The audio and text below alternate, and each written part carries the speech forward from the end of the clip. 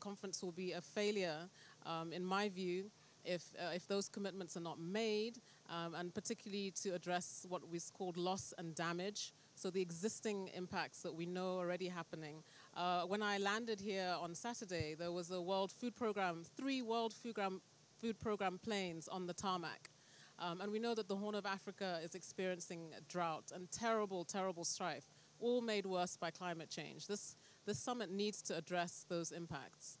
But you touch on a very touchy point, but because you say rightly that African governments can barely sustain themselves. They are saddled with a huge a local and foreign debt. So we do not see them in the near future financing this. And at the same time, we are looking at the global north. The global north is being built as the coterie of people who are going to salvage the situation. But do you see that happening? I mean, think about it. We have been agitating for this kind of financing from the West for a very long time, and it has not happened. This summit is being built as an African-led, African government discussion, and therefore the solutions must be African-focused. Why are we having this conversation in Nairobi and saying that the G7 and the other global financiers, the big powers of the West, would come in and save Africa from this calamity? Why can't we have local solutions to financing? There are local solutions, and of course our governments are already, in fact, financing them. Some are spending up to between 2 to 8% of their GDP on climate adaptation, which is very important. But the reality is as I mentioned, the adaptive capacity and also the responsibility for the financing is partly sits outside Africa. And so this is, yes, it is a climate summit in Africa. And it's not that the global north is coming to save us, per se. As I say, we're all in it together. This is a global crisis. It's affects everybody, including the global north. It's important that the governments it clearly articulate what type of financing is suitable and fit for purpose for African countries. And then most importantly as well, that they hold themselves accountable. As an African citizen, I want to be able to hold my government accountable to how that money is spent. It must go to the most vulnerable. It must also contribute to our own economies, expanding in new areas, and those sorts of opportunities. So I'm also expecting our governments to demonstrate that they're accountable for the financing that they do receive, and that it's spent in a way that receives the most impact on the ground. All right, thank you very much. Let me come to you, Ms. Chiponda. You started by saying you're not very, very comfortable with the direction that the talks are taking. And I assume it's not just these talks, but any of the other global summits that we hold as it relates to climate change. Why is that so? And I'm asking that because there were demonstrations in Nairobi just yesterday regarding this summit, while we are gathered here at the beautiful KICC discussing the future of this continent. As far as climate change is concerned, there is a section of the public that doesn't believe that anything is going to come out of this. Are you one of them? Are you worried that the summit is going to turn out to be just another talk shop as far as climate change is concerned? Thank you very much for your question. So I'm with the Africa Movement Building Space, and from the onset, we were not pleased with the direction that the Africa Climate Summit was taking. And we were part of the organizations that signed on and even mobilized more than 500 organizations in Africa to sign on to a letter which was presented to the president of Kenya, Ruto, saying that we have seen a capture of the Africa Climate Summit from the organizers and also people that have been put in a special committee that are part of that special committee. More of them are organizations from the north. They are not African organizations, which means they are not African-led. We've also seen on the agenda, even yesterday, whereby discussions around the climate solutions were based on false solutions. Now, what do we term as false solutions? False solutions are solutions that do not address the root causes of the climate crisis. They are not addressing why we are in this mess to begin with. We are in this mess because of continued extractivism and increase in fossil fuel production. So any solution that does not address the fossil fuel legacy, it means that it's not a real solution. Any solution that does not realize and also assert that Africa has contributed very little and also negates the responsibility responsibility that northern nations have played is not a solution. So in the discussion yesterday, we saw an advancement of carbon markets. And we are against carbon markets. Why? Because first of all, we know what that means for our in terms of land rights. We know what that means in terms of our farmers, in terms of communities that have been custodians of African forests. It means communities are going to be excluded from their forests. We are going to create a market. We're making Africa and marking it out to be a market. And what does that remind us of? It reminds us of the scramble and partition of Africa, whereby Africa was divided into zones which was producing minerals for northern powers. And at this point, again, we're seeing Africa being divided into further markets, whereby we are going to be excluded from accessing our forests because we are creating markets for Africa. And who is going to benefit from these markets? It is, again, northern powers, our former colonizers. So we are not pleased with the direction that the summit is taking because of the advancement of all solutions, because of the exclusion of African people. If you look at the percentage of African CSOs that have been apportioned side events, more than 60% of the side events are being held by organizations that are not from Africa. And yet we have got think tanks in Africa, such as PowerShift Africa. We have got organizations that can better articulate African issues. That's why yesterday, as a collective, we organized a massive march to reject false solutions that are being advanced, which include carbon markets, geoengineering, and also ignoring the legacy that northern powers have carried, and also pushing for a restructuring of global finance architecture, and also rejecting the aspect that Africa is going to develop through an export-oriented growth. So we are still going to convene a People's Assembly and also going to continue with our alternative Pan-African events, which are pushing forward people's solutions. Those are very powerful words that you're using there, because you're talking about false solutions. By saying that there are false solutions that are coming out of this summit, you're suggesting that we are probably getting the conversation wrong, that this summit is not advancing the rights of Africans and African as a collective. But there is a problem also with some of the things that you're saying. For instance, John Kerry, the U.S. Special Envoy for Climate, was here yesterday, and he actually advanced the conversation, the notion that for Africa to get out of this hole, we must build our carbon markets. That's what he said. Are you saying that the global scientists who have come here on this continent and who have advocated for the building of an African carbon market, here in Kenya, for instance, we have farmers who are already benefiting from carbon farms. We have people who are already benefiting from carbon sinks. Are you saying that those solutions do not make sense? Carbon markets are a false solution because, first of all, carbon markets mean that we are permitting polluters to continue to pollute and say that Africa is going to cushion the responsibility of corporations, of fossil fuel corporations. So if we say we are adopting carbon markets, then it means we are not actually looking to reduce carbon emissions, which have caused global warming that have resulted in the climate crisis. So a real solution lies in ensuring that we reduce, we cancel emissions by phasing out fossil fuels. So by advancing carbon markets, John Kerry actually wanted to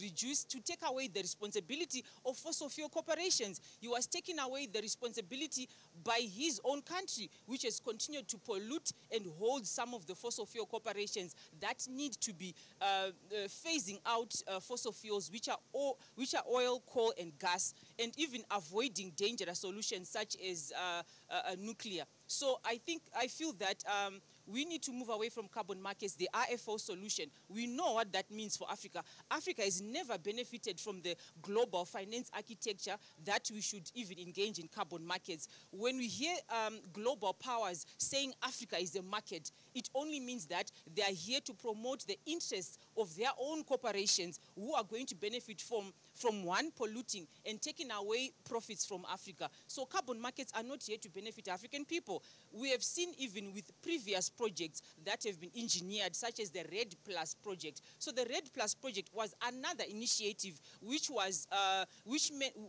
laid out in a way that African forests were supposed to be preserved and be maintained as carbon sinks, while we allow rich nations to continue to pollute. And right now, we have been facing an increased in intensity and frequency of disasters. I come from a country, Zimbabwe, which has faced disasters year in, year out. We're affected by cyclones. Our neighbor, Mozambique, is affected year in, year out by cyclones, which devastate us, which compromise our food systems. We are threatened in terms of our food security. We are threatened in terms of failing to recover, given that we have historically been disadvantaged through colonization, through neo-colonization, through extractivism, and it is a legacy of fossil fuels. So we need to address the real elephant in the room, which is fossil fuels, and cancelling and phasing out of fossil fuels and bringing in instead renewable energy. It's interesting that you bring up the RED Plus, program. And I should say, I'm not sure whether it's running in Zimbabwe or Southern Africa, but it is running here in Kenya, in Taita Taveta. And there are farmers who say that it is benefiting them. Of course, they are saying this money from air. They have these trees that they have not been, they are not looking at those trees before as economic sources. But now they are saying that we are getting free money, or what they are calling money from the air. Ms. Mushiri, let me come to you. I've seen you nodding. And I know that you are in the wind power energy. Do you agree with the sentiments of Ms. Chiponda that this summit and other summits have been hijacked by Western powers and are actually advancing the interest of the Western polluters? Thank you for that question. I was nodding because I do agree with her statement that we need to phase out fossil fuels and avoid dangerous fuels and energy sources like nuclear power. I work in the renewable energy space, and I work in the wind energy space specifically, but also I'm part of a consortium of all the technologies: solar, wind, hydropower, geothermal, green hydrogen, and batteries. And we've come together under the Global Renewables Alliance body to say, and this is all the private sector companies, so the people building the projects, renewable energy projects, manufacturing wind turbines, manufacturing solar cells, and we've come together to say, we're ready. We're ready for the world to take on these technologies. We have everything we need to transition. We should not bring in, fossil fuels as a solution for Africa. It really is not going to benefit us. Now, unfortunately, where I don't agree with my fellow panelists is carbon credits are actually working in the energy space. I'll give you an idea. KenGen is one of the biggest people who get carbon credits in Kenya and in Africa, just to make some of their projects in geothermal viable. The same thing with the Lake Turkana wind farm. A lot of the initial money that came in was with carbon credits. So in the energy space, and I think it's important that we clarify where it's not working and where it is working, because it is true that there are places where carbon markets are not working.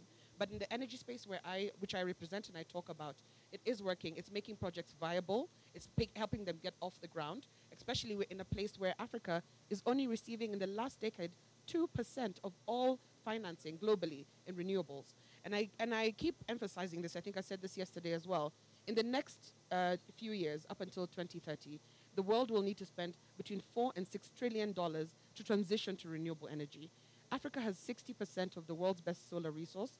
We have wind resource that can power the continent 250 times over. So we should be getting a large chunk of that $4 to $6 trillion. Unfortunately, the way the current global financial flows are, it will not happen. So we need to innovate around finance. We need to find new solutions. We need to blend finance. We need to use both local and international money to get the projects off the ground and really take advantage of this resource that we have. And in addition to that, we don't want to only import the technologies. We want to manufacture the technologies here. We want to have solar panels that come from Kenya, that are building solar farms in Kenya. We want wind farms that are built with turbines and turbine towers and blades that were made in Kenya. So it's important that these different benefits of the renewable energy space, not just in terms of getting sustainable power, but creating jobs, decarbonizing our economies, showing the world how we can be more renewable before they have to deconstruct their fossil fuel systems. It's important that we look at the whole space, and carbon credits will play a role in that. In addition to that, when we look at our debt, there's debt for renewable energy swaps. How do we look at emphasize using our debt to swap to have more renewable energy because we have that resource. I think it's quite important to You, consider you, those. you talk very passionately about what's working in the carbon market space. But you also indicate that there are some things that are not working. Could you very shortly tell us what's not working? I think my fellow panelist has very clearly said that in the nature space, with farmers, with forests, there is a bit of complication around carbon markets there. And I think what is very important is that the skilling, the upskilling of people who will negotiate at the carbon markets table, or the people who are selling the carbon markets, need to understand the quality that African carbon credits are, the additionality. These carbon credits don't just come with exporting or removing CO2 from the air, but they create jobs. As you've said, there are communities that are saying we're benefiting from, one, the trees that are being built, but two, free money from the air. This is money that these communities would not have. So it's important that those things that are additional to our carbon credits are priced properly into our carbon credits so that when they're sold internationally, it's expensive to pollute. And so right now, because that's not the case, then a lot of international and global powers are taking advantage of cheap African Lango, carbon you seem credits. to have something you want to add to that. No, I just wanted to add, I think it's important to give a bit of nuance to the carbon markets. I think the key thing, as you mentioned, is the carbon price. There is an important mechanism to establish, carbon markets can be used to establish a carbon price, to say above this price or below this price, so you are polluting and therefore you must pay. And that's a way to generate money. And I think one of the mistakes that African leaders have made is not setting a carbon price that is clear to the market and that actually causes the decarbonization that we need in our own economies, although it's quite a small amount compared to globally. But we do have fossil fuel countries on the continent, and they do need to decarbonize. And you need a price for that in a market to incentivize them and to force them. It's almost going to be a carbon tax as well. In South Africa, where I am, there's a carbon tax. And that, again, forces companies to decarbonize, which is what we need as a globe. And most of the decarbonization is in the north, but it's also here in Africa. So I agree that false solutions are the fossil fuels, for example. But carbon pricing is an important way of signaling. We mustn't give away our carbon offsets cheaply. But more importantly, science says that it can only help us to a certain extent. It's impossible for all the carbon in the world to be removed through forests or other nature-based solutions. It's impossible. We have to stop producing fossil fuels. By 2100, zero fossil fuels. And the scope and speed at which that needs to be done is exciting in the sense that that gives significant opportunities for innovation. You mentioned in the energy market, but in many, many other markets as well, especially agriculture, which is the key of many African economies. There's significant solutions there as well that we can put in place that will grow our economies and, most importantly, feed and sustain our people, which is one of the serious impacts that climate change will have if we don't address it. I'm just listening to you talk, and I'm putting myself in the place of an African subsistence farmer who has, 1 or 2 acres of forested land, and who does not understand how the pricing mechanism is set. If African leaders or African governments are not setting up a pricing mechanism for carbon credits, who is doing so? And is she right then to suggest that Africans are actually not part of this conversation, they are not part of the solutions that are being advanced, and that this debate has been hijacked by, Western powers? If we are not setting this price on our land, on our trees, and we are talking about African-led solutions, then who is doing this for us? Well, those words, hijacking, yes, are valid, but this is where we need to hold our governments to account, and this is why it's important to have civil society playing a strong role. Ultimately, these are sovereign states. Our leaders need to develop the solutions that work. Hiding behind saying it's being hijacked, for example, by Western powers, is not the way forward. I want to hold I'm from Malawi, South Africa, as I mentioned. Those leaders must be held to account for those things. So we can determine those things. And in negotiating then with various different players across the world, then there's clarity in terms of who has the power. Ultimately, sovereign states control what happens within a country, and that's what must happen. Yeah. Yes, I think some of the things we also need to see is our forests, like in the Congo Basin, those are the lungs of the earth. They sequester the most carbon on earth. But if you look at the countries within the Congo Basin, Gabon, for example, You're telling Gabon, don't use this forest for your own commercial interests. Just leave it as it is so the world can keep breathing. And it's not fair to Gabon because if they want to industrialize and go ahead and develop and make commercial use of all the opportunities that the forest provides, then they have to somewhat affect the forest. But then they need to be compensated to keep the forest in pristine condition. And who is going to compensate them? And this is why carbon markets are working in some spaces. To give you an idea, Gabon is going to get $2 billion from different companies just to keep the forest as is. $2 billion is a lot of money to invest in its grid and its people. It's going to bring healthcare to its people as well. I think that's important to consider. But it's important that the people on both sides of the table are equally skilled, equally knowledgeable about the market, because as it's a willing buyer, willing seller transaction. And if the buyer is not happy, then they're not going to pay the money. But if the seller is also not happy with the price, they should be able to say, no, I am not willing to accept this price. You bring a very interesting aspect to this debate. And I'm wondering, because, the argument has been that the global West developed by polluting. They built, tens of thousands of coal furnaces and polluted the environment, emitted billions of tons of carbon dioxide in their journey towards industrialization. And then you bring in the Congo forest and talk about what's happening in Gabon and the money that they are likely to get from carbon credits. And one then would argue that is the argument here that we cannot industrialize without exploiting our resources in that way, in that manner. And I know Ms. Chiponda here is itching to answer that question. You sit at the divide, at the intersection between policy and civil society. You know what the people on the ground want. You know what's aching them. When farmers do not have access either to financing or when their rain-fed agriculture is affected by human interactions and human actions, by the exploitation of the natural resources that you're talking about, do you agree that we have to exploit our resources in that way?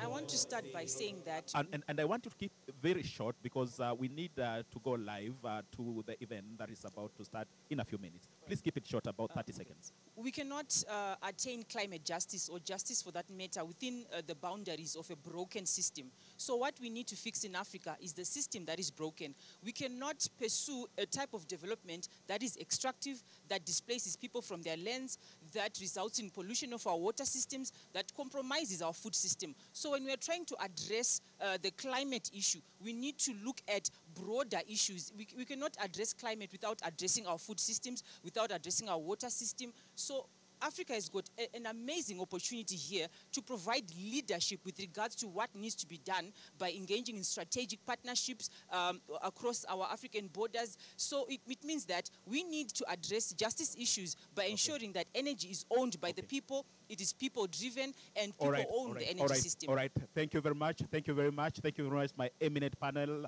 And thank you very much for joining us for this conversation. Obviously, the solutions will have to come from African-based policies, our African leaders, and we are hoping that the discussions happening just 2 floors below us will be addressing some of the issues that the panel has highlighted today. Thank you, and back to you in studio. I'm handing you back to the event. Thank you very much.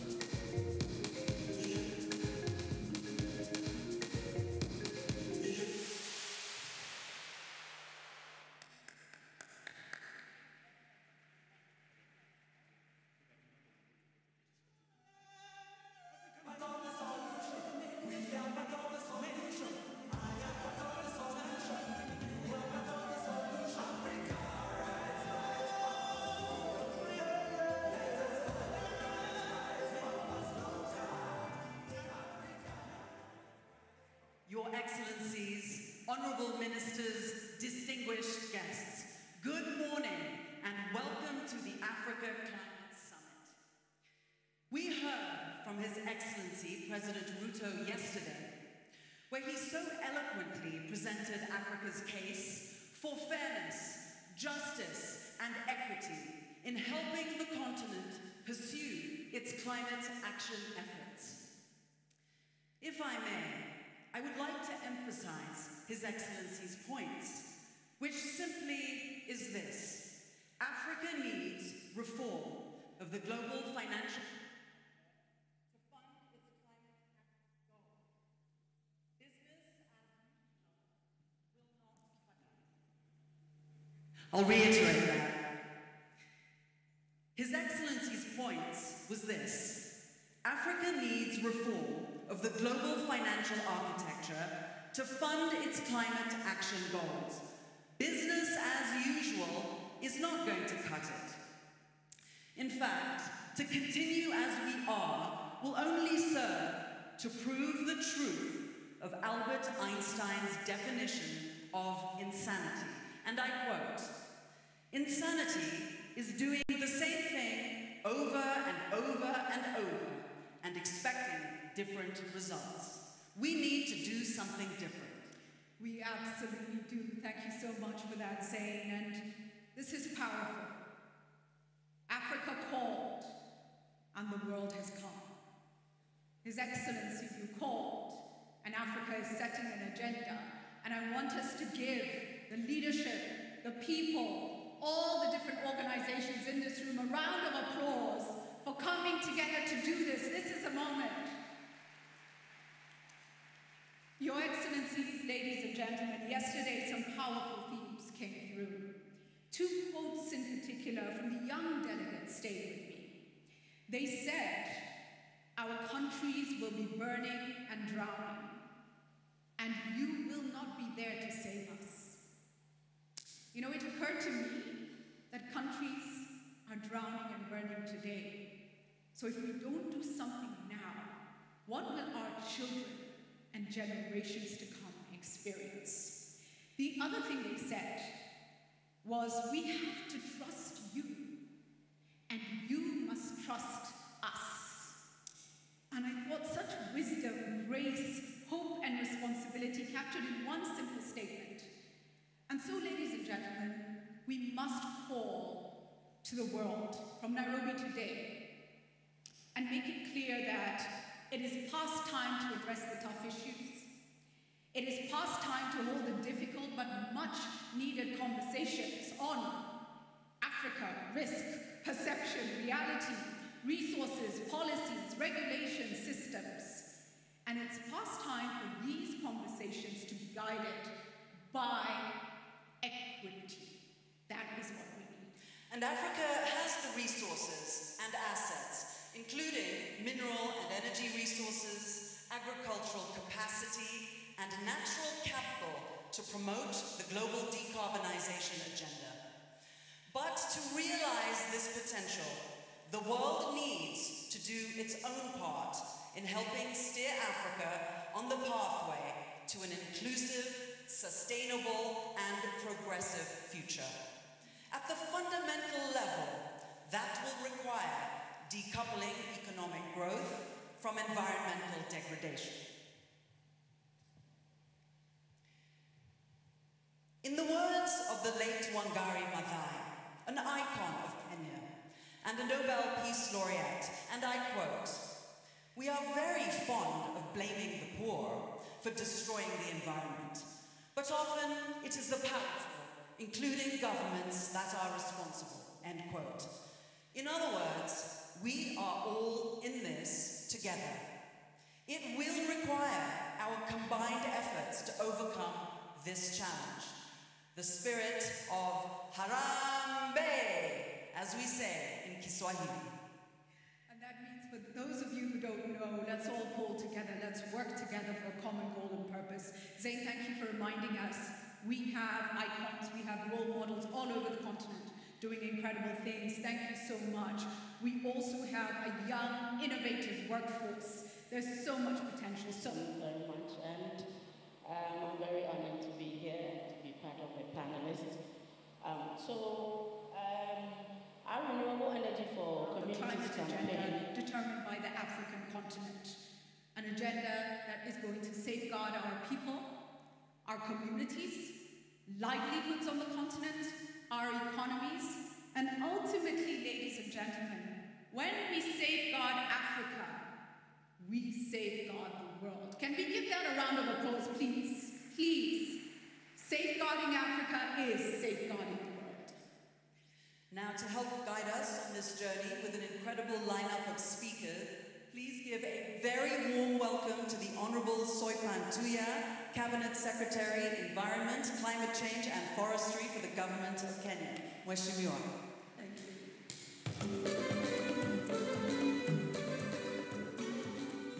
Excellency, President William Ruto, our host president, all our visiting heads of state here with us today, all distinguished guests, ladies and gentlemen, good morning. History documents that Africa, and Kenya in particular, is the cradle of mankind. It is my hope and prayer that out of the cradle of mankind,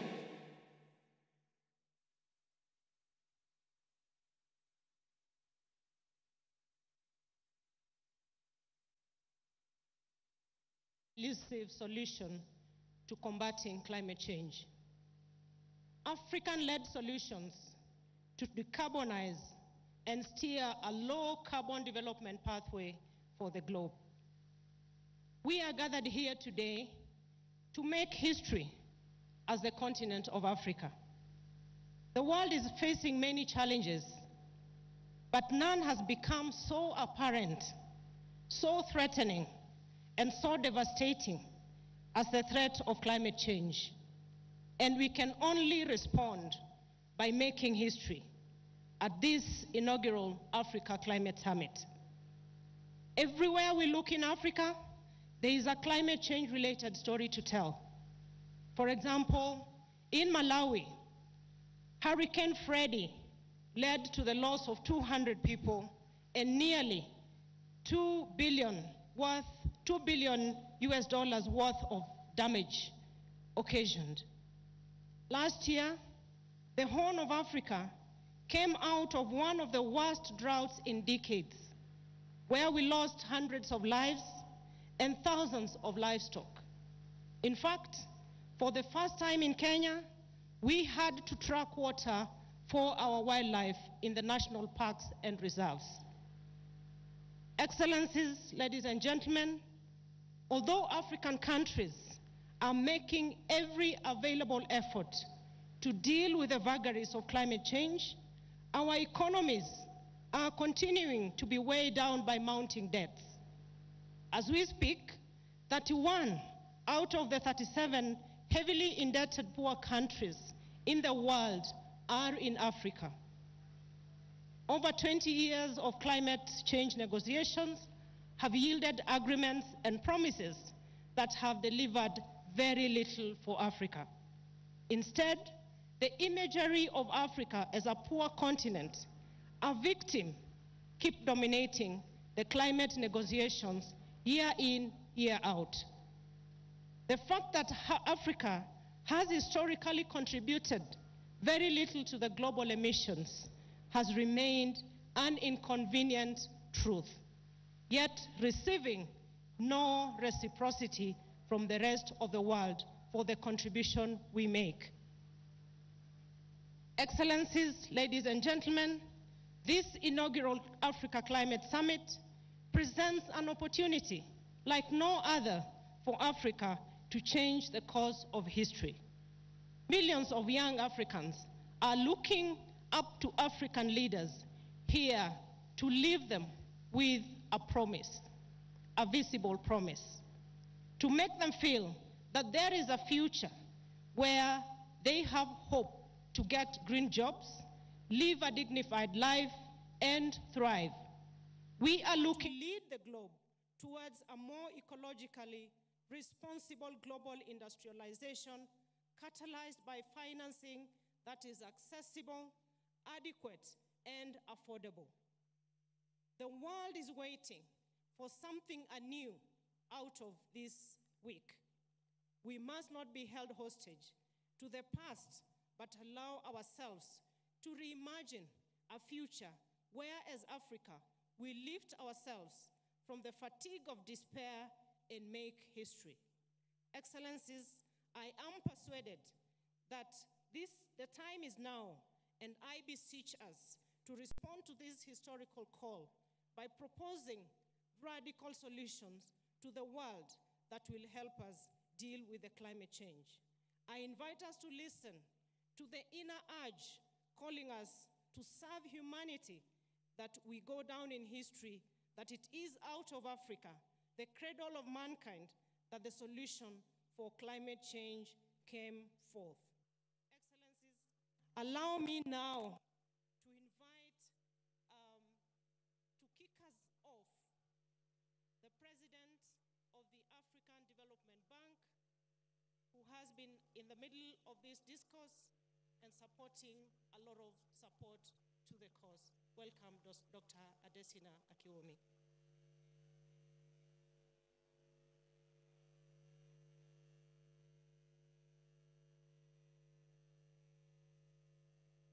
Thank you very much, Cabinet Secretary.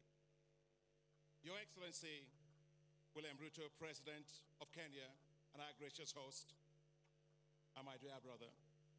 Your Excellency Azali Assoumani, President of Comoros and Chairperson of the African Union. Your Excellencies, Heads of State and Government. Your Excellencies, the First Ladies. Your Excellency Moussa Faki, Chairperson of the African Union Commission. Your Excellency Antonio Guterres, Secretary General of the United Nations. We are also joined today by Your Excellency Ban Ki-moon, former Secretary General of the United Nations. Your Excellency Ursula von der Leyen, President of the European Commission. Your Excellency Mustafa Madhoudi, Prime Minister of Egypt. Your Excellency Sultan Al-Jaber, COP28 President-designate, honorable ministers, ambassadors, heads of diplomatic missions, the amazing youth and women of Africa. Distinguished ladies and gentlemen, good morning, everyone. Habari sa asubuhi. I think I got it right somehow. I wish to commend you, Your Excellency President Ruto, for your excellent leadership in convening this Africa Climate Summit, and for your dynamic and passionate leadership in spearheading Africa's first Climate Summit. Thank you very much, Mr. President. Thank you for hosting us all in this beautiful nature-blessed country of Kenya. The African Development Bank is pleased to be a major sponsor of the Africa Climate Summit. The presence in such large numbers of Your Excellencies, heads of state and government, ministers and development partners from around the world says it all. Africa's voice on climate change will resonate across the world. The Africa Climate Summit will shape the future pathway of Africa's development. We gather because the people of Africa expect us to act. We gather because the future of the youth of Africa is at stake. We gather because we must galvanize global actions on climate. We gather because our collective existence is at risk. Climate change is short-changing Africa. Droughts and floods have been increasing across the continent. No country is spared. As we gather today, if we strain our ears enough, we will hear the calls of urgency from farmers whose crops and livestock are being destroyed, the voices of fishing folks whose catch is reducing and livelihoods are being imperiled, the voices of the young whose future is being compromised, the voices of women and children who bear the brunt of climate change, the voices of economies unable to cope with the ever-rising costs of climate-induced risks. We have a duty and responsibility to hear these voices and to act with a greater sense of urgency. And responding requires action at three levels. At the global level, the developed economies must meet their commitment to provide $100 billion annually in climate finance. The global climate financial architecture must be changed to prioritize the needs of Africa. At the national level, we must accelerate actions on climate adaptation. And that is why the African Development Bank has committed to providing $25 billion towards climate finance by 2025. We have also launched the African Adaptation Acceleration Program, together with the Global Center on Adaptation, the largest climate adaptation program in the world. Africa must develop with what it has, not what it does not have. Africa is blessed with large sources of renewable energy in the world. Renewables from solar, hydro, wind, and geothermal. But we cannot power Africa with potential. We must fully unlock Africa's renewable energy potential. That's why the African Development Bank is implementing a $20 billion Desert to Power program to harness the power of solar and deliver electricity for 250 million people. We must power every home, every school, every hospital, and provide stable, affordable, and reliable power. But we must, Your Excellencies, be pragmatic. Africa must use its natural gas and combine it with renewable resources. The International Energy Agency's analysis shows that doing so would only add 0.5% to global emissions. Give us space to grow. We must ensure that Africa's food and agricultural systems are climate resilient. The African Development Bank's flagship program, Technologies for African Agricultural Transformation, has provided 12 million farmers in 21 countries with climate-resilient agricultural technologies. In Ethiopia, climate-resilient wheat varieties supported by the bank has helped it to become self-sufficient in wheat in just 3 years. We are acting at scale to feed Africa with climate resilience.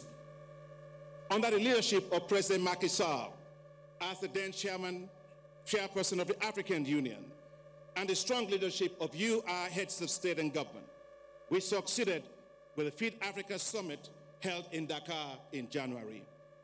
We developed food and agriculture delivery compacts for African countries. We have mobilized, Your Excellency Presidents, heads of state and government globally, $72 billion to support African countries to implement these food and agricultural delivery compacts and to assure food security and food sovereignty within 5 years, and doing so with climate-resilient agricultural systems. I wish to recognize all development partners from around the world and the African Union Commission who work so tirelessly with us to make this happen. Thank you very much. We will repeat this at the Africa Climate Summit with the development of climate change adaptation investment compacts to help channel financing to national climate adaptation action at scale. We must ensure that resources mobilized do not stay simply in government offices, but reach and protect the lives of people in our villages, in our towns, and in our cities. All lives must be protected from climate change. We must put the youth and women at the core of climate financing. That's why the African Development Bank and the Global Center on Adaptation are announcing here today the launch of a $1 billion facility for Youth Adapt program that will accelerate access to financing for the youth to tackle climate change. The youth are not just the future of Africa, the youth are the present of Africa. The African Development Bank is also rolling out the establishment of youth entrepreneurship investment banks, new financial institutions that will support and grow the businesses of the youth all across Africa. Finally, we must revalue, Your Excellencies, the wealth of Africa by accounting for the proper valuation of its abundant natural resources, including its vast forests that sequester carbon.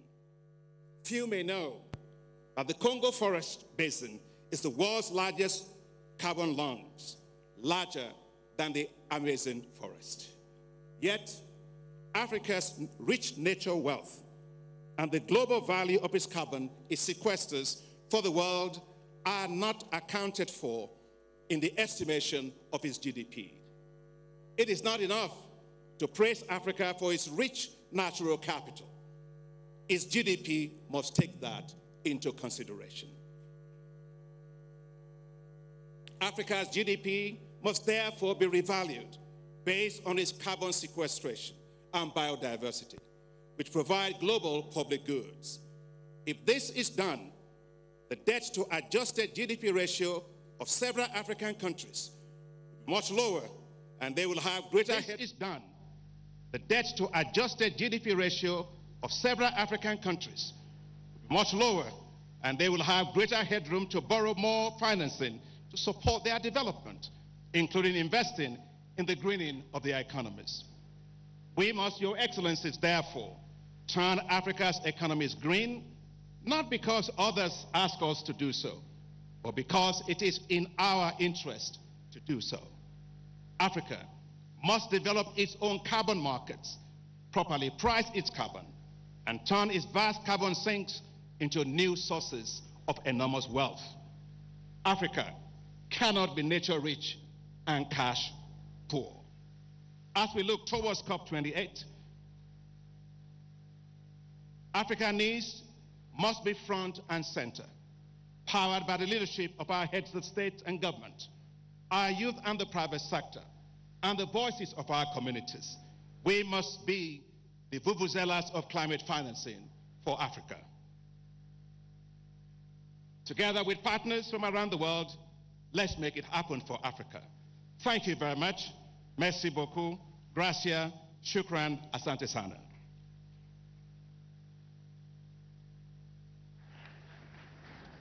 Excellencies, our next speaker is His Excellency Musa Faki Mahamat, the chairperson of the African Union Commission.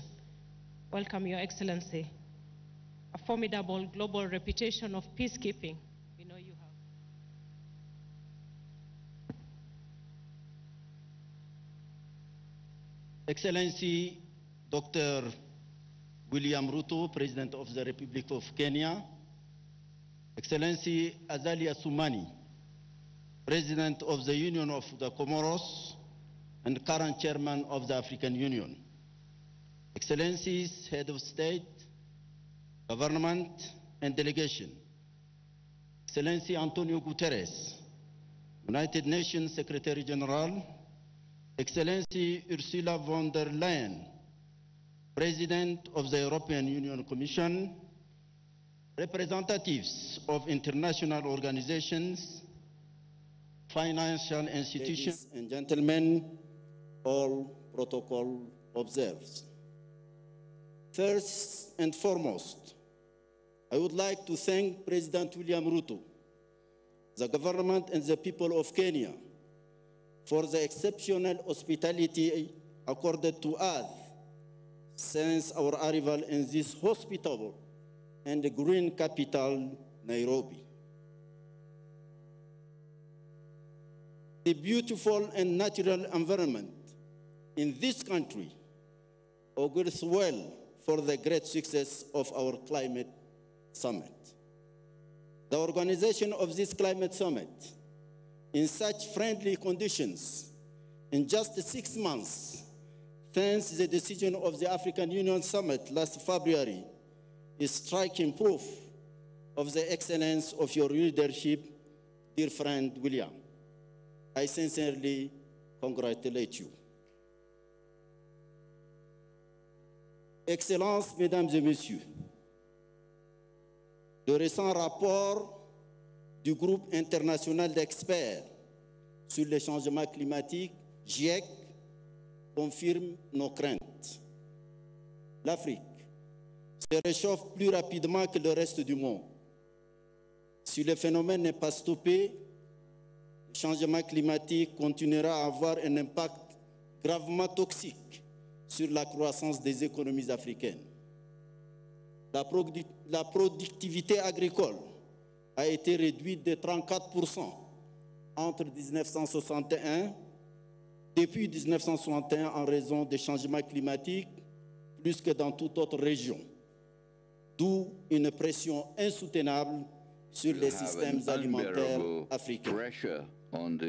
Les pays africains sont ainsi confrontés à des charges et à des risques disproportionnés découlant des phénomènes météorologiques imprévisibles, notamment des sécheresses prolongées et des inondations dévastatrices à tous les niveaux.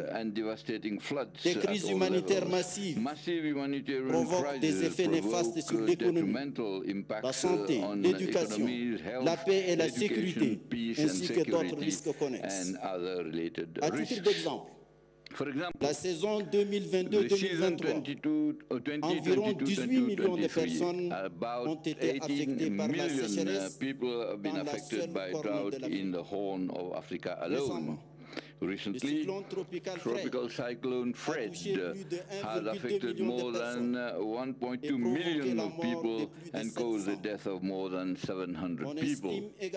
It is also estimated that between 2019 and 2023, the economic loss as a result of disasters in Africa is between 20 and 35.5 billion American dollars.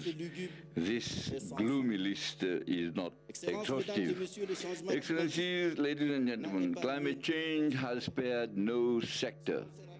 It is to be recalled that Africa has around 400 million who do not have access to clean drinking water, and about 700 million do not have access to a very good sanitation.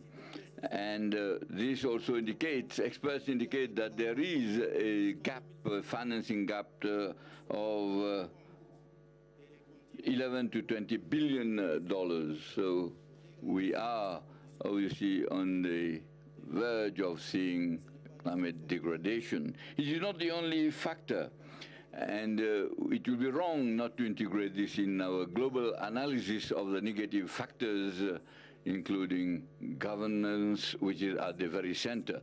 I do not want to yield to pessimism. And in the general, it is, however, fortunate that in the table we have some beacons and favorable indicators. I cannot help reminding that 600 million people do not have access to electricity, and 200 million of them do not have access to clean cooking and are exposed to all respiratory problems and diseases due to smoke. And because of climate change, we have problems in our infrastructure, and we need to develop profitable infrastructure and spend at least $160 billion per year. Indeed, it is encouraging to note that the African governments have devoted about 3.5% of their GDP to the development of infrastructure over the past 20 years.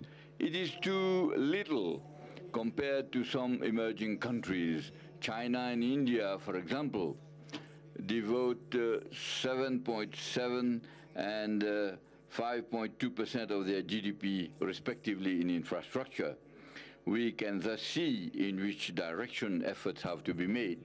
Excellencies, ladies and gentlemen, this summit affords us an excellent opportunity to translate the climate ambitions of Africa into investment opportunities, to consolidate our voices on matters on burning issues of climate change, to prepare for the UN Climate Summit and for COP28 in the United Arab Emirates. At these meetings of global importance, Africa must, among other challenges, highlight the worrying and sometimes tragic situation in the Sahel, in the Horn of Africa, where droughts and floods alternate. In the Congo River Basin, with dangerous deforestation and the disastrous consequences of cyclones in southern Africa and in the island states. It is urgent that Africa come to all these meetings with concrete proposals to be implemented without delay. I strongly reiterate my call to come to the next two meetings with precise proposals without drowning them in literature and the usual litany on the imperative need for collective justice for Africa, where responsibility is very limited in the pollution of the world with an inversely proportional share of the volume of global investment in the field of environment. This call for a restoration of justice for Africa would benefit from being supported by a real reform of the global financial architecture, for which a high-level panel is rightly devoted at this summit. Obviously, this reform must resolutely focus on the financial organs and structures, institutions which structure the universe, which operate far from Africa.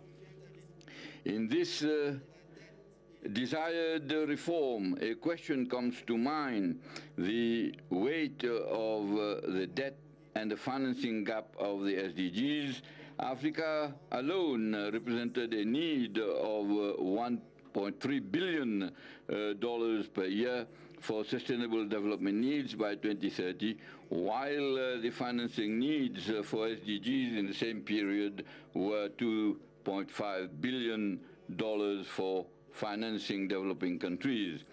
Everyone knows that the public debt stock in sub-Saharan Africa at the end of 2023 was estimated at $1.1 trillion out of 650 billion SDRs mobilized. Africa received only 33 billion, which is only 4.5%. In view of these staggering figures and many others, it is clear that there is no relevant global intervention in favor of Africa without a credible solution for the crippling debt challenge of Africa. To wage a struggle which includes financing adaptation, $100 billion per year, Africa has galvanized its will in its common position through a momentum unifying African voices, and it will be a central point of our agenda in G20 as soon as we join it. However, in this struggle, Africa cannot just be satisfied with incantation. Just like for its independence, it is a challenge to rely on its own personal efforts, on its own genius, the quality and its virtues of bold, imaginative, united and interdependent leadership. I wish you full success to our deliberation. Of the details to implement the Santiago Network. It was also the first time food security was recognized in the COP conversations. The Arab Republic of Egypt was a COP27 presidency, and it is my honor now to invite His Excellency Mustafa Madbouli, the Prime Minister of Egypt. Welcome, Your Excellency.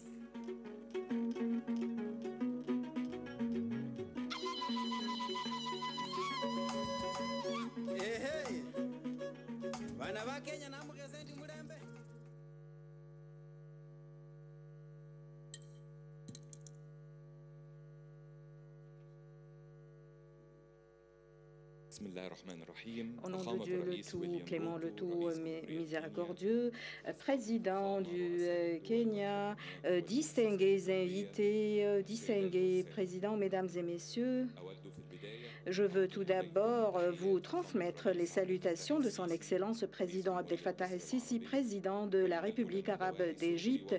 Il m'est un grand privilège de participer au nom de l'Égypte à cette réunion de haut niveau et je félicite Son Excellence Président Ruto et Kenya qui a voulu bien abriter cette réunion qui survient après le succès de la réunion de la COP 27.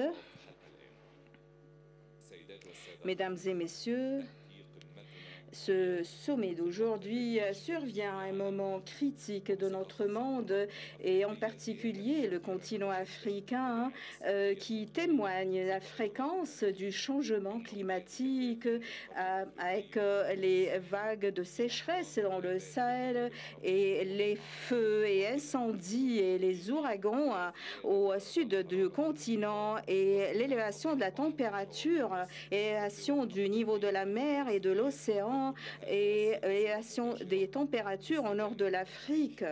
Et ceci aggrave les pressions sur nos communautés et nos pays africains.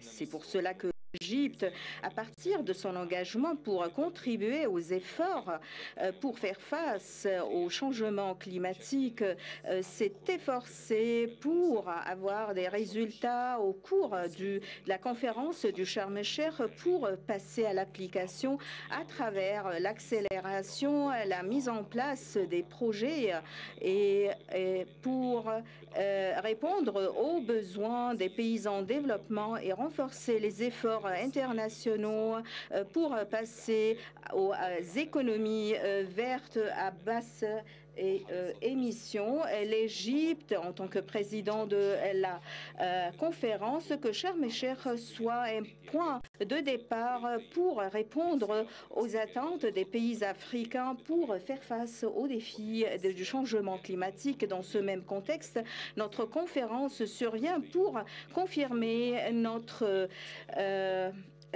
détermination à passer vers l'économie verte et à recevoir le soutien technique et financier et les investissements, ce qui permettrait de bien d'explorer toutes les richesses de nos continents, non pas uniquement dans l'investissement et le financement des projets de résilience, mais également à présenter certains financements pour faire face aux dégâts et pertes. Et je confirme le rôle qu'entreprend le comité des présidents africains et le comité des conférences, le comité des ministres de l'environnement africain pour faire face au changement climatique et ses répercussions néfastes. Mesdames et messieurs, le fait de s'élargir dans les ressources renouvelables sont au sein du modèle de développement et c'est ce qui a été bien félicité par les pays au cours des CDN et notre continent est riche par des exemples qui ont pris l'Égypte qui est arrivé à réaliser 20% de la production de l'énergie des sources renouvelables, mais nous aspirons à atteindre 40% dans ce cadre. J'aimerais bien confirmer la vision des Émirats arabes unis à travers M. Sultan El Gaber pour passer à l'énergie renouvelable. C'est une vision.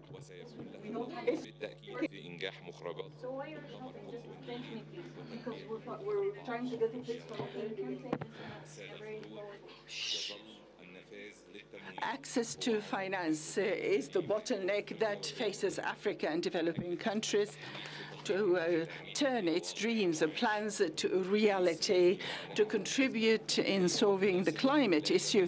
And meanwhile, that doesn't touch the path of development or have more burden and of debts.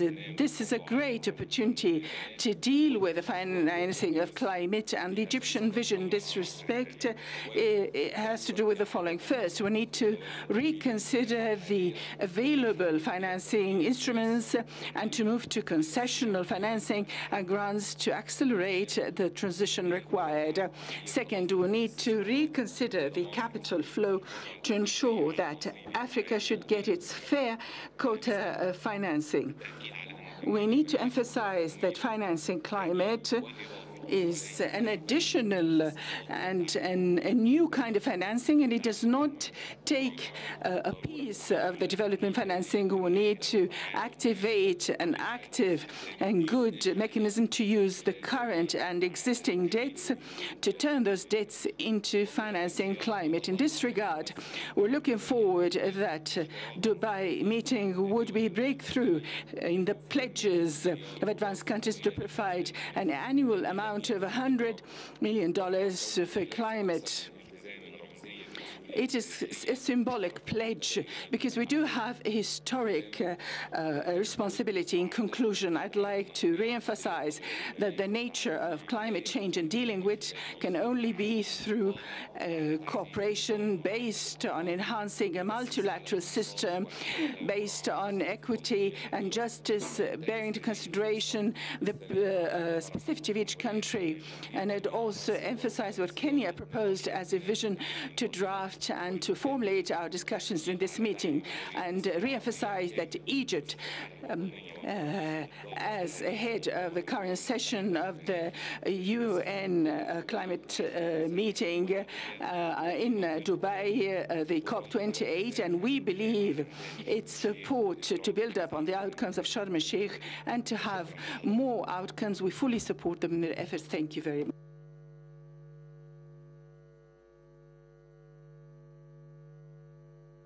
Your Excellency, Excellencies, Africa is Europe's closest neighbor and our sister continent. Our geopolitics therefore concern each other. Europe and Africa have close economic, cultural, and geographical ties. To speak for the European Commission, I would now take this opportunity to invite Her Excellency Ursula von der Leyen, the European Union President. Welcome, Your Excellency.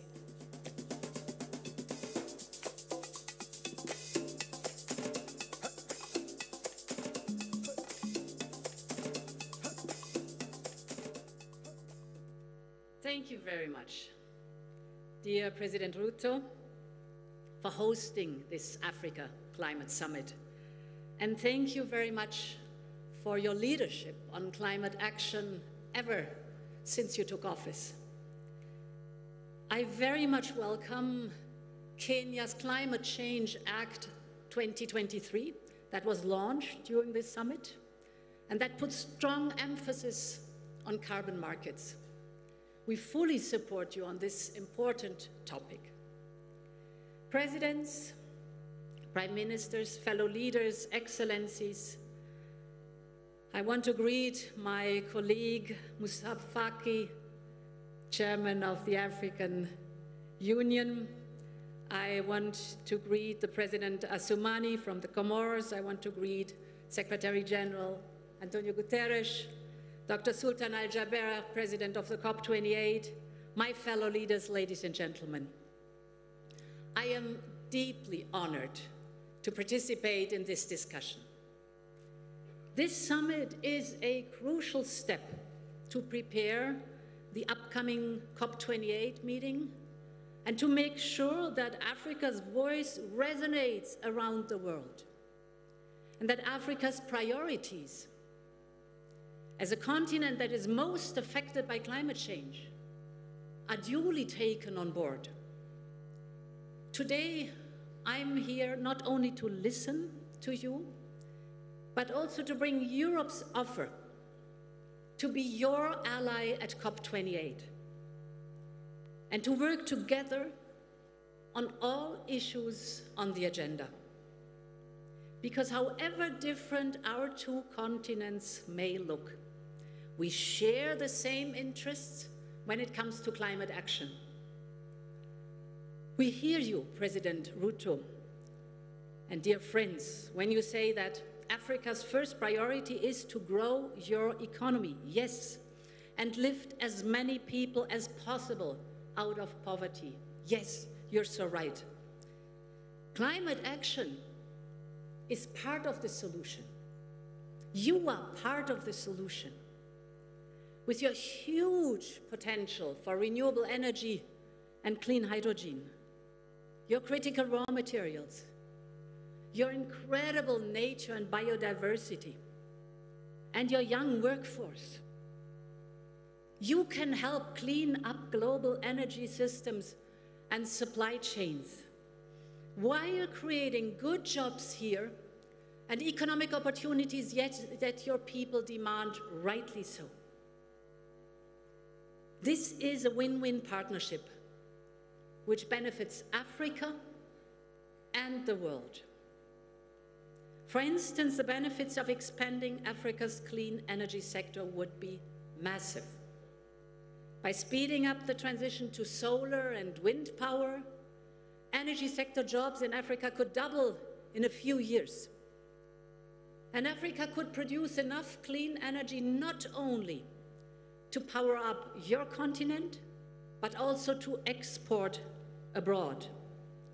Climate action can be one of the main drivers of Africa's growth. But for this, Africa needs massive investment. And Europe wants to be your partner, in closing this investment gap. First of all, we fully support the need for multilateral development bank reform. It is time to move from words to action, absolutely. Secondly, investment has to come. And this is why 150 billion euro in our investment plan are designated for Africa. We call it Global Gateway. They are aimed at the African continent. Global Gateway supports investments ranging from hydropower plants in the DRC, Burundi, Rwanda, and Tanzania, to the 1 billion euro initiative on climate adaptation and resilience in Africa, which we announced at COP27. And Global Gateway is unique in the global investment landscape. We're not only interested in extracting resources. We want to partner with you to create local value chains, to create good jobs here in Africa. We want to share European technology with you. We want to invest in skills for local workers. This is crucial for the young people, because the stronger you are as suppliers, the more Europe will diversify supply chains towards Africa, and the more we both will de-risk our economies. It's a clear win-win.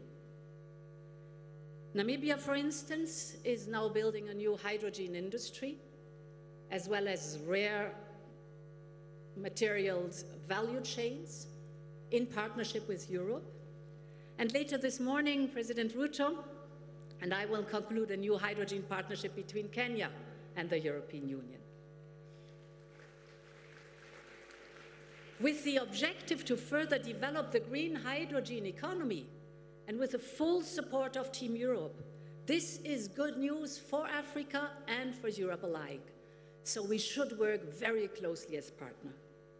Yet, public money from major economies, however crucial, is not enough. And this is why we need to bring the conversation on climate financing to the global stage at COP28. Let me briefly share 3 specific points that will be discussed here in Nairobi to pave the way towards COP28. First, on attracting private investment to Africa. Second, on carbon pricing and carbon credits. And third, on setting global targets for the energy transition. On the first point, the green transition will require an unprecedented scale of private investment. Public finance will not suffice. This is true for Europe, but it is also true for emerging market and developing economies. Private capital will need to be mobilized at scale. And here, green bonds are widely recognized as providing part of the solution. This is why we just put forward a new proposal to attract private investment. It's called Global Green Bonds Initiative. We know that emerging economies can face hurdles to access capital markets, but we can change that together.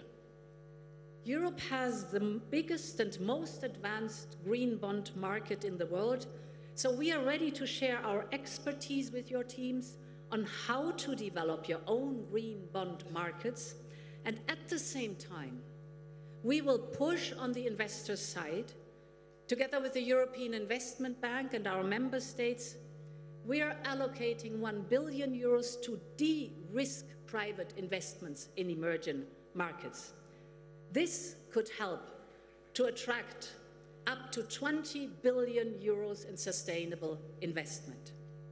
So let's work together on that to build and grow Africa's green bond markets, and let us bring together this crucial point to COP28. There's another solution that would unlock huge resources for climate action in Africa, and that is carbon pricing and true carbon credits. And this is my second point. I believe, as you do, President Ruto, that setting a price on carbon emissions is one of the most efficient and one of the most effective tools in our hands, because it fosters innovation by the private sector, that's crucial, because it makes heavy polluters pay a fair price, that is necessary, and because it creates revenues that can support the clean transition in developing countries. That's what we need. And this includes also to include the carbon sinks that have been mentioned, and you are rich in carbon sinks here, and to reward this contribution. We have to get there. We will discuss this in more detail in the next session, so let us work together to bring a proposal for global carbon pricing and true carbon credits at COP28. And finally, on global energy goals, if we are to limit global warming to 1.5 degrees, we have to speed up the global energy transition. That means if we want to match our goals, we need to triple renewable energy capacity, and we need to double energy efficiency by 2030. This sounds bold, but it is doable. If we step up global investment in renewables, this would make clean energy more affordable for all countries, including here in Africa. And this is why COP28 President Dr. Sultan Al Jaber and I champion an initiative for global targets for the energy transition to be achieved collectively. Because only what gets measured gets done. So the global goals will provide a benchmark to track the progress and to attract even more private investment. So I look forward to working with you on this and much, much more. I hope that Africa and Europe will join forces to reach a global agreement at COP28. Ladies and gentlemen, these three proposals may look bold. They may look impossible to achieve. But in the beautiful words of Nelson Mandela, who said, "It always seems impossible until it's done." We have a huge responsibility to fight climate change for the good of our children, for the good of our grandchildren. And I wrote down these beautiful words of the African youth yesterday. Our countries are burning and drowning. As you're not here to save us, we have to trust you now. So, my friends, let's reward the trust of these young people and show responsibility. Let's join forces for COP28. Many thanks. I feel so honored for being invited. Thank you.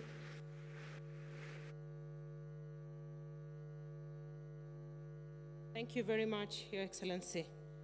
Excellencies, the Nairobi African Leaders Declaration on Climate Change and Call to Action, which we hope that we will get from you, Excellencies, tomorrow, will take a tour of the United Nations Secretary General Summit, then eventually to the UAE for COP28. What better way to start preparing the way for the declaration than by having the COP28 President-designate, Dr. Sultan Al Jaber, the COP28 President-designate, to address this summit. Dr. Al Jaber is the Minister of Industry and advanced technology of the United Arab Emirates. Welcome, Your Excellency.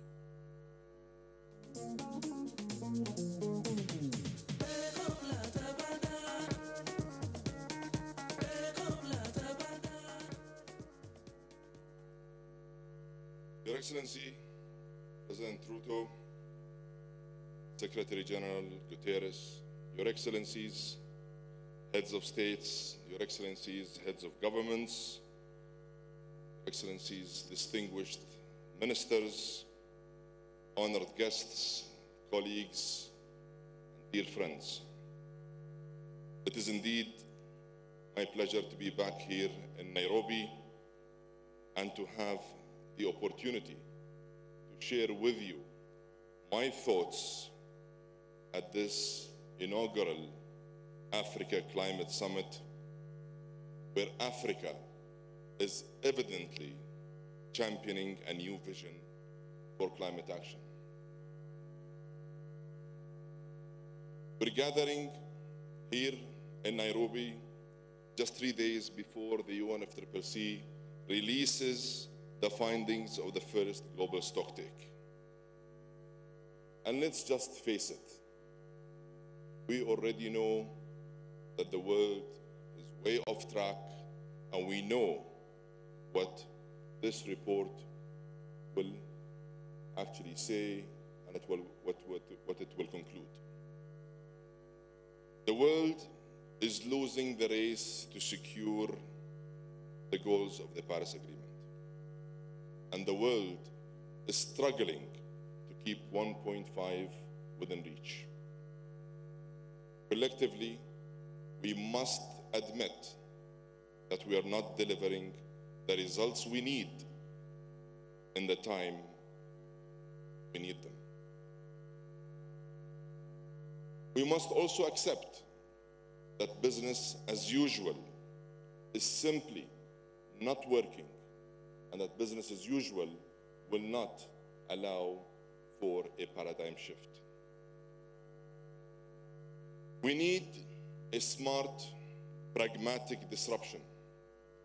We need an integrated approach that delivers transformational progress. And we need a plan that leaves no one behind. That is why I have been and I continue on calling on all parties to unite around a plan of action that is fully inclusive, a plan of action that fast-tracks a just, responsible, orderly, and well-managed energy transition, a plan that will focus on people, lives, and livelihoods, and a plan will finally fix climate finance. Ladies and gentlemen, Africa contributes just 3% of global emissions. Yet, we all know that it suffers some of the worst consequences. Droughts, floods, and failed harvests have exposed 1/5 of Africa's people to hunger, tripled the number of people displaced in the last 3 years, and is dragging down Africa's GDP growth by at least 5% every year. But there is also another narrative that unfortunately is overlooked and in a big way undermined and underestimated, that needs to get out there. And that is, Africa is also a beacon of hope, filled with potential, and a global example of what pro-climate and nature-positive development should and must look like. Ethiopia's Green Legacy Initiative is enhancing food security and stimulating green jobs across the Horn of Africa. The countries of the Congo Basin are protecting vital rainforests and helping preserve the world's natural carbon sinks. Kenya is closing on its goal of 100% clean energy by 2030. And the number of sub-Saharan countries in Africa with significant installed solar power has grown 6 times in the last 5 years. This great continent is rich in the resources that can help not just Africa, but the entire world transition to a zero carbon and high growth future. That said, we first need to deal with some realities, and we must accept to come to terms with these facts. Almost half of Africa's population still have no access to electricity. Almost 1 billion people lack clean cooking fuels, and this energy gap will only increase as Africa's population grows. These basic energy needs must be met, and meeting them with low carbon, nature-positive solutions will meet Africa's development and climate goals at the same time. And the key to making this happen is, of course, finance and finance and finance. This finance must be made available. This must be made accessible. And this finance must be made affordable. According to the African Development Bank, $250 billion annually is required to meet Africa's climate finance needs. Africa only receives 12% of that amount, and less than 2% of that is going to adaptation. We can all agree that this is neither just or equitable. We must agree that it is a big missed opportunity. The World Bank estimates that every dollar spent on climate adaptation brings an average of $4 in benefits. It simply makes sense for Africa to get a fairer share of global climate finance. That is why I am calling on donor countries to close out the $100 billion pledge they made over a decade ago and to replenish the Green Climate Fund. I will continue to press on these issues. I am also calling on donors to double adaptation finance by 2025 and for all parties to transform the global goal on adaptation from theory and text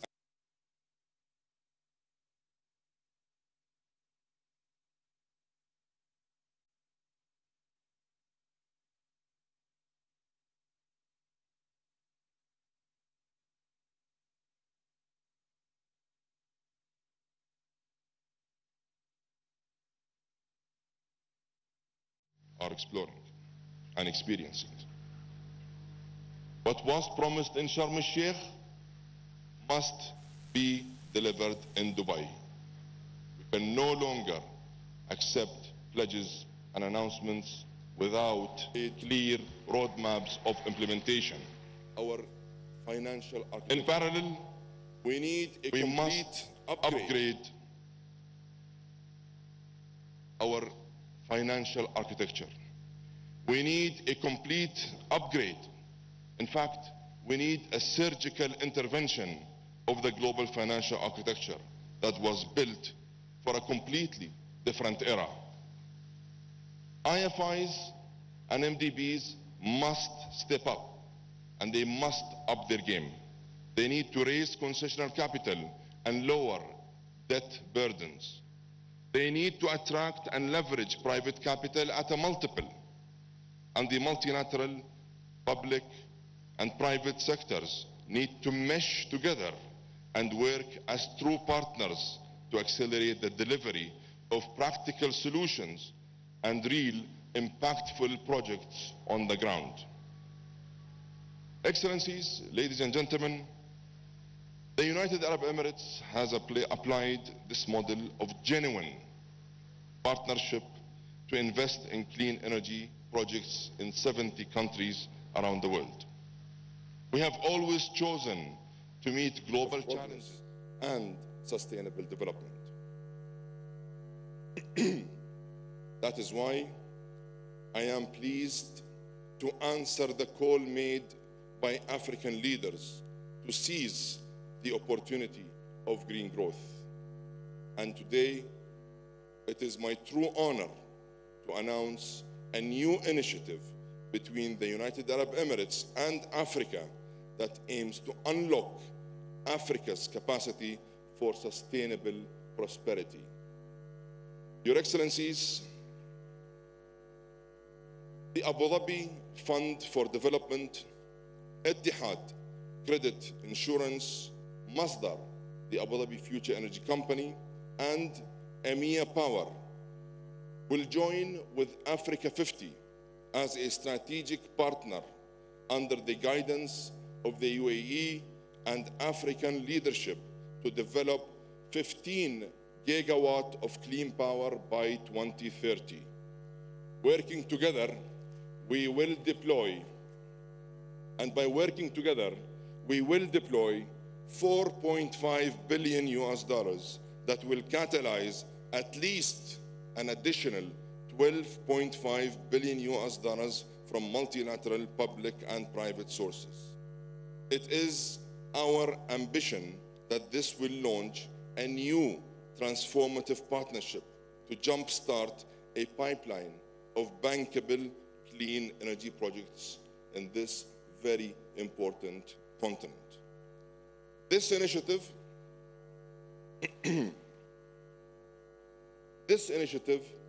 will target countries with clear transition plans, robust regulatory frameworks, and a real commitment to putting the necessary grid infrastructure in place.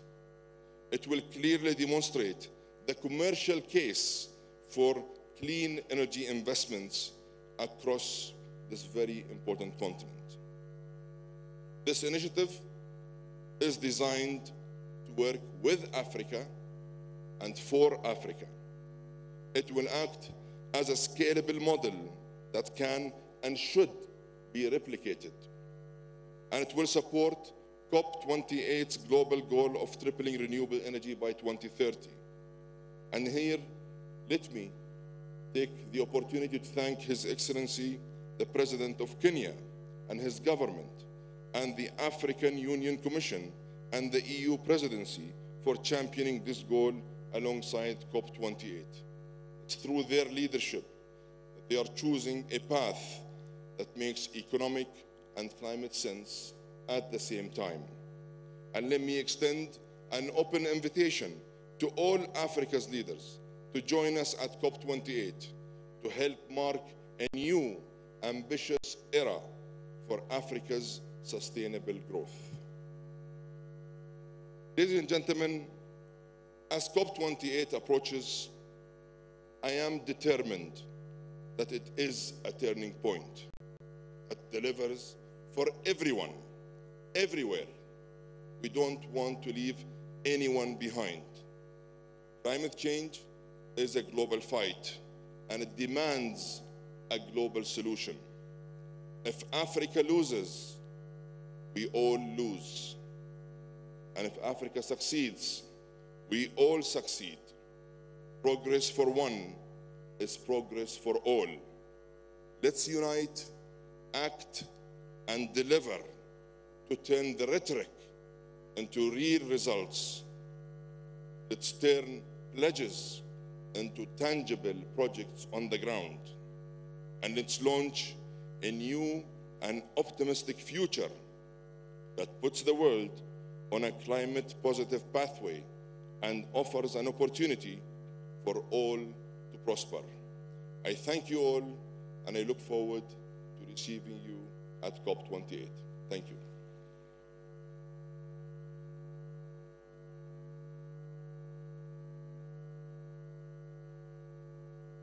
Thank you, Excellency. Excellencies, the Nairobi Declaration, like I indicated, will find itself to the UN General Assembly, and we are happy to have with us the UN Secretary General, His Excellency Antonio Guterres, who is both a politician and a diplomat who will guide the discussions and midwife the contents of our declaration to find itself into UN resolutions. Welcome, Your Excellency.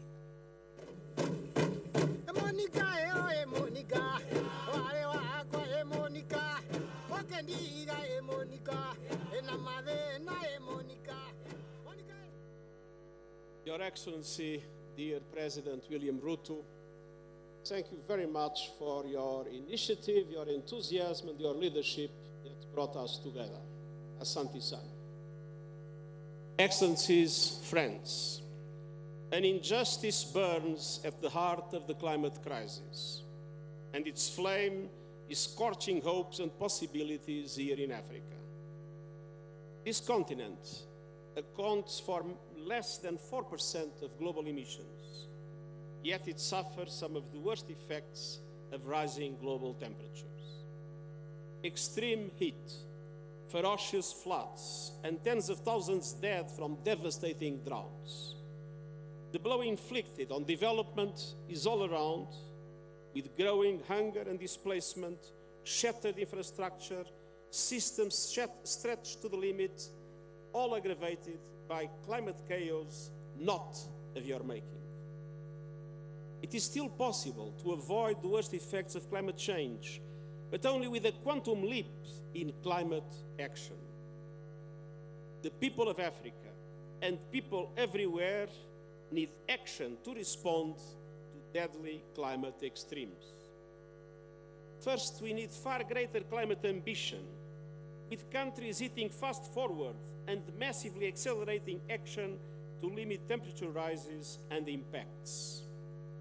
And the largest emitters must lead the charge, in line with my Climate Solidarity Pact and acceleration agenda. And here, from a low-emitting continent, Africa, I make a very strong appeal to the large emitters, the G20 countries responsible for 80% of the emissions that will be meeting this week in Delhi. Assume your responsibilities. Developed countries must commit to reaching net zero emissions as close as possible to 2040, and large emerging economies as close as possible to 2050, with support from developed countries to do so.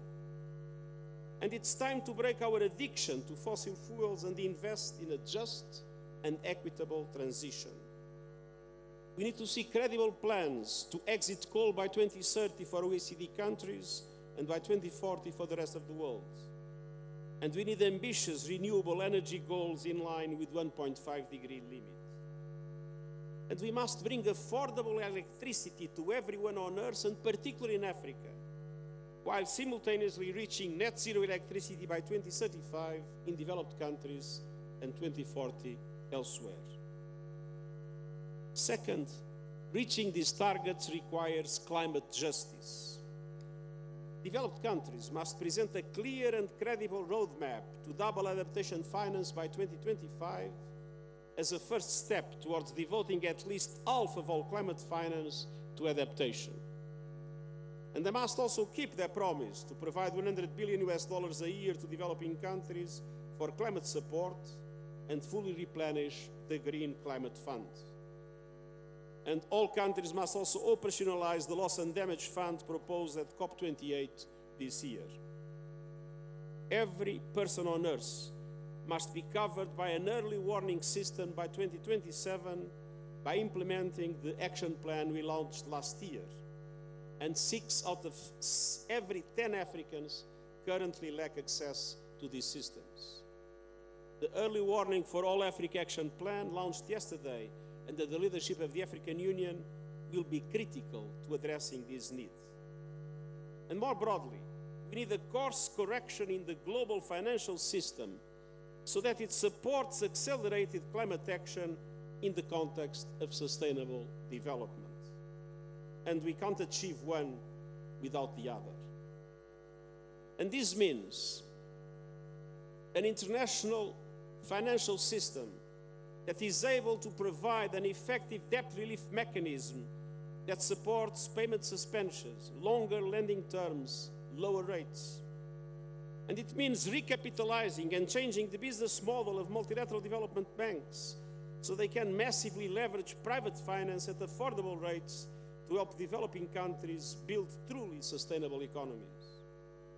The global financial system must be reformed to be an ally of developing countries as they turbocharge the just and equitable green transition that leaves no one behind. Which brings me to my third point, making Africa a world leader in renewable energy and green growth. This continent is rich in renewable energy potential. Africa is home to 30% of the mineral reserves that are critical to renewable and low-carbon technologies like solar power, electric vehicles, and battery storage. Of course, we must not repeat the mistakes of the past.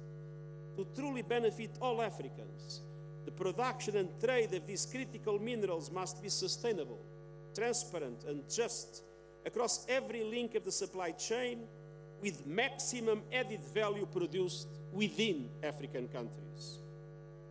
African leadership is also helping to generate innovative green economies anchored in renewable power.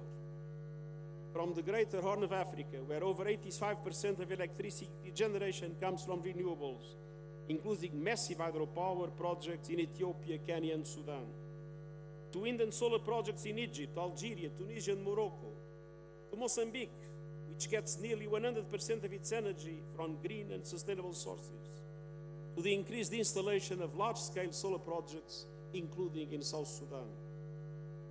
At the same time, Africa is home to 60% of the world's best solar resources, but only 2% of global investments in renewable energy over the last 2 decades. Now is the time to bring together African countries with developed countries, financial institutions, and technological companies to create a true African renewable energy alliance. With adequate access to financial resources at reasonable cost and technological support, renewables could dramatically boost economies, grow new industries, create jobs, and drive development, including by reaching the over 600 million Africans living without access to power. Renewable energy could be the African miracle, but we must make it happen. We must all work together for Africa to become a renewable energy superpower. Excellencies, friends, just as the injustice of climate change burns fiercely here in Africa, so do the opportunities. I'm convinced that Africa can be at the heart of a renewable future. The summit and the solutions being discussed here represent a big step forward, but our countries must not be alone in this journey. At the end of this month, I will hold, on the way to COP28, a Climate Ambition Summit to summon the world's attention and committed action to climate change and the need to support developing countries as they transition to a renewable future. Ambition in mitigation must be in parallel with ambition in climate justice. Now is the time for all countries to stand as one in defense of our only home. Let's deliver the climate justice that Africans, the world, and the planet we share demand and deserve. Asante sana.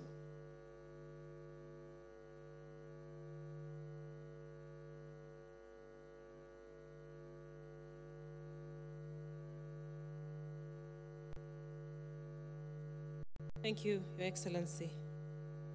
Excellencies, it is the African Union Summit in February that approved the co-hosting of this summit by Kenya and the AU Commission.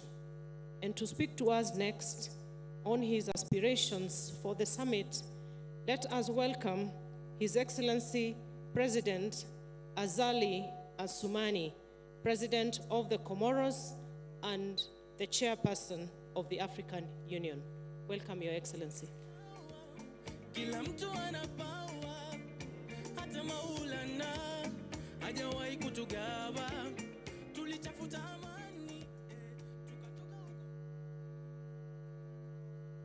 Excellences, Monsieur Ahmed Abako, Dr William Ruto, Président de la République du Kenya,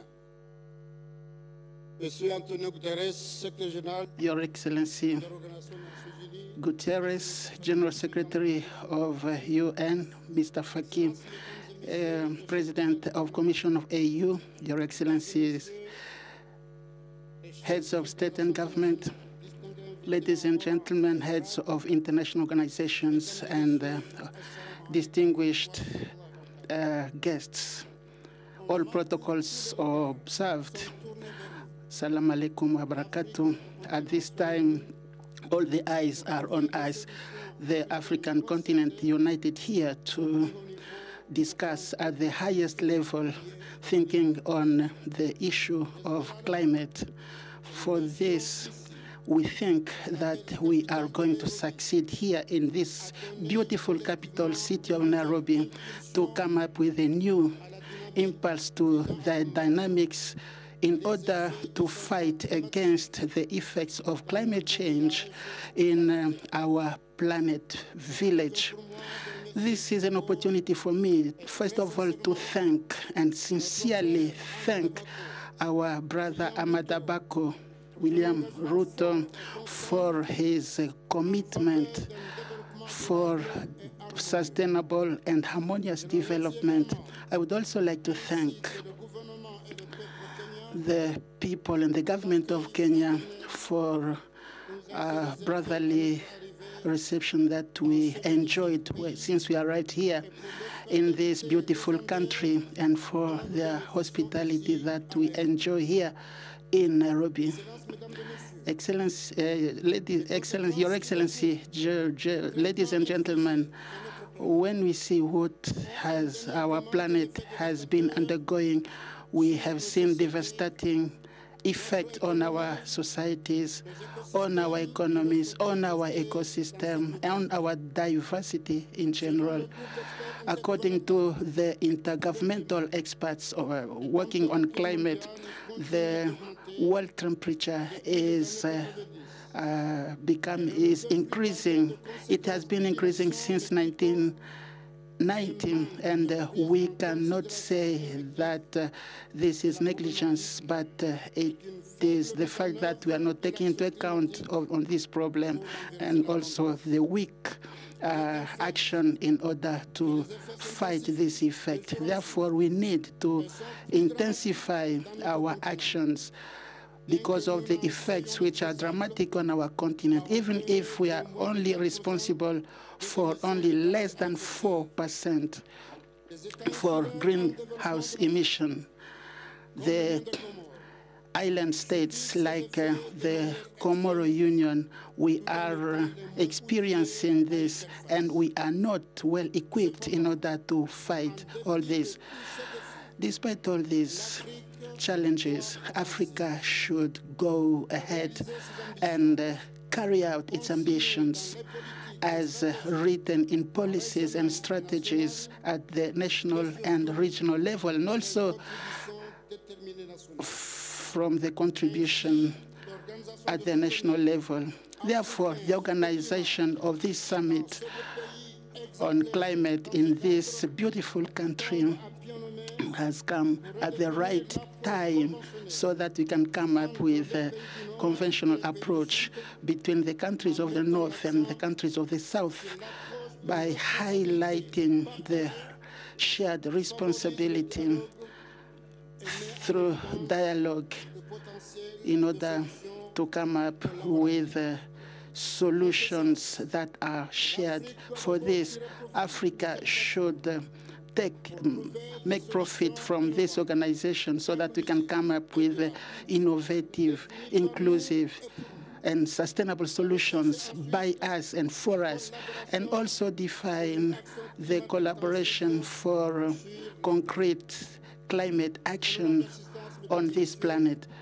Ladies and gentlemen, honorable participants, the continent is impacted by negative natural impacts. For example, Comoros, we undergo almost every year a lot of damages and losses from the earthquake, tropical cyclones, and earthquakes, and we lose every year almost $5.7 million.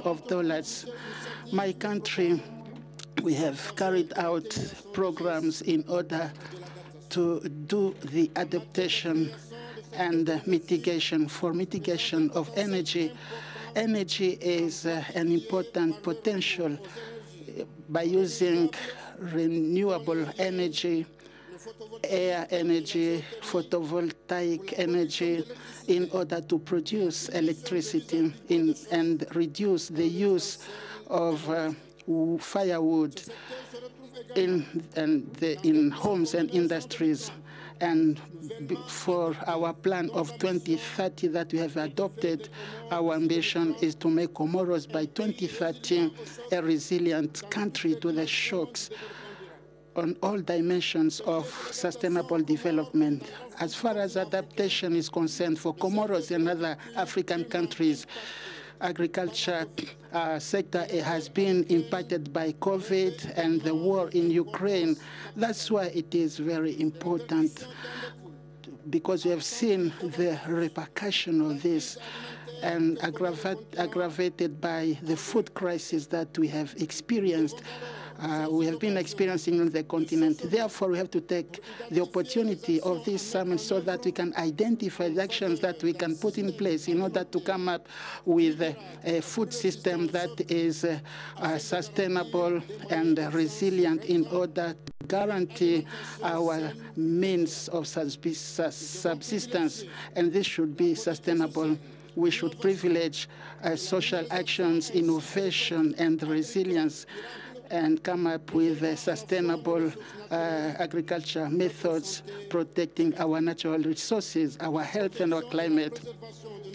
Protection of our resources, air and water resources should be also at the center of our Africa. This was organized in collaboration with the African Union Commission and UNSCA and the International Commission for Nature and the Indian Commission. They highlighted the work of climate and recognizing the role of seas and oceans in adaptation and mitigation. For this, we call upon the island states of Africa in the negotiations by highlighting their geographical specificity and their vulnerability from extreme events and different environment crises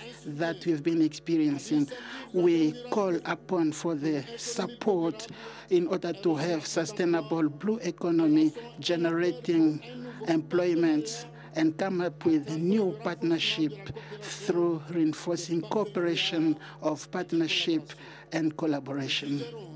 We suggest in this case that the financial aid should be increased. $86 billion given to Africa is very weak in order to support the current costs. We plead again to come up with mechanisms of funding because of damages and losses, coming up with facilities for all the vulnerable African countries, especially the island countries which are developing. It's also important for us Africans to think about the need to own the modern technologies specializing in surveilling climates in order to alert in time our people when extreme events are about to happen. Ladies and gentlemen, Your Excellencies, to summarize, I can say that the world threat of climate change and the effect of environment is going to exacerbate the complex nature of the world, which affects women and youth in a disproportionate manner. I would like to say that the Declaration of Nairobi will certainly express our African solidarity to speak with one voice to express our African specificities. I am confident that we'll come with the true solutions to the big continental and world challenges that we will also defend at the COP28 that will take place in Republic Arab Emirates. And they need our support through the personal commitment of its president, Sheikh Nahdet Al Nahyan, through innovative technology in order to fight effectively against climate change. Asante sana. Thank you.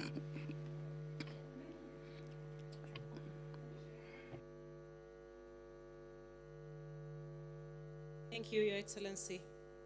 Excellencies, now to cap for us this opening session is the chairperson of the Committee of African Heads of State and Government on Climate Change, and also the President of the Republic of Kenya, His Excellency William Samoei Ruto. Welcome, Your Excellency.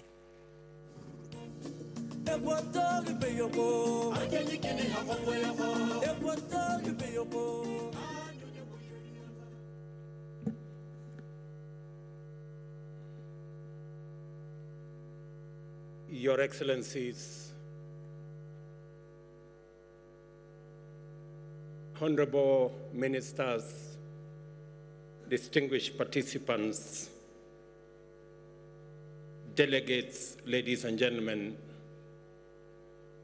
good morning and welcome to Kenya. This African moment is a global moment where climate action is actually green growth. I am delighted to be here with you for a number of reasons. First, I am excited to participate in this summit as a scientist who has done some research on ecological impacts of human activity on fragile and precious ecosystems, including rivers and wetlands. I am also privileged to be leading the Kenyan delegation to the Africa Climate Summit. And besides, I have the honor for the time being of serving the young green continent of the future as the chair of CAHOST, the Committee of African Heads of State on Climate Change. And for hosting this event with my good brothers from the AU. And I dare say, this conversation is happening in the right city, where the UN has the global environmental capital, where we have UNEP. I am therefore highly encouraged by your strong response for our invitation to attend and participate in this inaugural transformative Continental Assembly convened to focus on climate action from the standpoint of generating African solutions to global challenges. The participation in the numerous events that make up this summit has so far demonstrated impressive commitment, extraordinary enthusiasm, exemplary motivation, and unparalleled determination to confront the problems, clarify issues, engage inclusively, and define a unique strategy platform for the implementation of bold interventions to catalyze progress in the global climate action agenda. I welcome you to Nairobi, our burgeoning and sleepless green city in the sun that is bounded by a national wildlife park and a close canopy of indigenous forest. In between our capital pulsates with the restless energy of community, enterprise, industry, innovation, learning, fun, and adventure. Please, feel at home and find time to enjoy the sights and sounds of our city and country. And when I say welcome home, it's both figuratively, but also in reality. I did say yesterday, I did inform the participants yesterday that Kenya, where you are sitting, a few kilometers from where you are sitting, has been discovered the earliest remains of man on Earth. And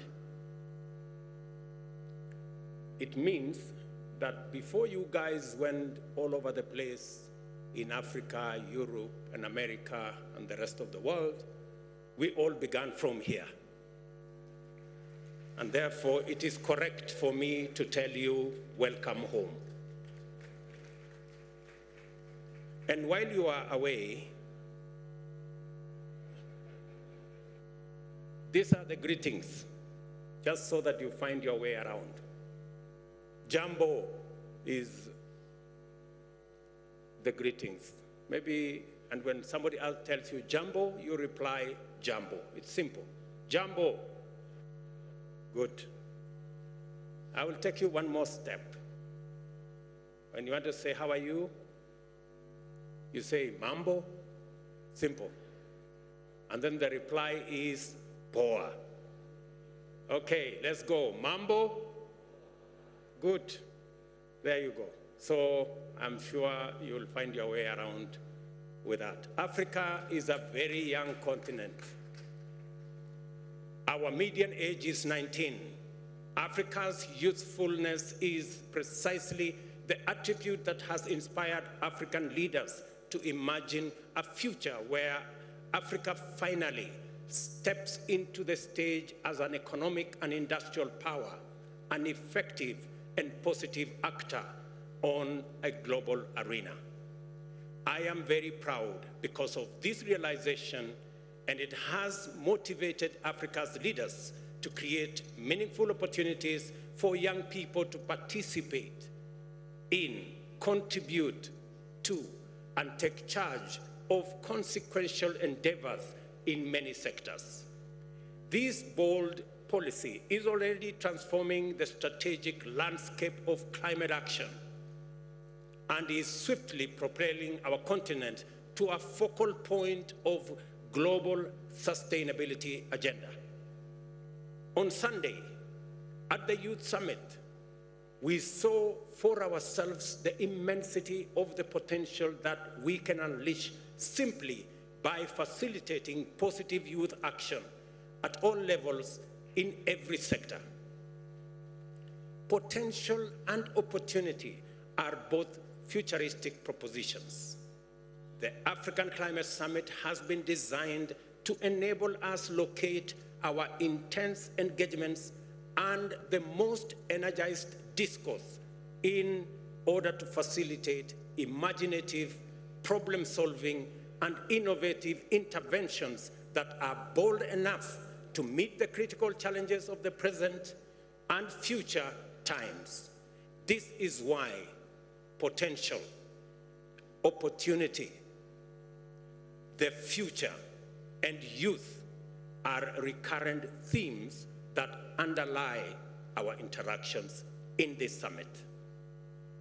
We have convened here to consult, deliberate, and collaborate in imagining and designing the future of climate action globally and its implications for African aspirations to achieve shared prosperity within one generation.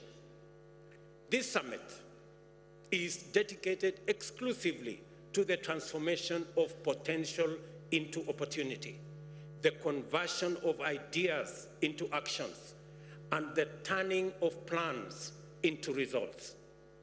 It is about creating a firm consensus, designing effective strategies, securing commitments and forging transformative partnerships that will drive climate action in the direction and at the rate required to pull our continent and planet back from the brink of a climate disaster.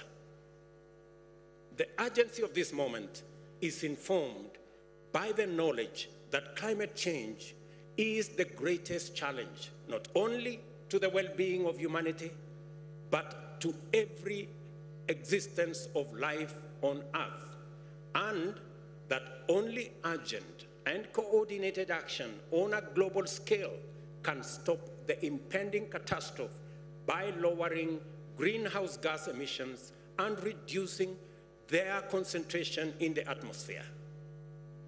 This is an immense and formidable challenge, even at the best of times. However, the time we are in, and in which we must implement this urgent and daunting undertaking, is a complicated and difficult time for nations throughout the world. Regional conflict with geopolitical ramifications have compounded the disruptive impacts of the COVID-19 pandemic to throw global supply chains into disarray, slowing down economies, raising the cost of living, suppressing economic growth, and straining food systems to a breaking point. The complex interplay of these circumstances also combine with other localized vulnerabilities to drive adversity in many communities, placing intense pressure on governments to reconfigure resources, allocation, and other strategic interventions. In short, it would be understandable if African leaders prioritized other commitments and relegated climate action to an afterthought.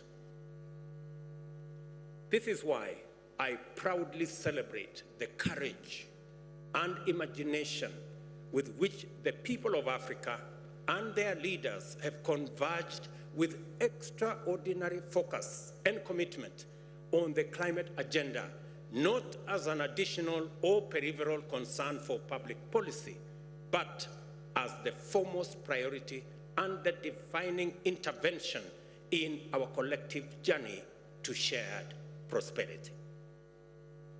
As a result, patient consultation, thorough debate, determined collaboration, and bold confrontation of facts in issue, it has become clear to us at the Africa Union, under the aegis of the Committee of African Heads of State on Climate Change, that tackling climate change also produces the solutions for the complex interconnected crisis that we face today.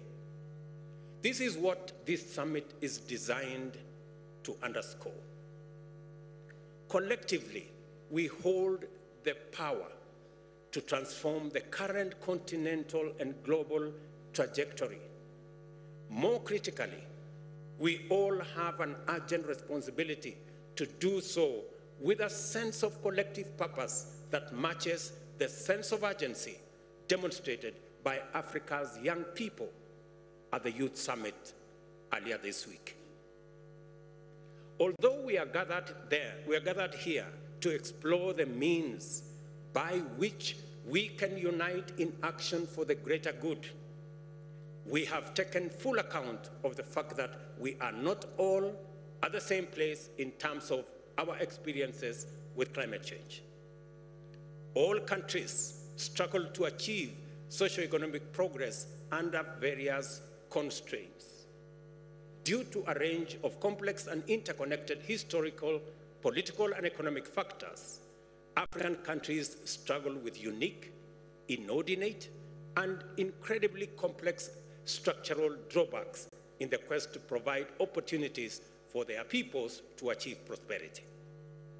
Nevertheless, we have all, in our different ways, succeeded in making progress over the years amid these extraordinary difficulties.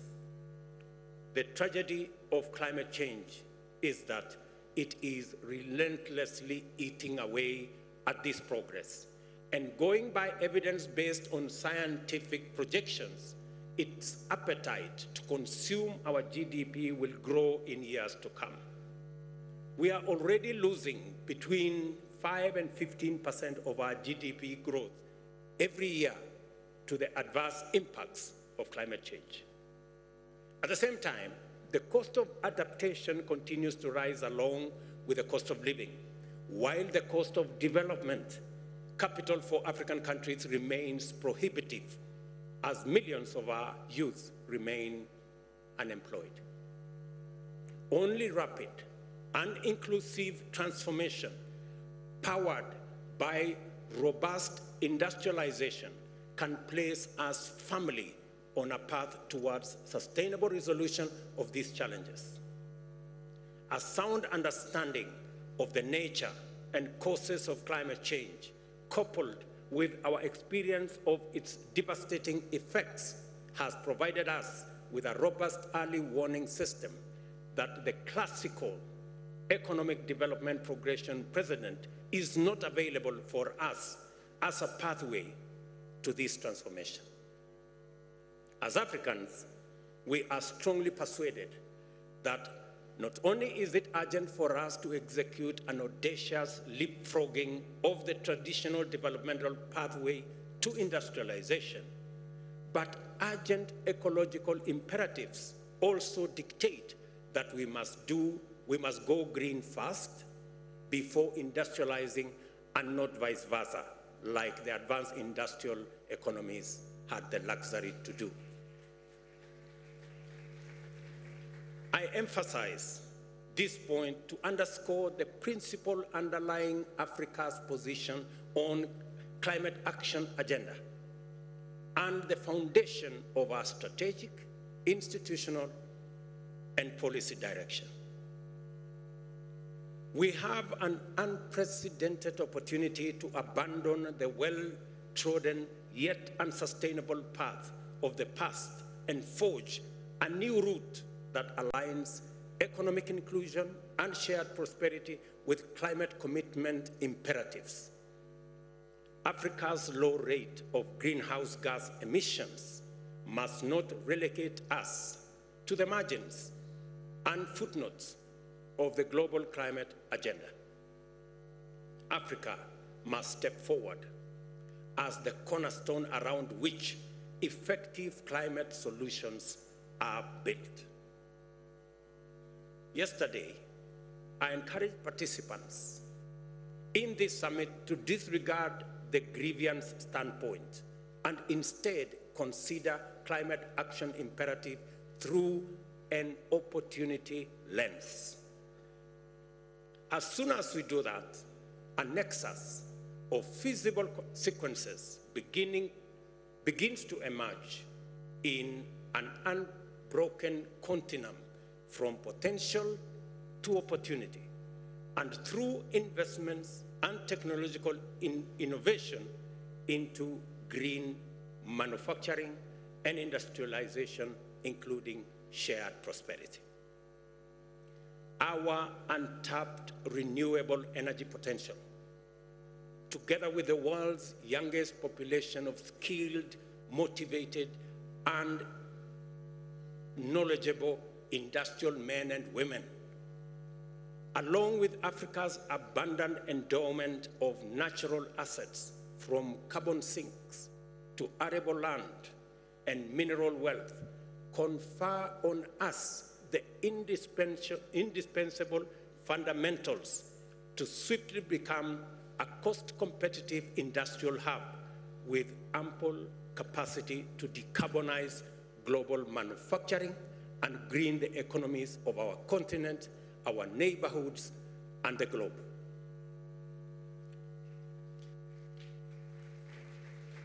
It is good for us to be open about the need to confront a couple of basic truths. First, it is demonstrably clear that none of the world's industrialized nations will be able to achieve their net zero goals within the time indicated by scientists to avert further warming. Secondly, unlocking Africa's potential to undertake economic transformation along a green trajectory is the most feasible, just, and efficient way to attain a net zero world by 2050. With those two combined, Africa's capacity to limit its own emissions is the clearest pathway to enable the world to achieve its climate action targets.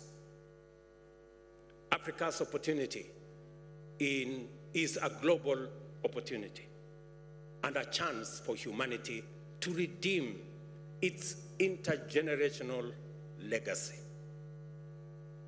Scientific experts have consistently demonstrated, from analyzing available evidence and making projections, that these can be achieved while generating jobs in their millions, creating enormous investment opportunities, and catalyzing unprecedented economic growth. Under a proper green growth paradigm, climate action also serves as a robust engine for poverty reduction, employment and wealth creation, and economic transformation. By definition, effective climate action must entail technological leapfrogging to disrupt and invent the industrial development pathway and go green fast. It must also involve effective decarbonization of global production and supply chains and deliberate efforts to remove carbon from the atmosphere at scale. Understood this way, green growth aligns perfectly with opportunity-oriented perspectives of climate change, which presents Africa with its most important means of achieving stability, prosperity, and development beyond middle-income industrial status.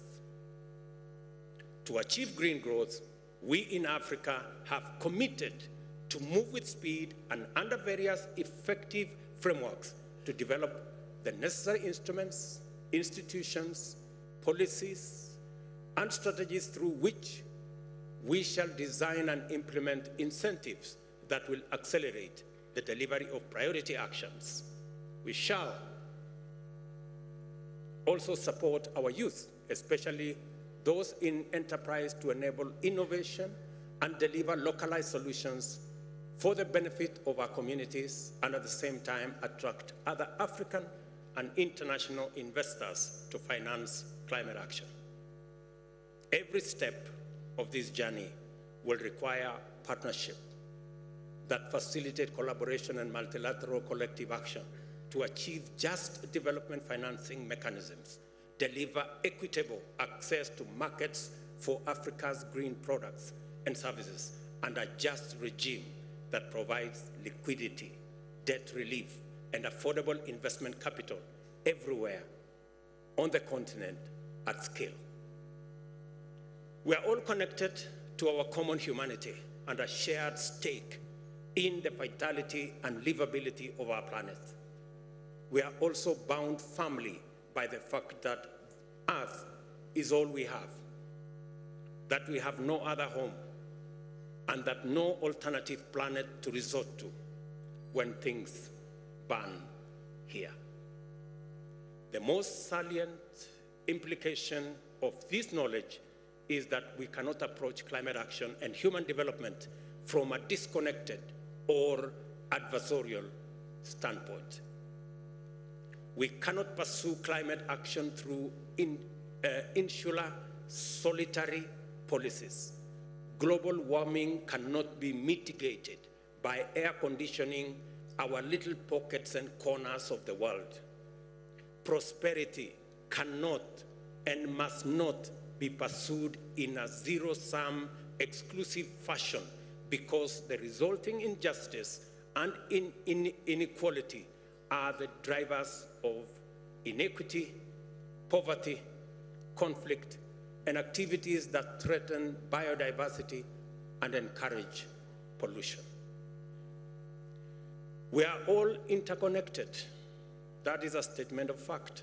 And this existential moment provides us with a unique opportunity to reconnect with our shared humanity. In this summit, you will have heard and will continue to learn more about the bold, transformative, innovative fruits of partnerships, cooperation, and collaboration that are already underway in various parts of Africa.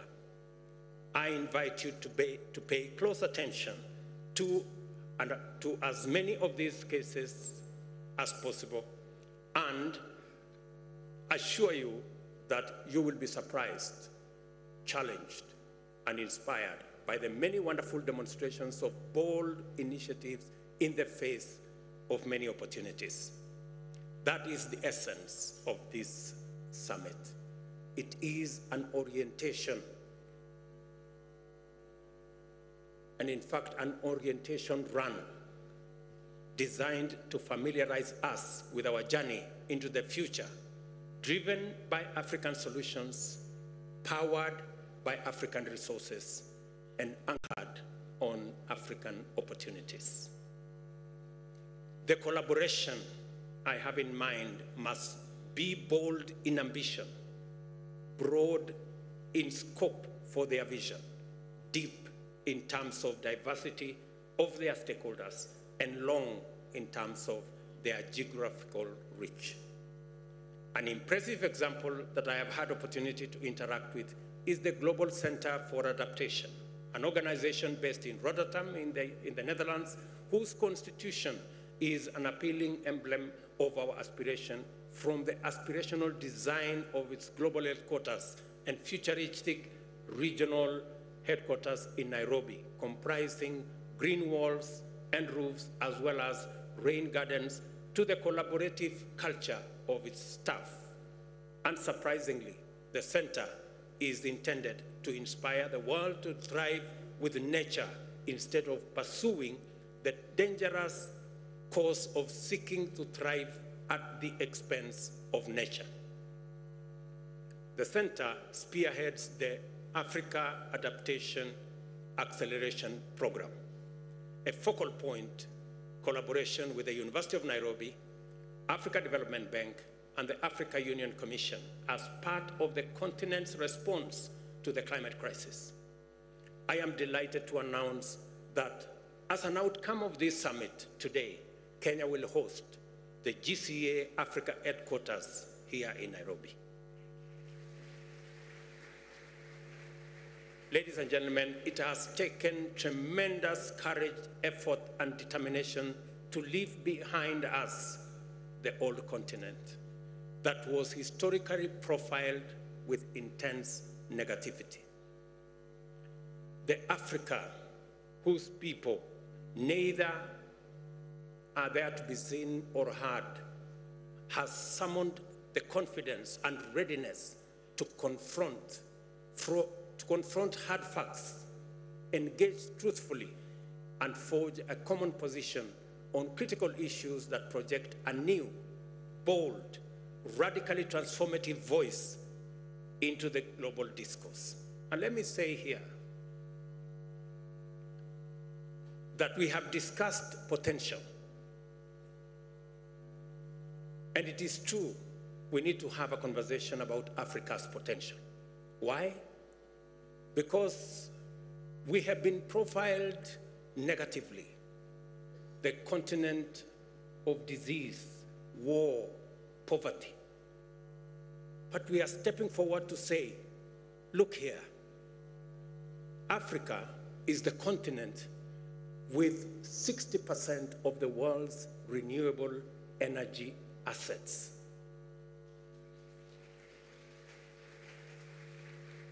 Whether you talk about wind, whether you talk about solar, geothermal, hydropower.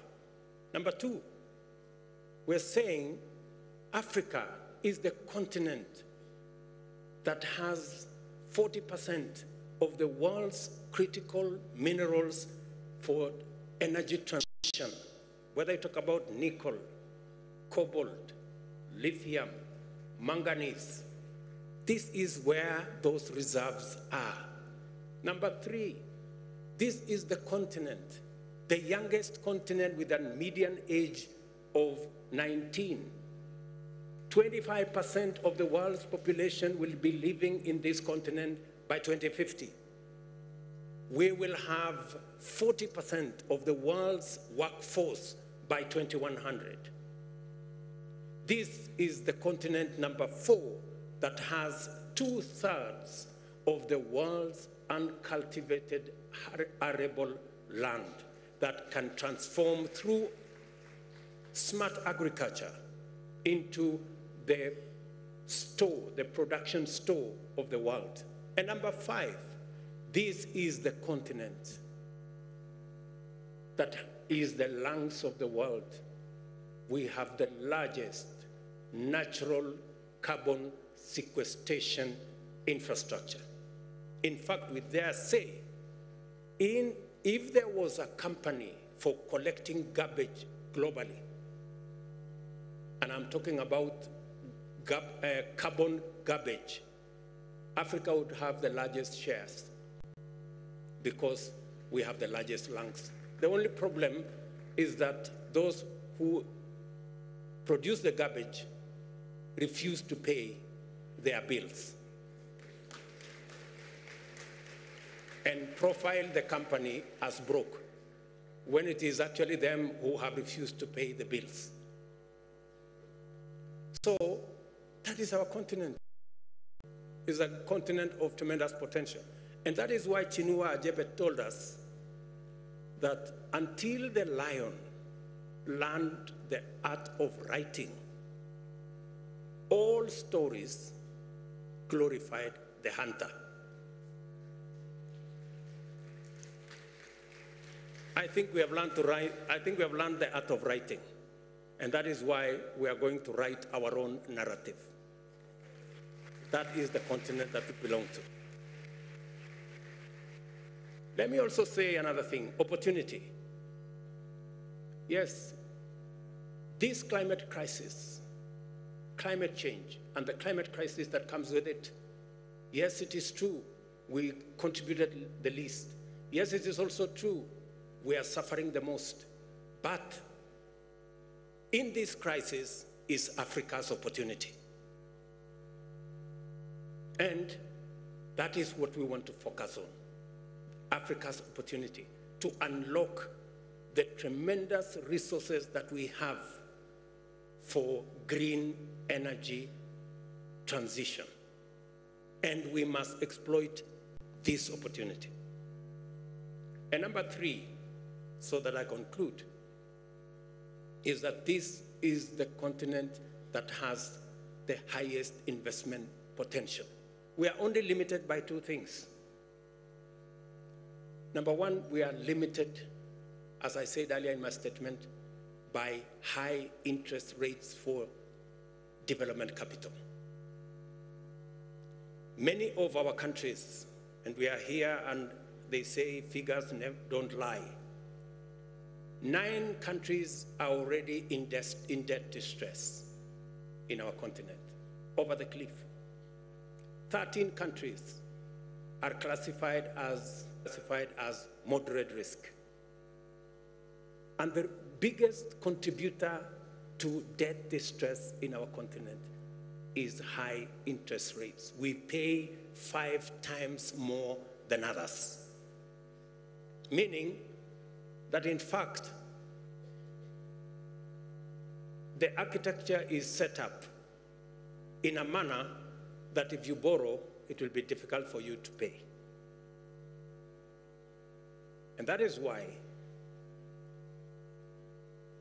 we need a conversation, and a very candid conversation, and we are saying this in all honesty, around how do we get concessional funding? How do we pay as much as others are paying? How do we get Africa away from paying 5 times more? And I asked in this gathering, we're not asking to be favored. We're not asking to be treated differently.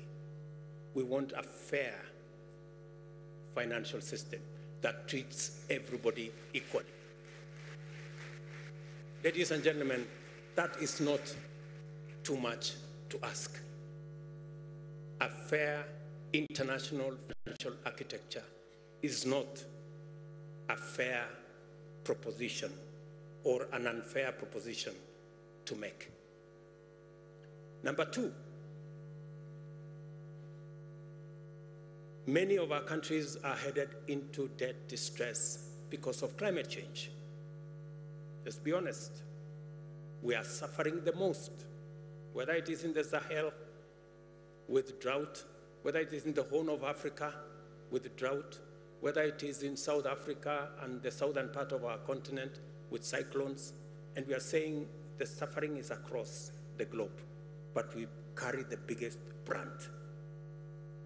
I'll contextualize this. And because of climate change, we are forced to divert resources that are meant for economic growth into dealing with the effects of climate change.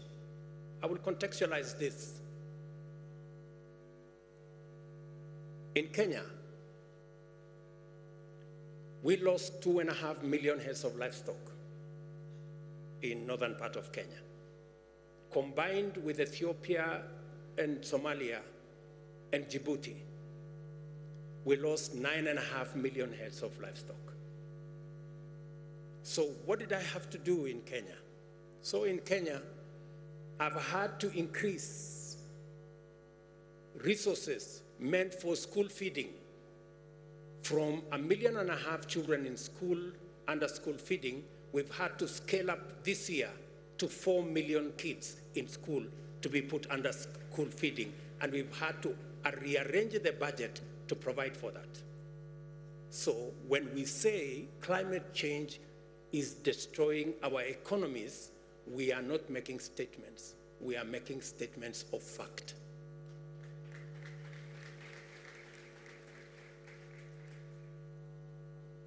And that is what is driving many of our economies in that direction. And let me contextualize this further. When I was first elected as a member of parliament in a rural constituency in Kenya, I represented a community that is so proud that they think debt is not a good thing. They are risk averse and very debt averse.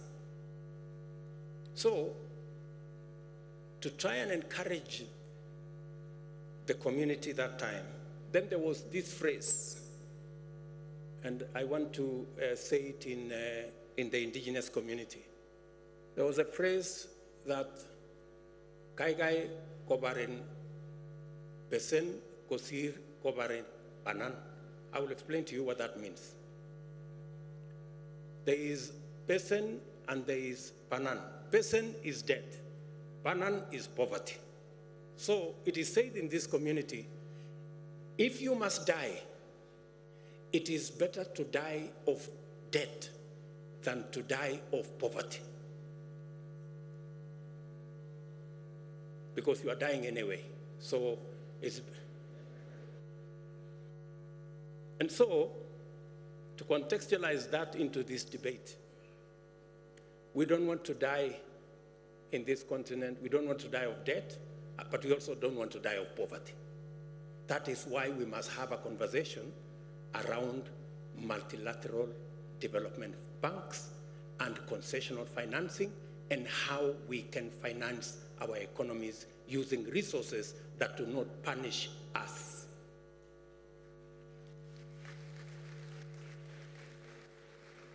And when we make this proposition, we have tremendous respect for our multilateral development banks. They are doing their best. We have the best of respect for them. But we believe they can do better. We believe that there is an opportunity. We need to explore the SDR, Special Drawing Rights window. And this time round, we want to have that window when it's made available because it is possible. Let those who need the resources get, not those who don't. In the last experience, those who did not need the resources got more than those who needed the resources. We need to have a paradigm shift this time around.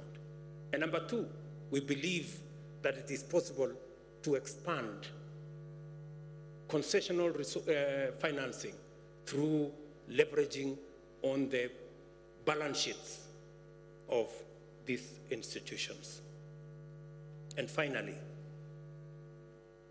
to be able to unlock the resources that we need to be able to drive these new investment and financing opportunities, especially for green energy.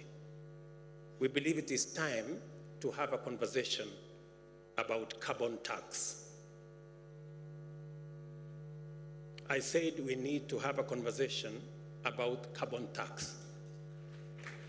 And I mean we need to have a conversation about carbon tax. Yes. We believe it is the only way, it is among the ways that we can raise additional and adequate resources for us to finance our development. And while we are thinking about financing, for us in Africa, three things are very important. As they say in Kenya, mambo ni matatu. Number one, speed. It takes inordinate to access any meaningful resources. Number two, it requires scale, because we've all agreed that enormous resources are required. And number three, affordability, so that we all pay the same. And that is why this event is both Africa's Climate Summit and a global pre-COP28 convention. Africa is meeting, and Africans are talking. The world is listening. We must use this opportunity to lead the world in a new direction towards a future that holds immense promise for both Africa and the entire world. The many initiatives showcased at this summit testify to the courage of African enterprise and innovators to pursue breakthroughs, exploit opportunities, develop models, and take risks to make our tomorrow better than our today. When the global stocktake is released, there will be another opportunity to test our courage and resolve by asking each other hard questions in the spirit of fashioning the new way to achieve rapid improvements. We have therefore committed to conclude this summit with a declaration which will firmly encourage everyone to keep their promises, even in hard times, as a matter of justice, to hold each other to account, to collaborate, and to innovate. This African moment is a global moment.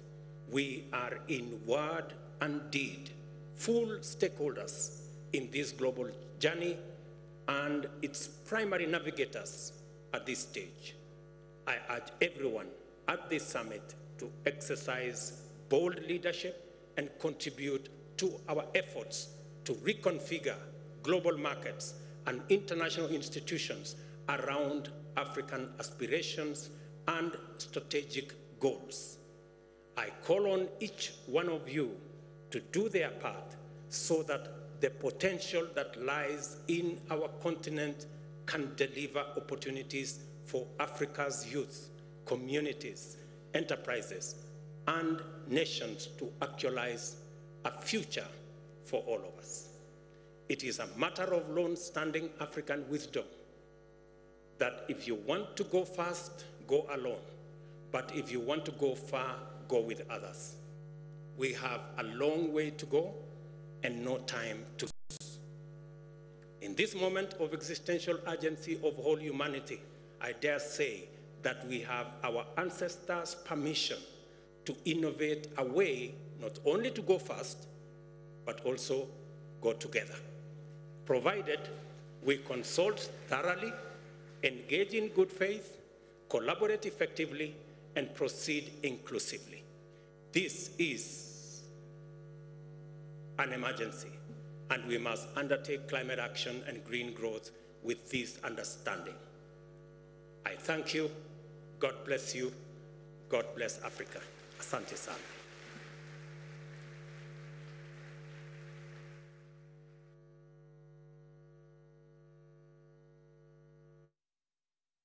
Mtazamaji, Rais William Ruto, rais wa Kenya, akizungumzia kongamano la kwanza la hapa Afrika kuhusu mabadiliko ya tabia nchi, kongamano ambalo linafanyika hapa jijini Nairobi.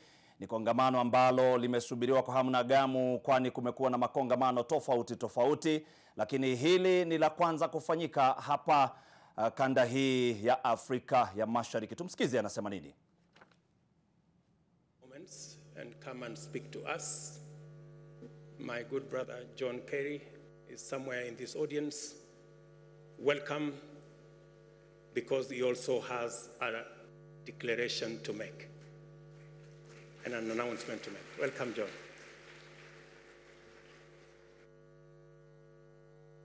Mr. President, distinguished presidents, Your Excellencies, fellow ministers, colleagues, friends, ladies and gentlemen. I have a feeling that after that extraordinarily powerful presentation by President Ruto, nobody should say anything. We should just act.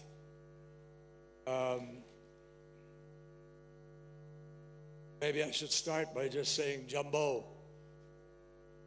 Works. Mr. President, thank you for convening everybody here. Over the years, I've been privileged, Mr. Secretary General, like you.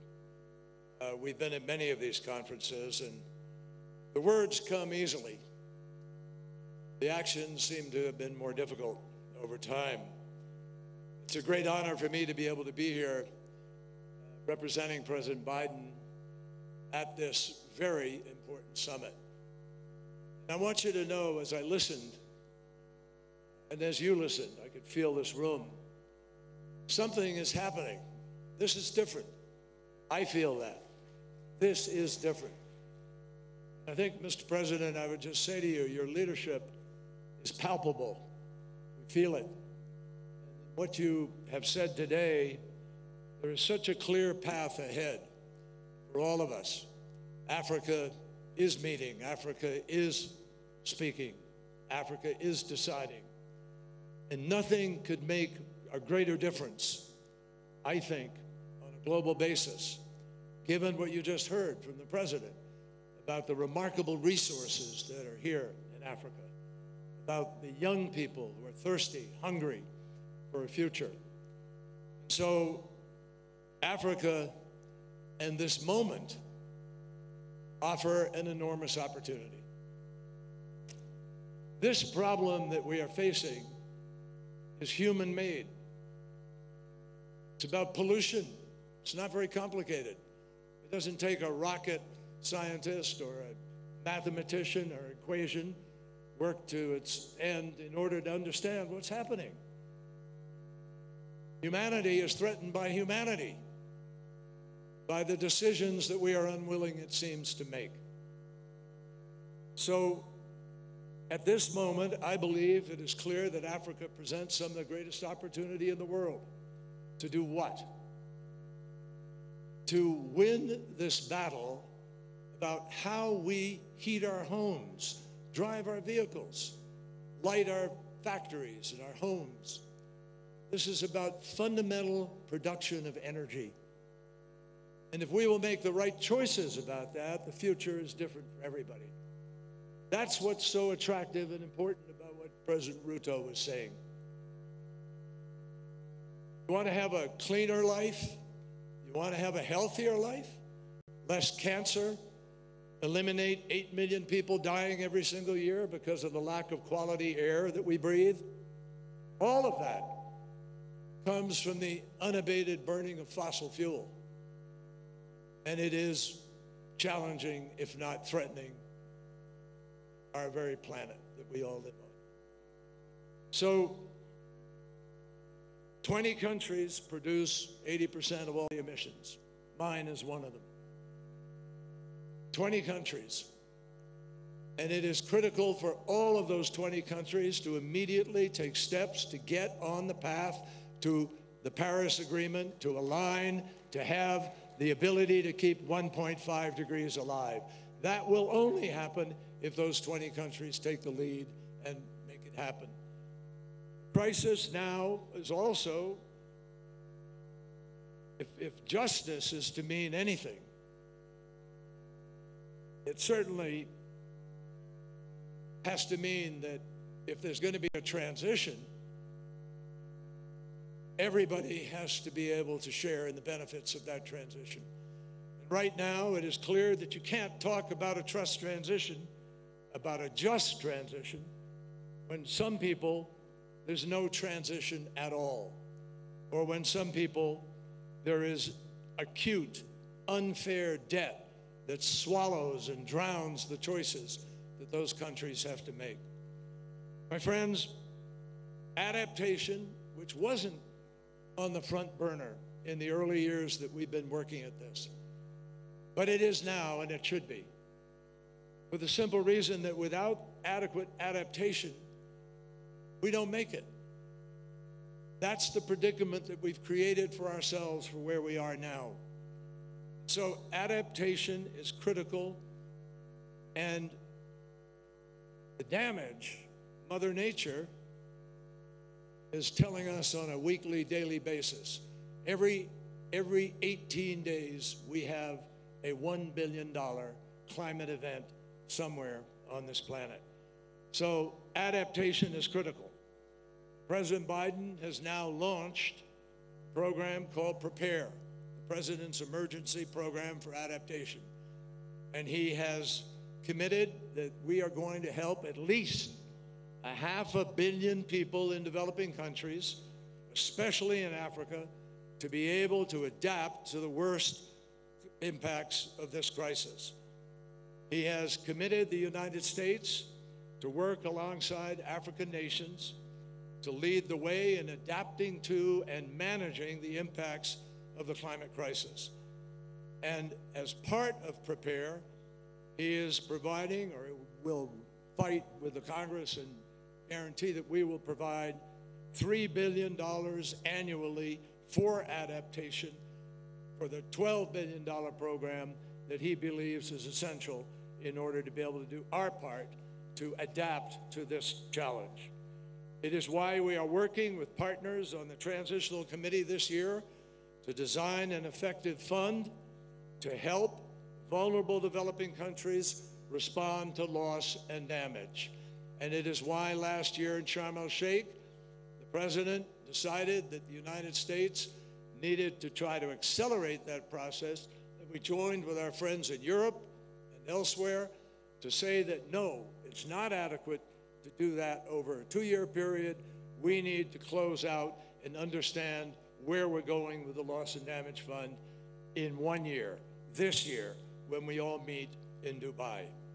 So in addition, as part of implementing PREPARE, I'm pleased to announce today also, we're going to provide an additional $30 million for climate-resilient food security efforts across Africa. First, $20 million to the Africa Adaptation Initiative for the Food Security Accelerator, and that will invest in agricultural businesses and help them create their own independent climate-resilient supply chains. Second, $10 million will go to the Climate Resilient Adaptation Finance and Technology Transfer Facility to scale technologies so that we can advance adaptation efforts like cold chain storage, which would help maintain the quality, safety of food from the farm all the way to the homes of people in the world. We've learned that adaptation saves lives, creates jobs, and obviously it's just plain old common sense.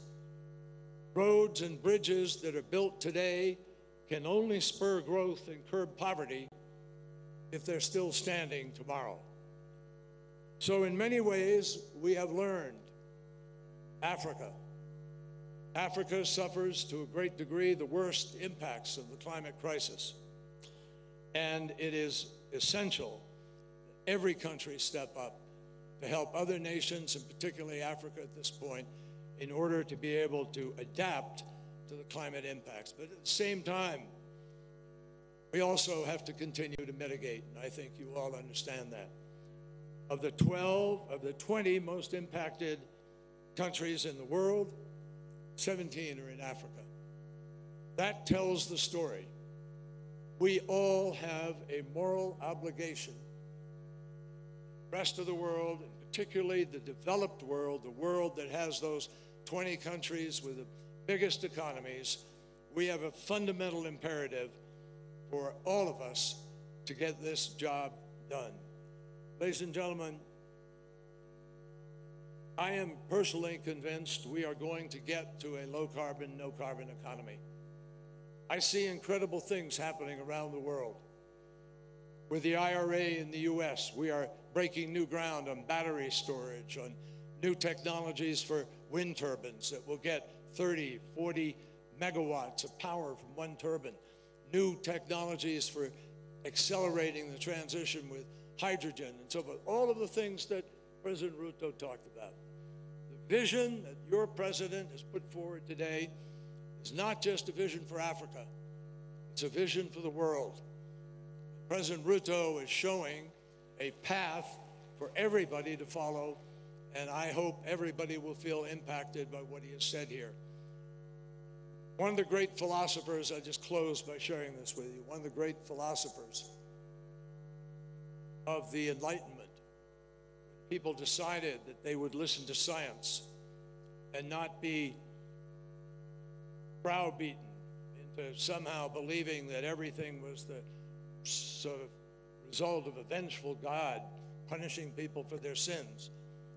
But people decided and understood certain scientific facts make a difference. And they're real. And that has guided us for the centuries since then. Those pathfinders helped us to understand how to break ground and build a world in which we can have vaccines and deal with new technologies and go to the moon and so forth. We can win this battle, but we only win it if we make some fundamental decisions. Immanuel Kant, one of the great philosophers of that time, wrote, "Science is organized knowledge. Wisdom is organized life." Well, right now, if you look around you at the life we all lead all around this planet, science and the knowledge are unequivocal. All that is left for us is to summon the wisdom to organize the world to do what we know we have to do. That's the vision that I heard from President Ruto, and that is the vision that I'm convinced will come out of this week of great effort at this summit, which can help to prepare for a groundbreaking COP at which we do the job people are asking us to do. Thank you very much.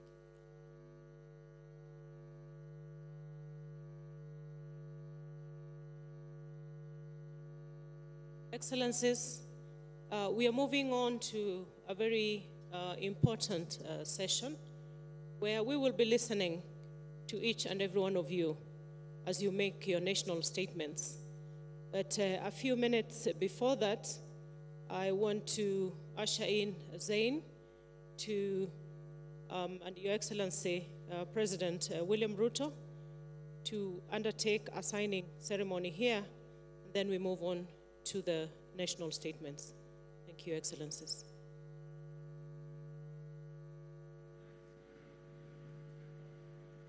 Thank you very much. Excellencies, distinguished guests, ladies and gentlemen, this is a very significant moment in the Africa Climate Summit. We are going to start this green revolution together and launch right now Kenya's green hydrogen strategy.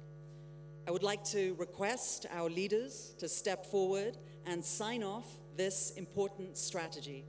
I'd like to invite Thomas Ostros, the Vice President of the European Investment Bank, Dr. Barbel Koffler, Parliamentary State Secretary of Germany, Her Excellency Ursula von der Leyen, President of the European Commission, and His Excellency William Ruto, President of the Republic of Kenya. Please do come onto the stage. We have a symbol here on the stage that will be representing this agreement. And so we're going to ask all 4 of our leaders here to take one of the pens that you'll be given and sign this very important moment. And just for context, as we get set up over there, over 93% of Kenya's electricity comes from renewable energy sources, with a drive to reach 100% by 2030. I would like to invite also on the stage European Union ministers to come and stand behind our party here, as well as Mr. Davis Chirchir, Cabinet Secretary for Energy and Petroleum, and we can take a group photo of this extremely important moment as we launch Kenya's green hydrogen strategy.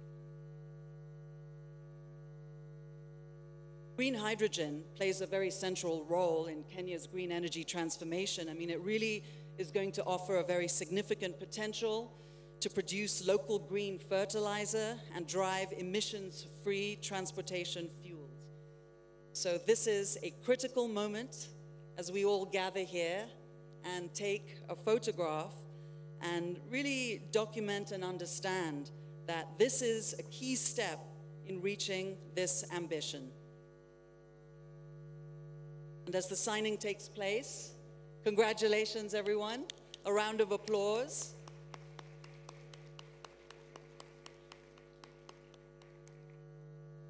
And this really does demonstrate how Kenya is prioritizing economic expansion and charting a course for the country to harness the potential of green hydrogen as a key driver of energy transition, promotion of environmental stewardship, as well as the generation of jobs. Thank you so much, Excellencies, for this very critical moment and for launching the green hydrogen strategy. I'd like to invite Mike Gitonga to take over, the head of protocol. Thank you very much, Zain. And distinguished guests, Your Excellencies, ladies and gentlemen, we are now going to have a short interlude of music as we set up the stage in preparation for the statements that are going to be made immediately after. So I'll request that we have the stage set up for the next session that we're going to have. We'll have a short interlude of music, then we'll have the statements to follow shortly after. Thank you. Part of the solution. We are part of the solution. I am part of the solution. You are part of the solution. Africa, rise, rise, Pambazuka. Let us all rise, Pambazuka. Africa, rise, rise, Pambazuka. PEMC. Let us all rise, Pambazuka. We are part of the solution. I am part of the solution. We are part of the solution. You are part of the solution. We are part of the solution. I am part of the solution. We are part of the solution. You are part of the solution. From north, south, east to the west, the beauty of Africa flows. We have all it takes to change the climate story and show ourselves in all our splendor and glory. Let's come together now to bring down all barriers.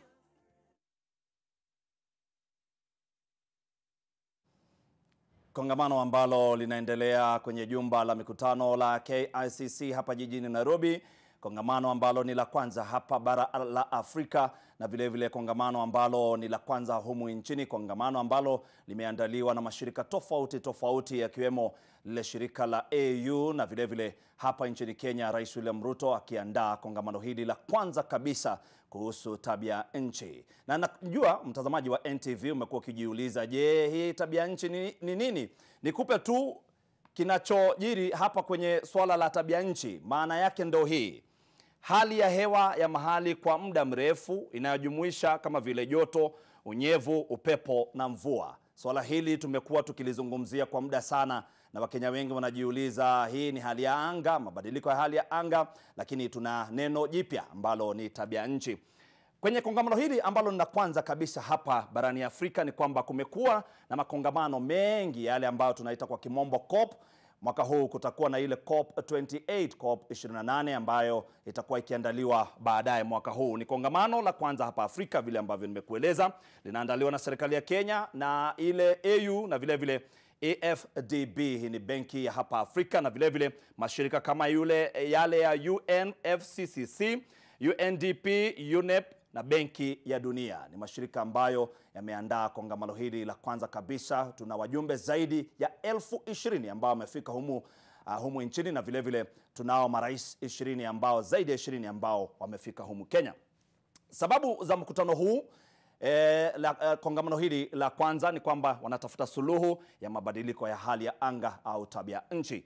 Vile vile wanatafuta njia za kutafuta hela za kukabili hali na mabadiliko ya hali ya anga, na mwisho ni kuongeza kawi safi hapa barani Afrika. Kumbuka Kenya asilimia 93 tuna kawi safi ambayo tumepiga upatu sana kote Afrika na duniani. Mtazamaji, tunachukua mapumziko mafupi kisha tunarudi na mengi zaidi, kisha tutarejea kule KICC. Wanahabari wetu wamekita kambi kote humu nchini kukuandalia tu hafla hii ambayo ni kubwa sana humu nchini, kuzungumza mengi kuhusu mabadiliko ya tabia nchi. Usiende mbali.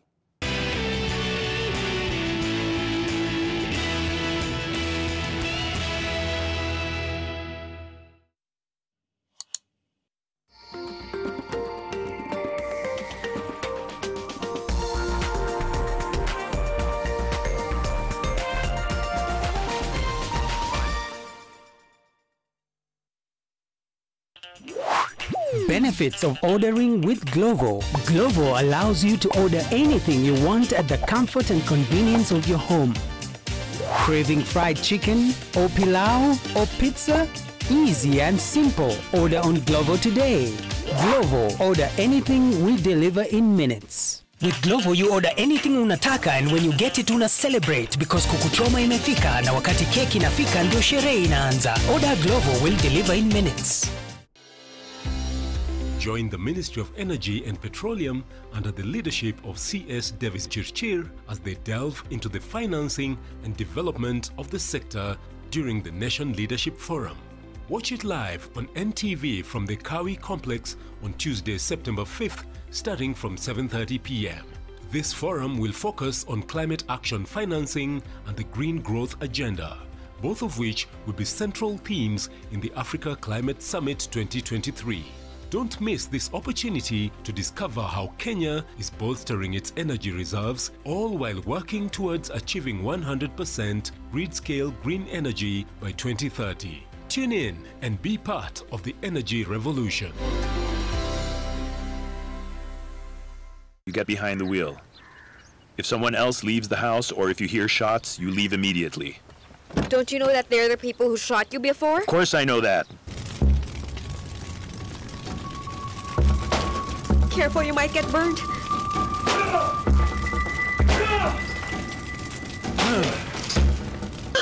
Max, hey! Are you all right? Oh, Lord, please. Shield your families from germs. When Dettol is a part of every household bucket, then you and your family can stay protected from up to 100 illness-causing germs. Everyday use of Dettol keeps my loved ones protected.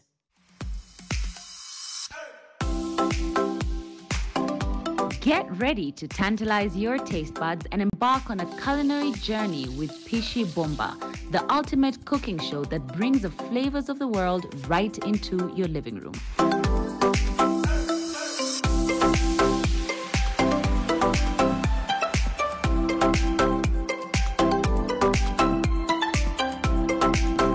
Tune in this Sunday at 6:30 p.m. with me, Claire Karatu, for a mouth-watering adventure. Pishi Bomba.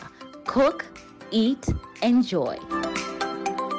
Pishi Bomba in association with Ajab Home Baking Flour. Enjoy cooking your favorite meals with Ajab and freestyle your way to deliciousness. It's easy to knead, easy to roll, and quick to prepare. Ajab Home Baking Flour, the flour that does more. Benefits of ordering with Glovo. Glovo allows you to order anything you want at the comfort and convenience of your home. Craving fried chicken, or pilau, or pizza? Easy and simple. Order on Glovo today. Glovo, order anything, we deliver in minutes. With Glovo, you order anything unataka, and when you get it, una celebrate because kukuchoma imefika, na wakati keki inafika ndio sherehe inaanza. Order Glovo, will deliver in minutes.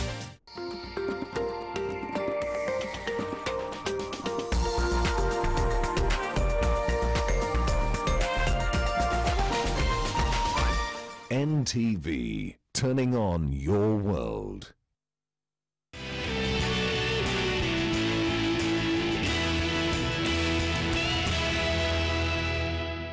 Mtazamaji, dakika 25 baada ya saa 6 majira ya Afrika Mashariki, mie Frederick Muitiriri na kukaribisha tena. Tuendelee tu na kongamano ambalo linaendelea hapa jijini Nairobi, kongamano la masuala ya tabia nchi. Lakini kwa sasa tuvuke kona zote za Kenya ambako wanahabari wetu wamekita mizizi, wanatueleza je, Wakenya wanafahamu kongamano ambalo linaendelea? Je, kule ambako wako kuna athari zozote za mabadiliko ya tabia nchi? Tunaye Fatma Bugu kutoka kaunti ya Mombasa. Fatma, wana Mombasa wanasema nini kuhusu mabadiliko ya tabia nchi?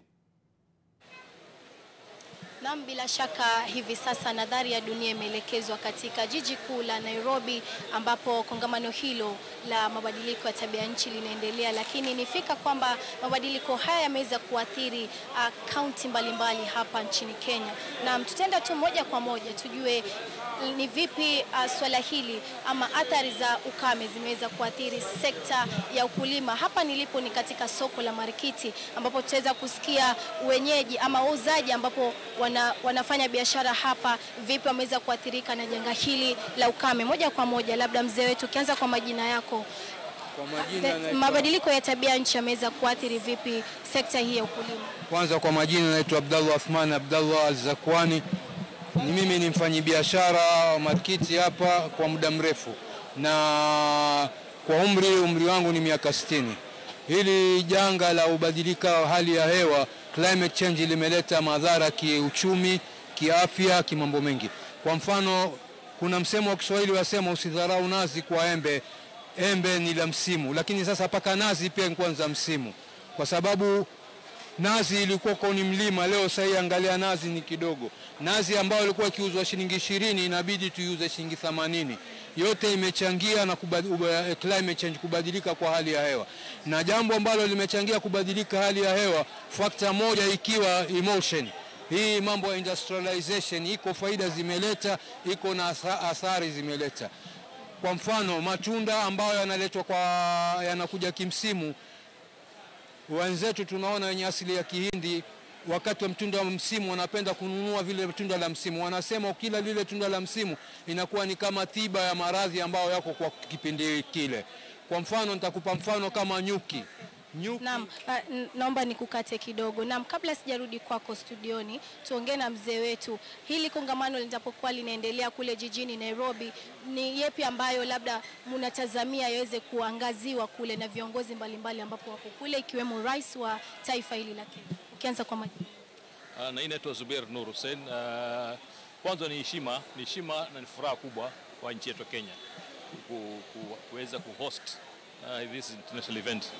Na hakika masala ya climate change ni muhimu sana katika maisha ya mwanadamu. Tukikosa kuangazia masala haya, ulimwengu unaweza kuangamia. Kwa hivyo ni bora yatakayozungumzwa katika conference ile yachukuliwe kwa uzito mkubwa na mizani, yaweze kutekelezwa sawasawa kwa mujibu wa katiba, na vile vile kupatikana ufadhili kuweza kushughulikia miradi hiyo ya climate change. Ilivyo sasa hivi ni kwamba wakulima ndio wanaathirika zaidi, binadamu wanaathirika zaidi. Utakuta kwa mfano kama kuna virusi ambavyo vinatembea ulimwengu mzima sasa hivi, kama mfano kama masuala ya COVID. COVID moja katika mambo kama haya ambayo yanasababisha pollution. Hakuna tena samaki siku hizi katika bahari inayopotea. Na kutokuwa na mmonyoko wa ukulima. Kiasi kwamba sasa hivi wakulima wanajipandia mali ovyo ovyo bila mpangilio, unaona. Kwa hivyo nafikiri itakuwa bora yote kuzungumza na wale wa experts yaweze kuzingatiwa na kutekelezwa. Asante sana.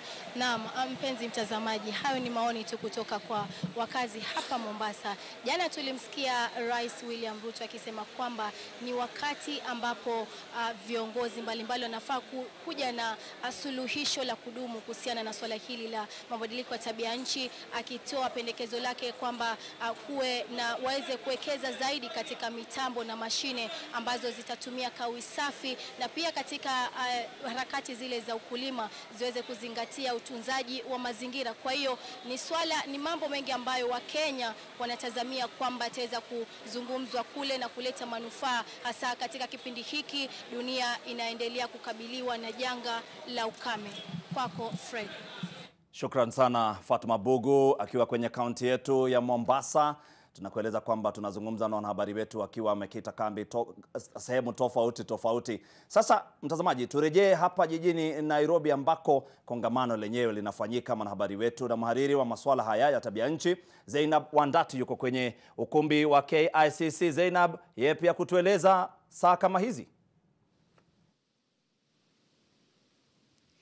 Hujambo Fred. Na Rais William Ruto amemaliza kuhutubia kikao kongamano hili la mabadiliko ya tabia nchi, na leo ikiwa ni siku ya pili amefungua rasmi kongamano hili, na marais kadhaa ambao waliwasili jana pia wameweza kuhudhuria. Rais Samia Suluhu wa Tanzania aliwasili jana, Rais Macky Sall pia aliwasili jana, na wote wameweza kuhudhuria kikao hiki leo. Na leo ni siku muhimu sana kwa marais hawa. Watakuwa wanashughulika mikutano kadha kuanzia asubuhi. Wameanza asubuhi saa 3 na wataendelea mpaka jioni, masaa ya saa 12 jioni hivi saa 1 usiku. Na kwa sasa niko hapa na wenzangu ambao tungependa sasa tuzungumzie ni yapi Rais Ruto amesema na ina maana gani, na Wakenya labda watatarajia nini kwenye kikao hiki kesho inapokamilika. Na miongoni mwa shughuli ambazo rais amefanya leo ni kuzindua rasmi kitu ambacho wameita Green Hydrogen Strategy. Green Hydrogen ni aina ya kawi ambayo Kenya imekuwa inatarajia kuanza kuchimba ama kutengeneza kawi ya green hydrogen ili kuwezesha Wakenya kutumia green hydrogen kwa magari yao, na pia kuweza kupata mbolea kutoka kwenye hii green hydrogen. Na sasa labda nikiwakaribisha wenzangu hapa, aliyekaa hapa karibu na mimi kabisa ni Michael Okumu ambaye ametoka Wizara ya Mazingira na masuala ya mabadiliko ya tabia nchi, na anajihusisha sana na masuala ya mabadiliko ya tabia nchi. Na kando yake kuna Husna Mbarak ambaye ametoka FAO Kenya, na Husna anaoshughulika sana na masuala ya ni vipi resources ambazo Wakenya wako nazo kama vile ardhi itatumika, na ni vipi vitu hivi vyote vitatengewa vizuri sana ili yatumike vizuri. Na pia tuko na gavana wa Uasin Gishu Jonathan B ambaye amejiunga nasi leo. Anajulikana kama koti moja, lakini atatuambia kama tangu awe gavana bado ana koti moja ama alinunua koti zingine na hilo jina koti moja halitumii tena. Na tena pia aliyejiunga nasi pia ni Nancy Cheki. Nancy ambaye ni mshauri wa masuala ya mabadiliko ya tabia nchi, na akiwa anawasilisha kikundi ambacho kinajulikana kama YWCA, kikundi ambacho kinashughulika na vijana, akina mama na vikundi vingine mbalimbali ili kuangazia swala hili la mabadiliko ya tabia nchi. Karibuni nyote, karibuni. Na labda ningependa kuanza na wewe Nancy. Wewe kama mwanamke na tena kijana hapa Kenya, unaona kuwa umeshiriki vilivyo katika kongamano hili la mabadiliko ya tabia nchi, ama bado kuna mambo ambayo hayako? Asante sana Zainab. Na shukran sana. Yes, sisi kama vijana na pia kama mwanamke katika nchi hii, na fikiri tumehusishwa vilivyo. Though siwezi sema imekuwa 100% ya vile tulivyohusishwa. Kumekuwa na changamoto kadhaa, na kitu cha kwanza ama kitu ambacho ningependa kuangazia ni accreditation ambayo serikali yetu imekuwa ikitupatia. Sidhani kama kuna youth yoyote ambaye amekosa kupatiwa accreditation like approval ya kuweza attend the summit. Basi sasa shida ni wakati tuenda kuchukua badge zetu, ni hapo ndo kulikuwa na tatanishi kidogo. Maanake ikifika kwenye system wanatuambia hatujakuwa approved.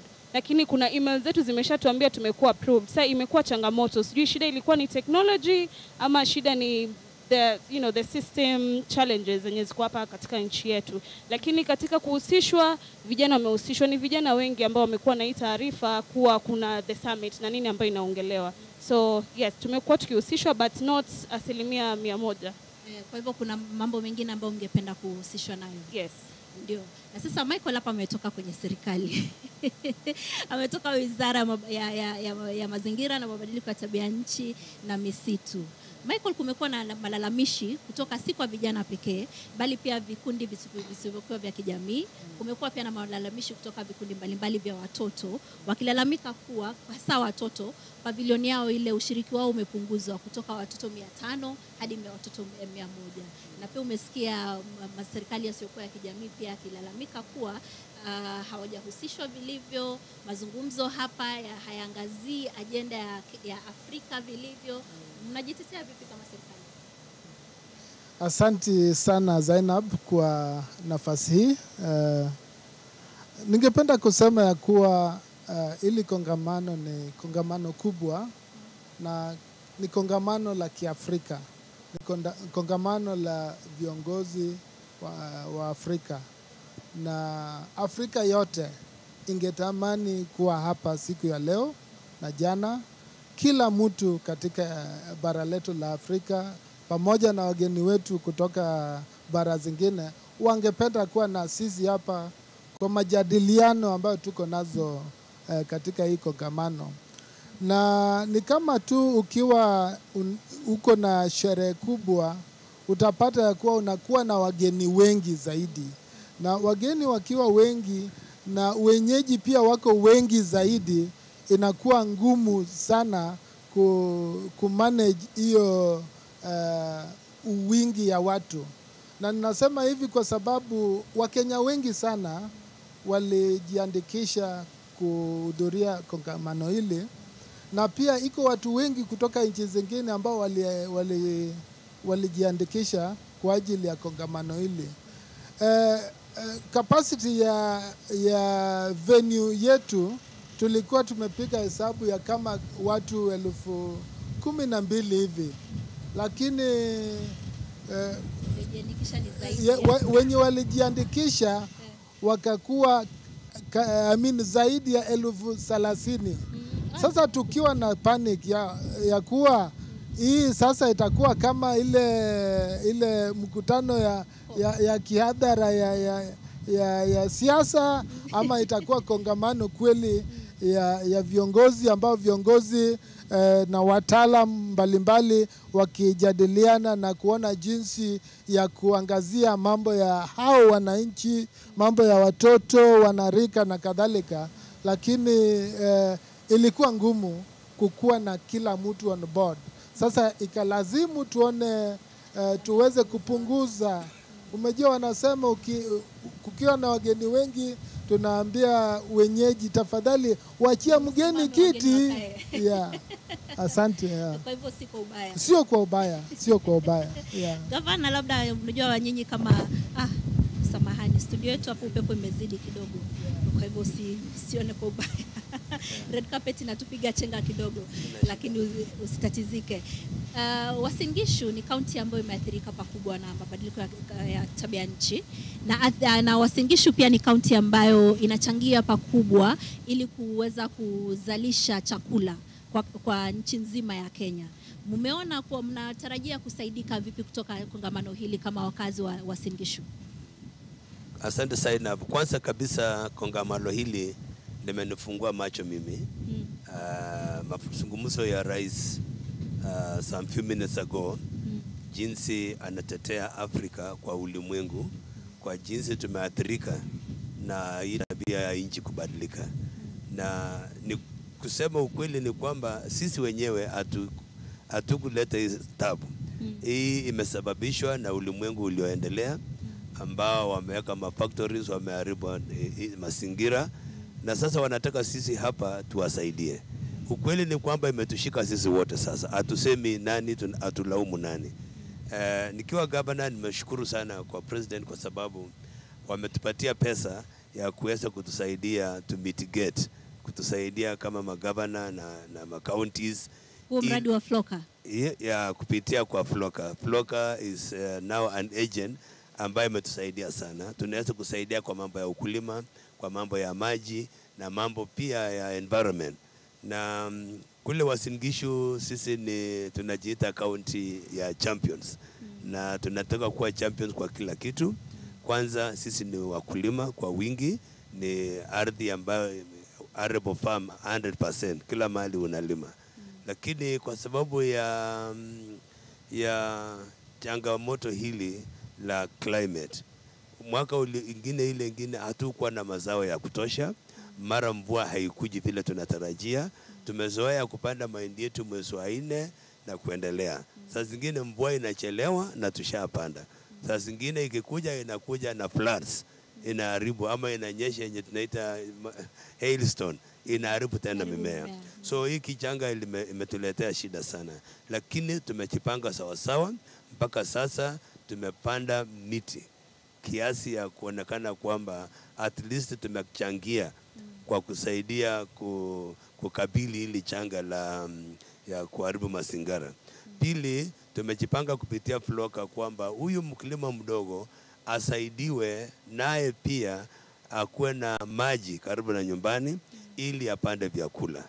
Juzi last year kulikuwa na janga kubwa sana la njaa kule Turkana, maeneo ya North Rift zote, Turkana, kule Baringo, West Pokot, na kaunti ya kusaidia hawa ni Uasin Gishu. Tulikusanya vyakula, tukakusanya mahindi, tukakusanya nini, tukasaidia ndugu zetu ambao waliathirika, wamekaa miaka 3, miaka 4 bila kuwa na mvua. Kwa hivyo sisi we are positioning ourselves kama county tukijua kwamba ingawa tumebarikiwa na mambo ya kukulima, lakini lazima tufanye zaidi. Ndio. Yes. Husna, unajua marais pale ndani wanazungumza, kwa hivyo ni mbio kabla turudi tumsikize Rais Kagame saizi anahutubia kikao hicho. Gavana pale amesema wanapanda miti. Wewe kama mtu ambaye anahusika na vile rasilimali zinamanajiwa, kupanda miti ni suluhisho? Ndiyo, ni moja kati ya suluhisho ambalo litaweza kutupatia matokeo mazuri kwa muda. Haiwi hapo kwa hapo. Mnajua kuwa miti pia inakuwa na muda wake. Muhimu ni kuwa kunazo mbinu zingine za kuweza kupigana na hili janga la mabadiliko tabia nchi na kutafuta namna ya kuzalisha kwa njia ya wepesi, kwa njia ya mbegu ambazo zinaweza stahamili hili janga na ile hali ya hewa vile ipo. Na pia ni muhimu sana kuweza kutafuta namna za even kuangalia masuala ya maji. Vile gavana ameongea tayari, anasema tunapenda mvua na vile wakati mwingi tunaihitaji, tunaitumia, lakini pia ikikuja inatuletea maafa mengine. So muhimu pia ni mbinu nyingine ambayo lazima tuiangazie kwa kina, na hilo ni jambo moja ambalo linaongelewa sasa katika hili kongamano. Naomba kuwakatiza kidogo tumsikize Rais Kagame kabla amalize, tusikie ni nini anasema, na Rwanda wameathirika vipi na janga hili la mabadiliko ya tabia nchi na ni vipi wanajisaidia kama wakazi wa Rwanda. In the search for global climate solutions, Africa stands united and should remain so in this and in its position. In this regard, allow me to take this opportunity to commend President Dr. William Ruto for his exceptional leadership of the Committee of African Heads of State and Government on Climate Change. In Rwanda, we want the private sector to play a greater role in building a green economy. Our strategy is to position ourselves as an attractive destination for international climate financing and investment. That's why the COP27, at that summit, Rwanda launched Ireme Invest, a green investment facility created by the Rwanda Green Fund in partnership with the Development Bank of Rwanda. So far, more than 200 million has been mobilized, US dollars that is, from domestic and international partners, including the European Investment Bank and the Green Climate Fund. We have also been working closely with the International Monetary Fund as a participant in the Resilient and Sustainability Trust. We have access to long-term financing to further integrate climate into our economic policies. This is a good sign that the international community is taking seriously the call to reform our global financial architecture. But there is still room for improvement. In this context, I welcome the discussions held at the Paris Summit for a new global financial pact. The Bridgetown Initiative, spearheaded by Prime Minister Mia Mottley of Barbados, also deserves consideration and serious attention. Any meaningful structural change must favor debt restructuring and lower interest rates, as President William Ruto has so eloquently explained. As chair in office of the Commonwealth, Rwanda supports the development of a multi-dimensional vulnerability index led by the United Nations in partnership with the small island developing states. Gross national income, GNI, does not accurately measure a country's vulnerability to climate change. In any case, small islands and developing states should not be penalized for having higher income levels. Ultimately, what Africa wants is fair and equal partnership, which takes our priorities into account. That is going to be the basis for trust and solidarity. I hope this summit will serve as a good foundation for discussions later in this year at COP28. I thank you for your kind attention, and Mr. President, thank you for convening us here. Round of applause for President Paul Kagame. Thank you very much, Your Excellency. Now is the opportunity for President Salva Kiir, the President of South Sudan, to make his statement. Your Excellency, you have the floor.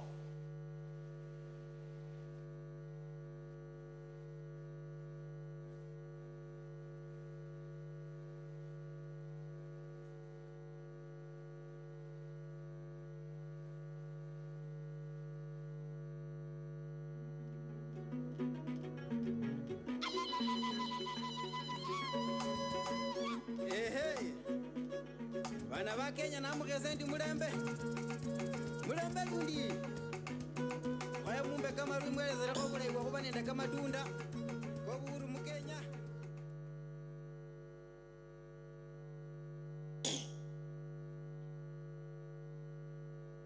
Your Excellency Dr. William Ruto, President of the Republic of Kenya and Chairman of the Committee of African Governments on climate change. Excellencies, heads of state and government,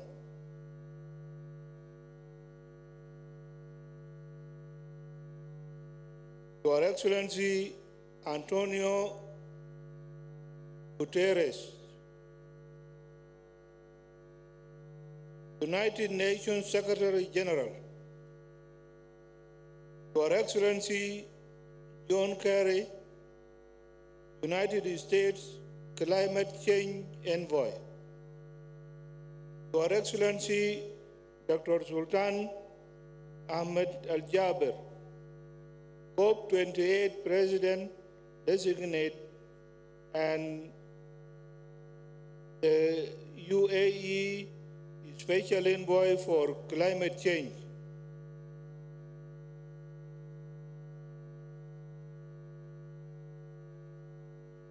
Honorable Ministers for Climate Change, distinguished guests, ladies and gentlemen, good afternoon.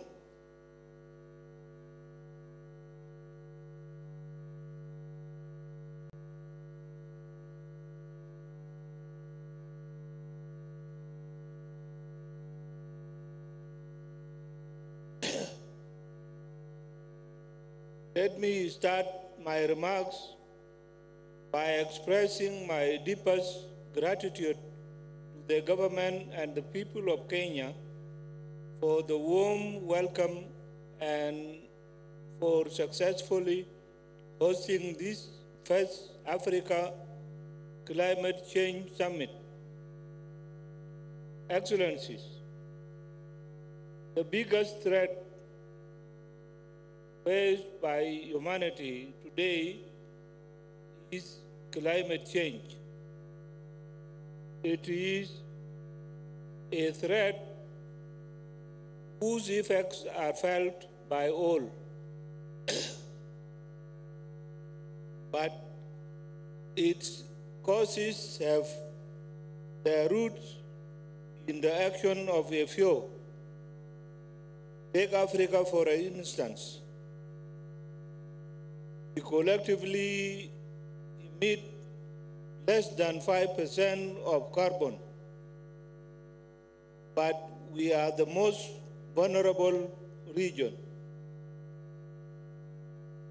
My country, South Sudan, with tiny emissions, for example, is currently experiencing floods, droughts, heat waves, and irregular rain patterns. We have over 2 million people who have lost their livelihoods as a result of climate change and are in dire need of support. In the face of this reality, we cannot continue to lament about the impact of climate change, nor continue to wait for the financial support that has been promised but not delivered. We must seize this opportunity given to us by this African Climate Summit to come up with additional ways to address the impact of climate change. Why am I calling for additional measures?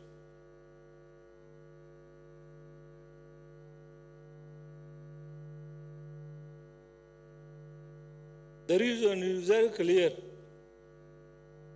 The $100 billion that was pledged at the United Nations Climate Change Conference, COP15, in 2009, has not been delivered.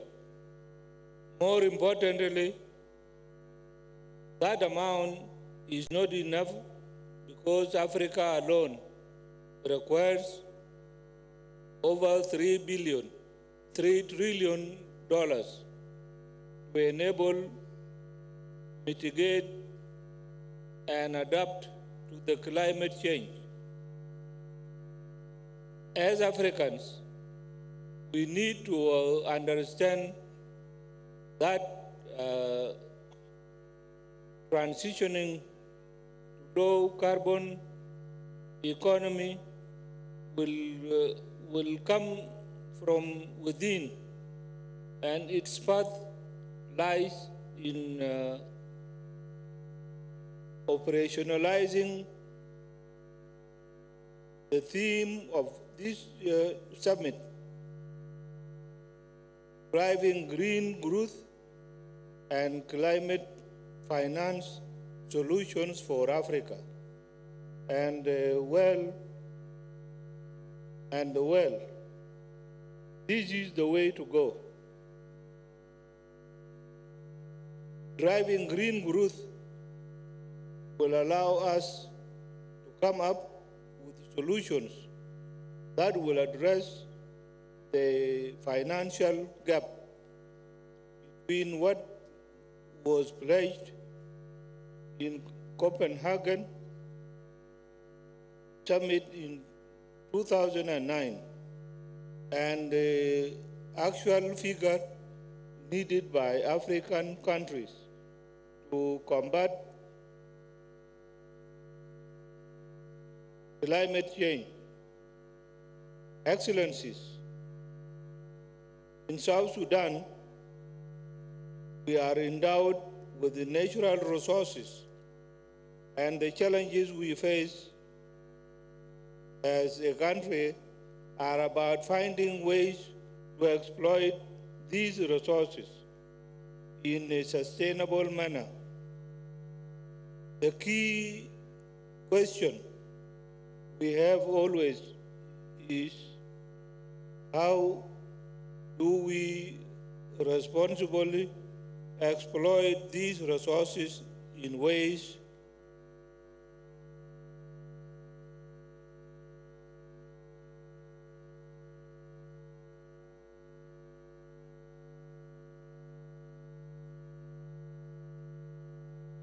that contribute towards mitigation and adaptation to the impact of climate change.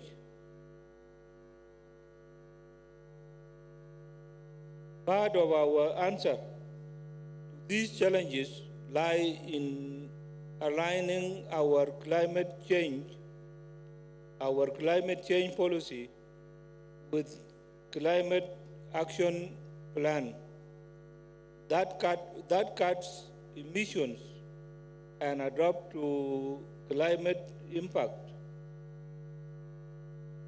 Presently, South Sudan has developed its second nationally determined contributions with the goal of generating 3,000 megawatts of renewable energy from hydro, solar, with the solar with wind, and geothermal gas.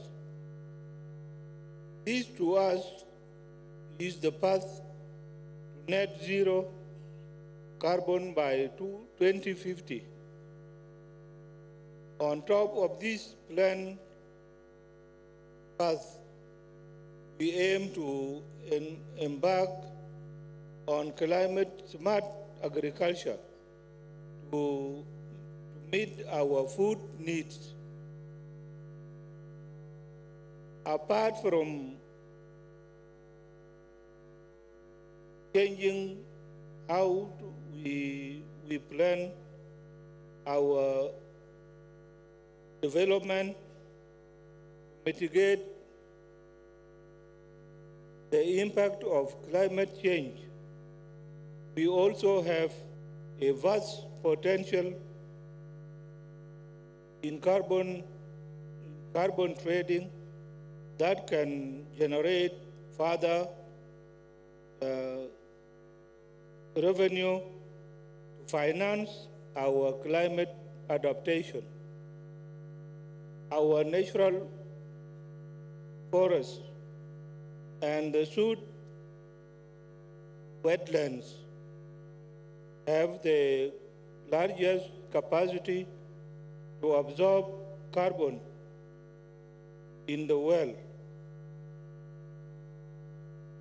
In fact, I'm proud to say that the Sud wetland in my country is the third long of the world. These ecosystems can sequester millions of tons of carbon dioxide annually, and in them lies the potential for carbon trading I just mentioned.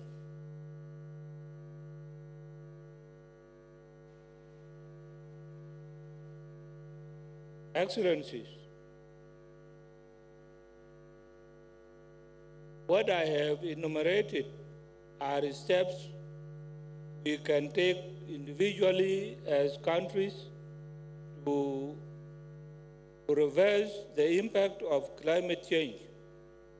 However, we in the global south expect developed countries to play their part, first by cutting their emissions by over 45%, and second, by living their commitment that was made in 2009 in Copenhagen, finance climate adaptation in developing countries. We cannot meet the target of maintaining the temperature rise to 1.5 Celsius by 2030 if the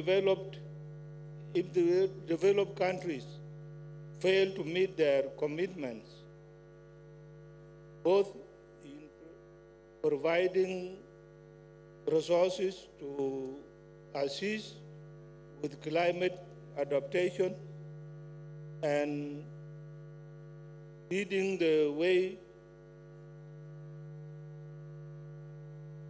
in cutting their own emissions. Once again, I congratulate Kenya for successfully organizing the first Africa Climate Summit. I hope that all of us will speak with one voice at COP28 in Dubai. The time for climate action is now. I thank you very much.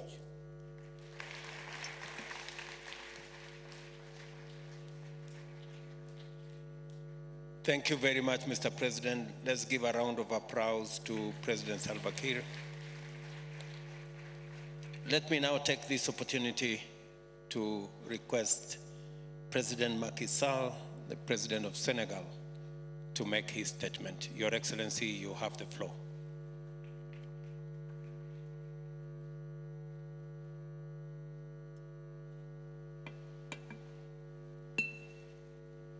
Thank you very much, President William Ruto, dear brother, chers collègues Dear colleagues, Head of State and Government, Chairperson of the African Union Commission,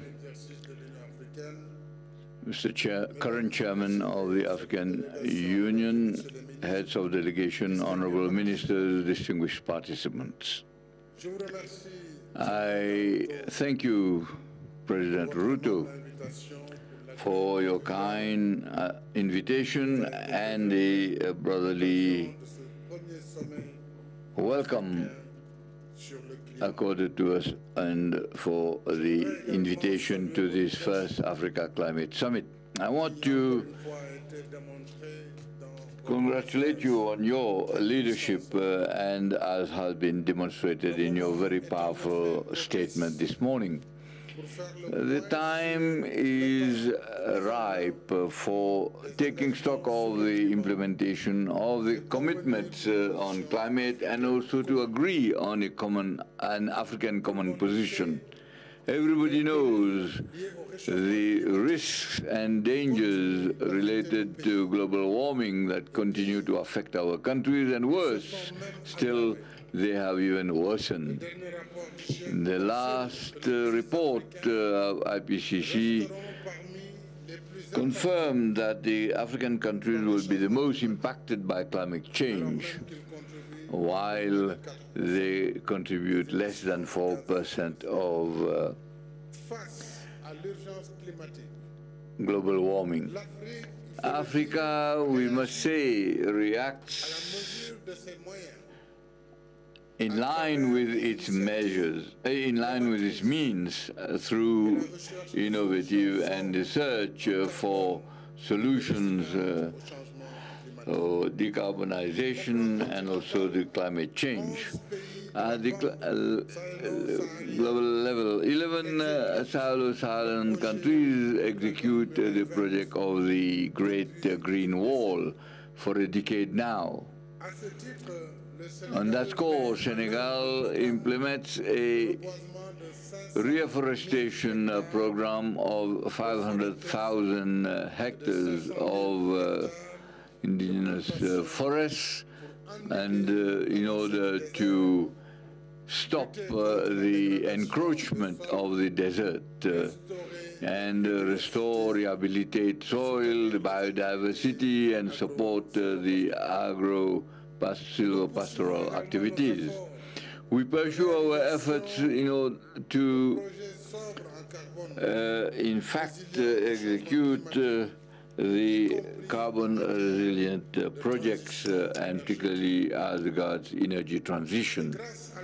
And thanks to the implementation of our mixed energy programs, renewable energy represents today 31% of our electricity installed capacity, and part of it is from solar energy, and the other components come from wind and hydroelectric power.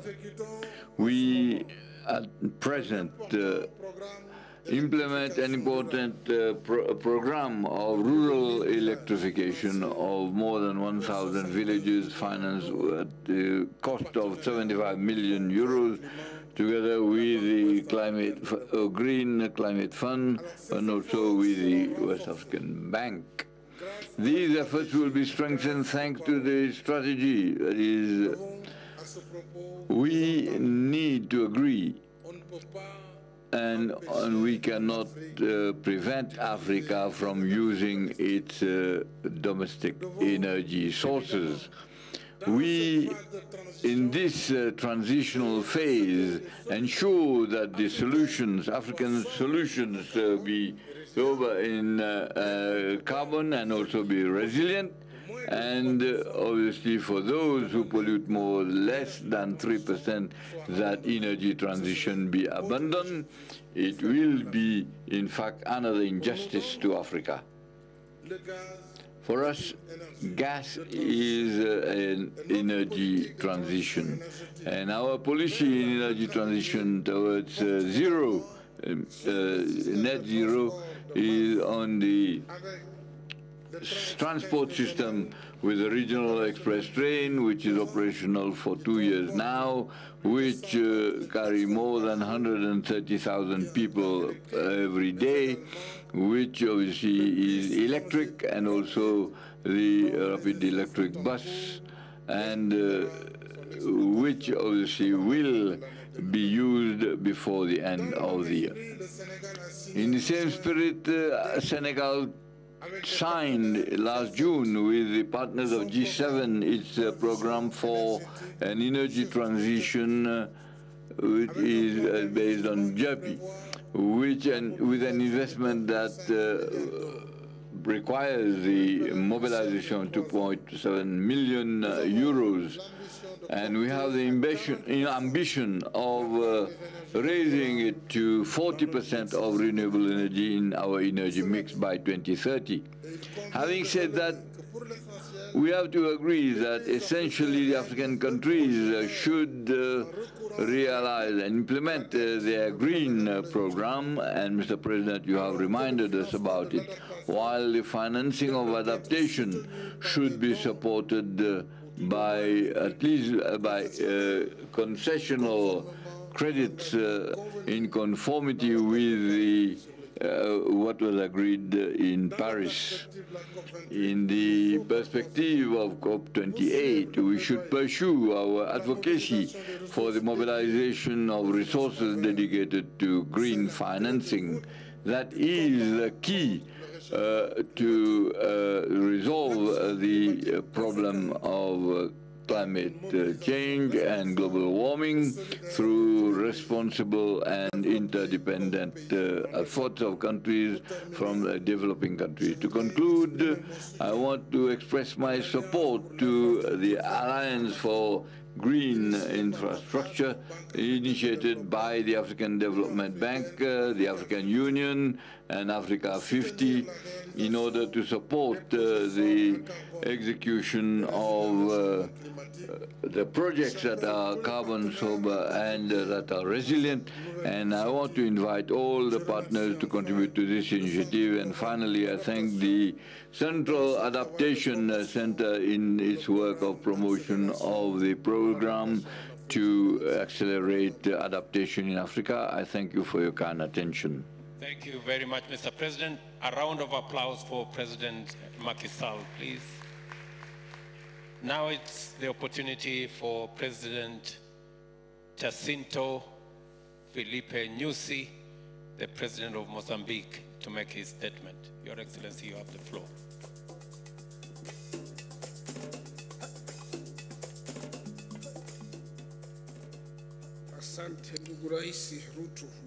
Thank you very much, Ruto, for this opportunity.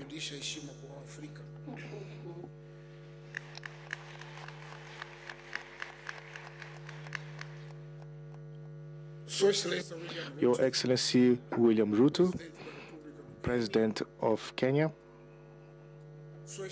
Your Excellency Azar Ousmane, President of Comoros and the Chair at the AU,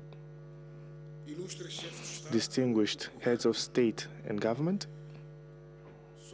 Your Excellency Moussa Faki from the AU Commission, Your Excellencies, ladies and gentlemen. First of all, I would like to commend the invitation of Your Excellency President Ruto and the warm welcome and the invitation to participate in the Africa Climate Summit hosted by the Kenyan government together with the AU Commission. Your Excellencies, the decision by the African Union General Assembly to host this event is in order to have a shared African vision regarding the climate crisis that is affecting the world, and mostly Mozambique, Africa. And looking specifically at Mozambique, the country is cyclically ravaged by the impacts of climate change. It's not what I've heard about. This is what we live And as of February every year, and even until May, we suffer from the adverse effects of climate change. Since 2019, we have suffered from the cyclones Idai, Dineo, Freddy, amongst others. We had many natural storms and drought. Cyclone Freddy was extraordinary because it took longer time, more than 14 days, and we were affected twice by Cyclone Freddy because first affected us on the coast and then went back, and then it affected again Mozambique on its pathway to Malawi. We know that such disasters affect negatively populations in Mozambique, not only, but in other countries. Your Excellency, your President, the interventions that we've heard were exhaustive. Such statements try to explain what is climate change and what are the impacts of climate change. So I'll not be repetitive, and I would like to be more objective and straightforward by sharing the experience of Mozambique with regard to climate change, prevention, mitigation, and adaptation, and to emphasize the following. First, the conservation areas. 25% of the Mozambican territory is covered by parks, reserves, game parks, including marine protection areas. In this perspective, different actions were endeavored by the Mozambican government together with private partners and local communities in protecting these areas that have led to the reduction of poaching of rhinos, lions, as well as illegal logging. So why am I referring to the cooperation of communities? Because very often we just talk at a high level, but those that are living those realities with the nature is communities. So they have to be collaborating with us in order to protect what are their livelihoods. I've also spoken about elephants. You know that the best gardener in the forest is the animal, specifically elephant, meaning that if we do not protect, for example, our animals, our gardens and our forests can be threatened seriously. Secondly, Mozambique hosts the most extensive Miombo forest, which is the largest ecosystemic system in the world, and it extends for more than 2,564 kilometers throughout the Zambezi Basin. As a way of protecting the Zambezi Basin that covers 8 countries from Southern Africa, last year we have held the regional conference under the leitmotif towards an integrated and sustainable management of Miombo, towards resilience to climate change and protection of the Great Zambezi.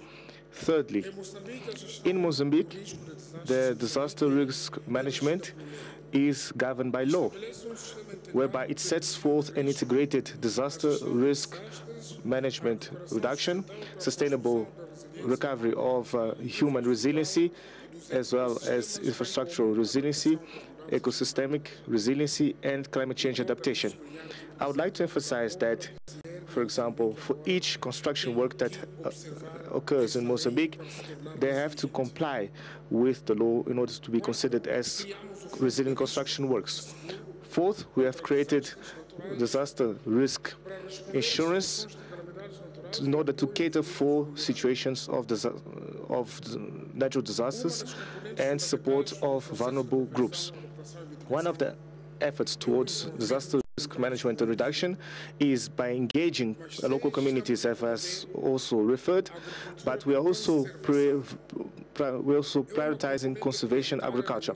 This is relevant in our strategy towards food security, and we promote the preservation of soils, soil quality, the preservation of water resources, the prevention of wildfires that led to deforestation and adverse effects from climate change. Moreover, the management of biomass energy, considering that our rural communities greatly rely on firewood. So we have been expanding rural electrification based on our national grid from the Cabora Bassa Dam and solar grids within the initiative Energy for All. Besides expanding the Cabora Bassa Dam that serves up some of the countries in Southern Africa, we are also prioritizing some hydroelectric projects such as Pandankua, as well as the Ntemani gas plant. And Ntemani will have around 400 megawatts, with the major one.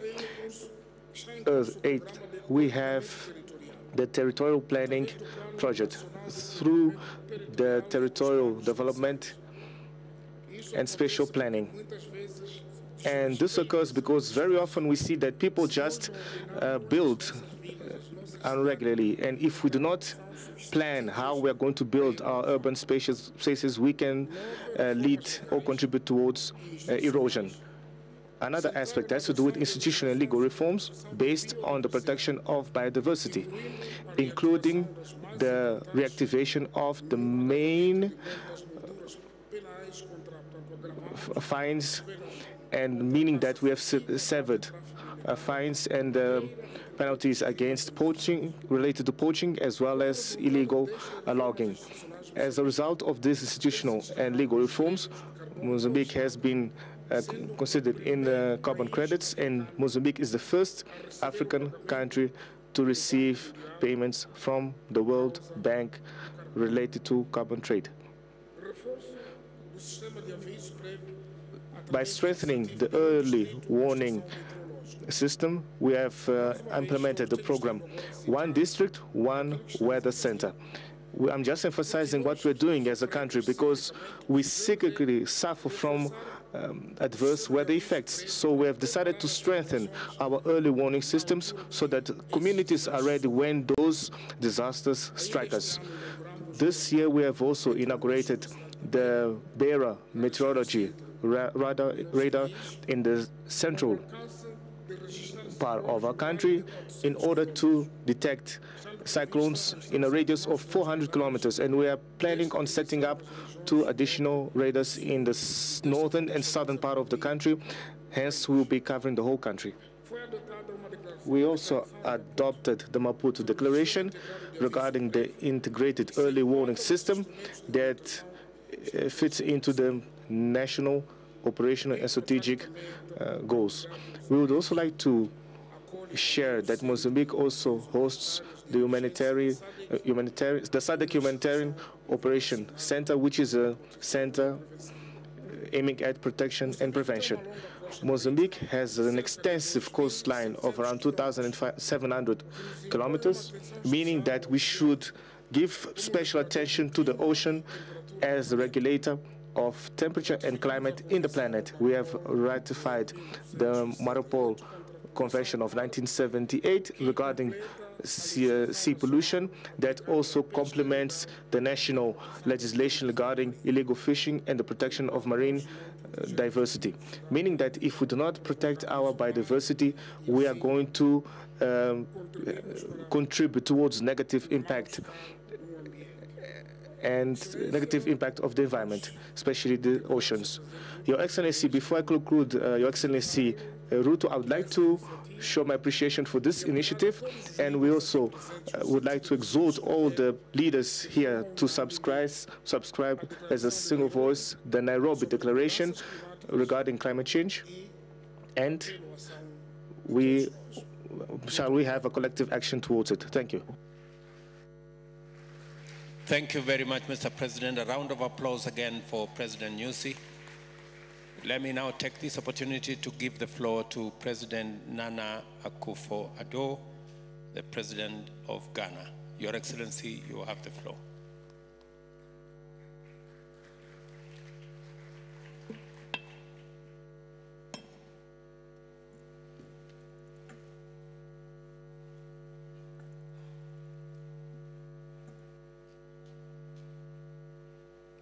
President Ruto, Your Excellencies, ladies and gentlemen, I join other speakers in applauding the Kenyan President, our host, President William Ruto, for his initiative in convening this summit, and thank him for his hospitality. A summit to define a common African position towards the deliberations of COP28 in Dubai is a highly commendable one, especially if it can help us define how we can mobilize our own resources to address this critical issue of climate change. Ghana's nationally determined contributions towards combating climate change have been fully incorporated into government's coordinated program for economic and social development policies to facilitate their implementation. We have introduced major policy interventions that have development and climate projection imperatives. Our flagship programs, whether they are the programs for planting for food and jobs, or One Village, One Dam, or One District, One Factory, are all geared towards boosting industrialization and rural development, as well as building our resilience to the impacts of climate change. The strategic focus of the One Village, One Dam initiative, for example, in the northern regions of our country, is to provide all year-round access to water to smallholder farmers who practically have no viable livelihood alternatives during the long dry seasons. We're also determined to make natural gas, which we have in abundance, available for the generation of electricity. We placed a ban on illegal mining, the phenomenon we call galamsey, which was destroying our water bodies, vegetation, and our forests.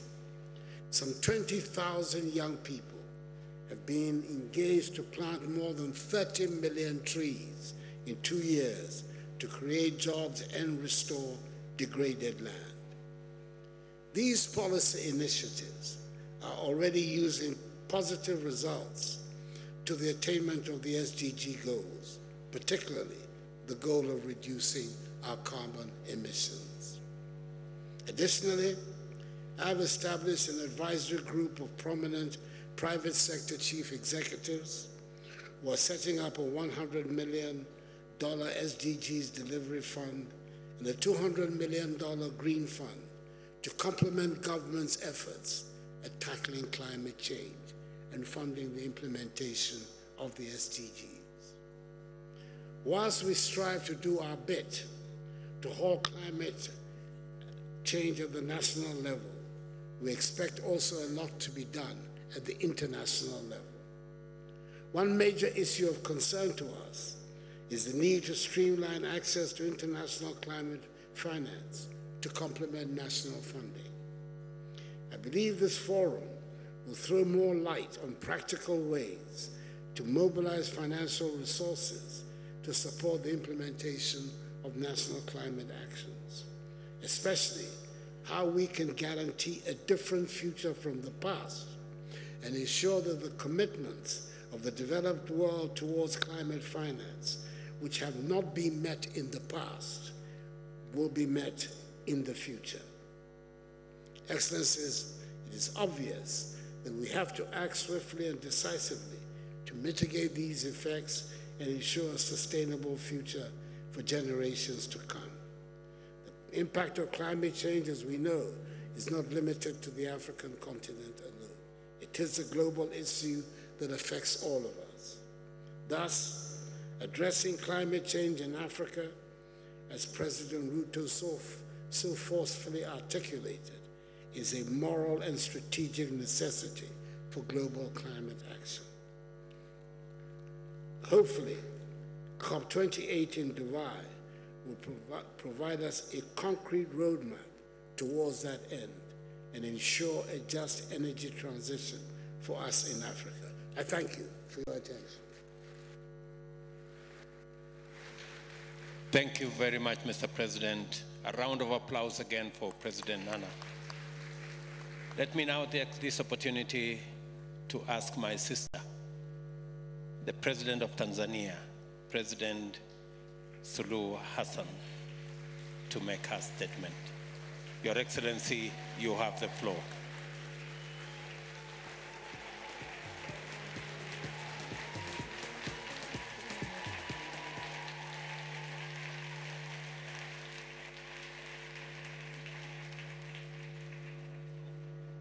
Your Excellency, President William Ruto, President of the Republic of Kenya and Chair of the African Committee of Heads of State and Government on Climate Change, Excellencies, Heads of State and Governments, distinguished delegates, ladies and gentlemen.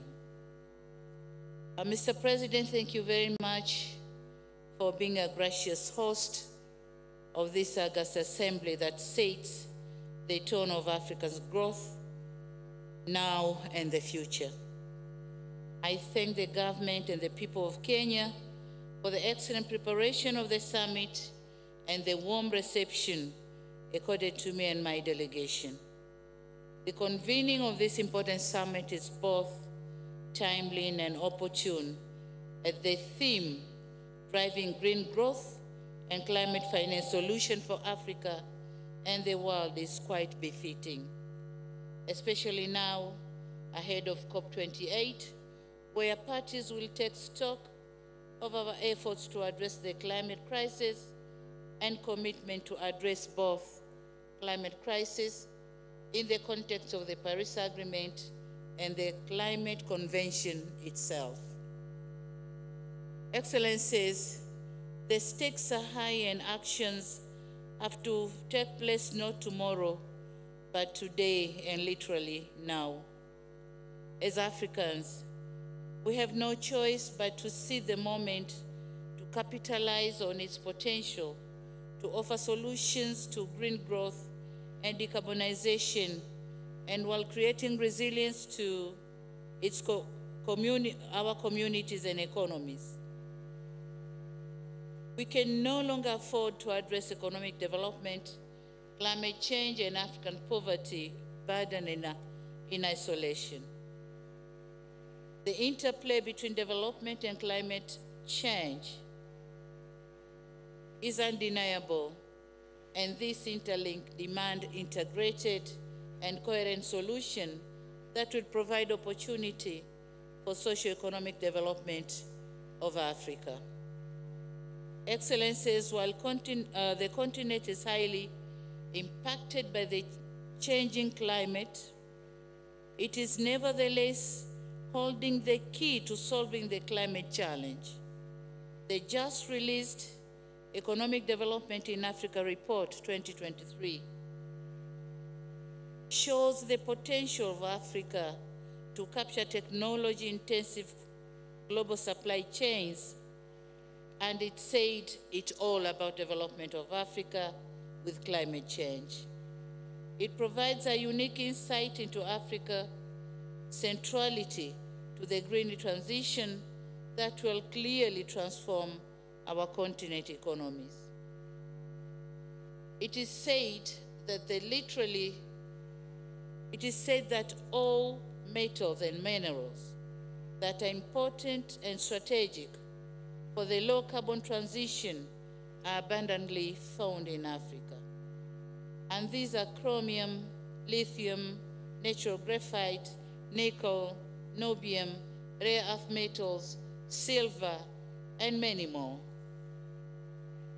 Given the abundance of these minerals, the continent needs to reposition itself not only as a supplier of raw materials globally, but strengthen the value chains by ensuring their conversion into intermediate and final products is done within the continent. As critical minerals, as they were called critical minerals, they have to make critical contributions to our internal revenue collection and employment creation. they also have to contribute critically in the environmental protection in our countries. So having all these, Africa has to stand firm to use the materials for our own development. Excellencies, human capital dividend in Africa is another force to reckon. To avoid the past mistakes in the history of our continent, we need to focus on human capital advancement by training our own people, especially youth, so as to be able to reap from these vast opportunities. We need to consider the climate crisis as an opportunity to address the youth unemployment challenges. Excellencies, beyond the African potentials, we have potentials in our individual countries. My country, Tanzania, is leading the way by demonstrating strong momentum in driving the green growth. Almost 95% of our energy is from hydro and natural gas. We are also leading in nature conservation with almost 38% of our landmass under conservation in various regimes. We are also committed in nurturing the ecosystems that hold the promise of creating thousands of new jobs and unlimited national economic and global benefits. Talking on the offering of critical mineral to the world, Tanzania has huge deposits of some of these critical minerals needed today. Helium is present around Lake Rukwa Basin, nickel deposit around Lake Victoria, graphite reserves at the southern eastern part of the country, and we also accommodate other deposits, critical minerals, including copper and lithium, as well as rare elements. Despite of the above scenario, we, however, need to face the fact that Tanzania, and indeed the whole of African continent, still faces unprecedented impacts of climate change with limited capacity to finance the mitigation and adaptation needs. And thus, as we head towards COP28, we have to raise an African voice on the establishment and capitalization of a special fund for Africa. The contribution and the pledges which are given by the advanced countries have to say what percentage of those pledges goes to Africa and not just a blanket pledges. As I conclude, and as you are all aware, Tanzania is hosting the AGRIF Food and Agriculture Summit this same week. The presidential summit is on 7th of September, a day after tomorrow. I therefore wish to use this opportunity to once again invite you to Tanzania, and I'll personally be there to welcome you all. Once again, I congratulate you, Mr. President Ruto, for organizing such a successful event, and I look forward to seeing you all in Dar es Salaam. I thank you very much for your attention. Thank you very much, Your Excellency. Another round of applause for President Samia Suluhu Hassan. Now it's my pleasure to request my brother, President Mohamed Yunus Memphi, the President of Libya, to make his remarks. Your Excellency, Mr. President.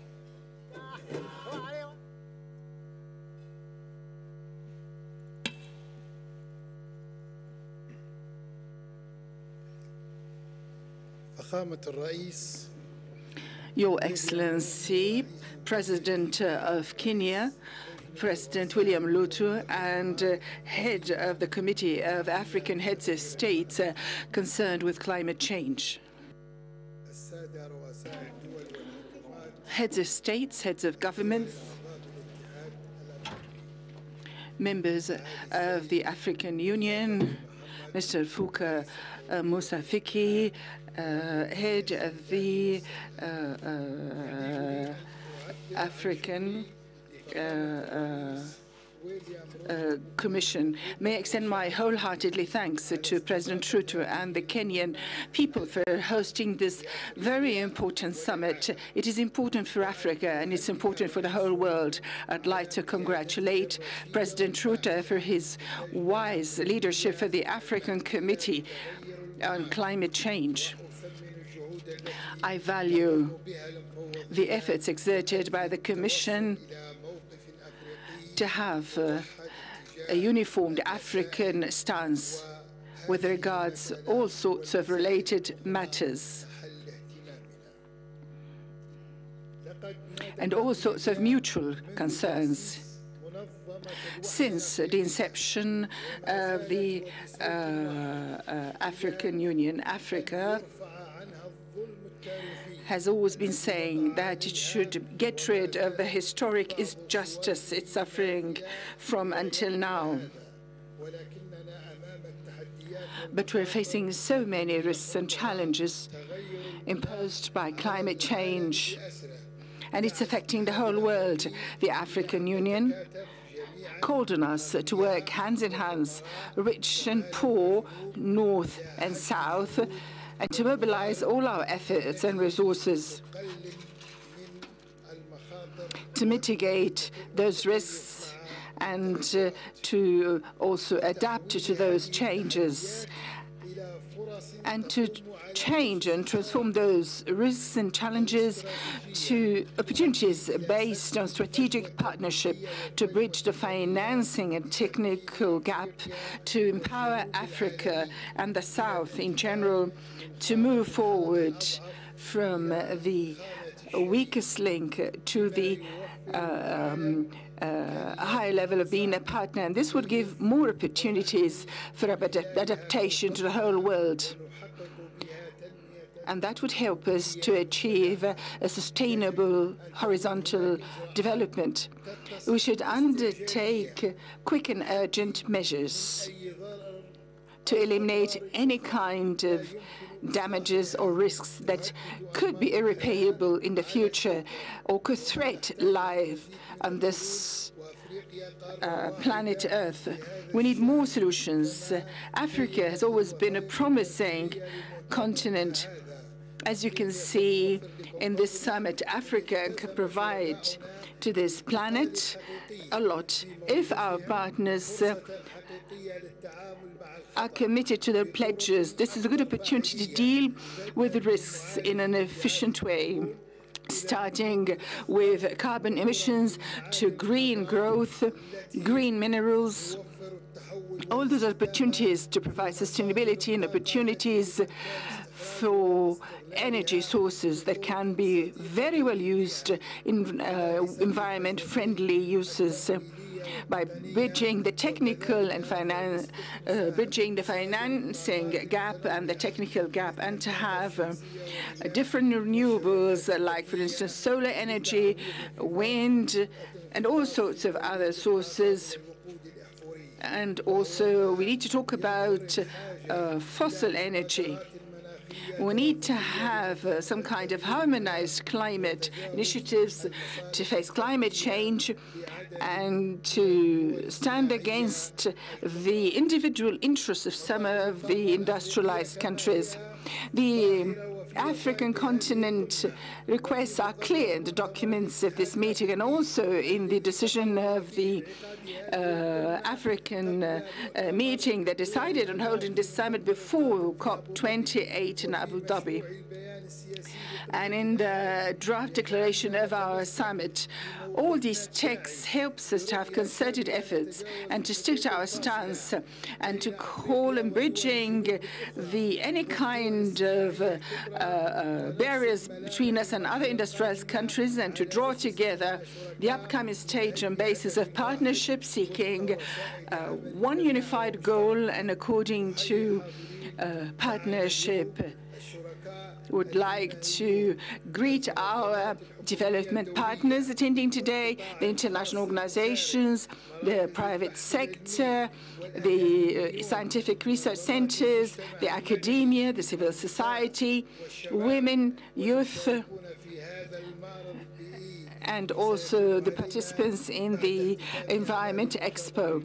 And after the conclusion of this meeting, which is going to be crowned with our declaration representing the unified African stance, we're going to be able to mobilize our efforts, and we're going to attend and participate in COP28 to defend the outcomes of our summit here in Nairobi. And thank you very much. Thank you, President Ruto. Your Excellency, a round of applause for President Memphi again. Thank you. Let me now take this opportunity to ask my brother, Julius Bio, the President of Sierra Leone, to make his statement. Your Excellency, you have the floor.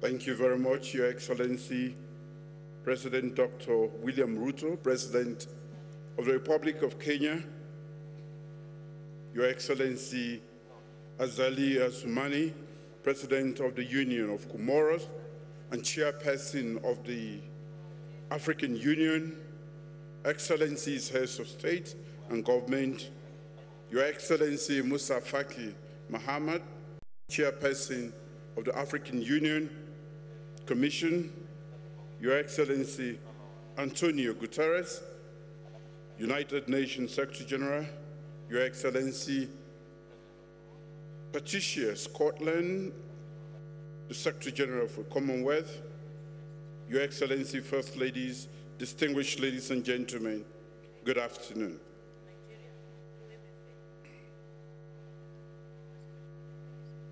I'm pleased to address this high-level session of the African Climate Summit 2023 under the Kenyan presidency and to reaffirm Sierra Leone's commitment to scale up climate action urgently. I must thank His Excellency, President William Ruto and the government of the Republic of Kenya for the excellent arrangements made for this summit as African countries seek to address climate change priorities in this critical decade.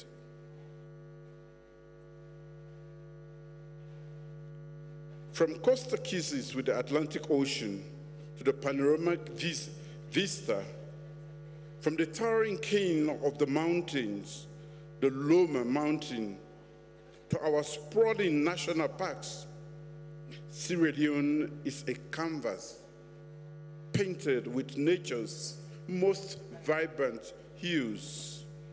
Our golden beaches are a testament to nature's artistry. Your Excellencies, distinguished ladies and gentlemen, if you've not been to Sierra Leone, I'm inviting you to come. However, beneath our nation's beauties lies an unmistakable urgency. With a median age of just over 19 years, our young population, like the other young populations representing Africa's vibrant future, stand at a defining crossroads. Their legacy, and indeed our collective legacy, is shaped by the choices we make today. The seas, once serenading us with gentle lullabies, now one of rising tides that could erase generational achievements. The rains which celebrated our lands now pose a looming threat. Why Sierra Leone is rich with nature's gift. This very geographical splendor renders us vulnerable. Climate change for us isn't a distant shadow. climate projections in Sierra Leone include temperature increases, extreme weather conditions, intense precipitation, and rising sea levels. Our shores, symbols of natural grandeur, are receding. Many of our communities face displacement, and our pristine beaches risk fading away, and calamities like landslide and floods have become hauntingly regular. The surge in pests and diseases is another testament to our enduring imbalance.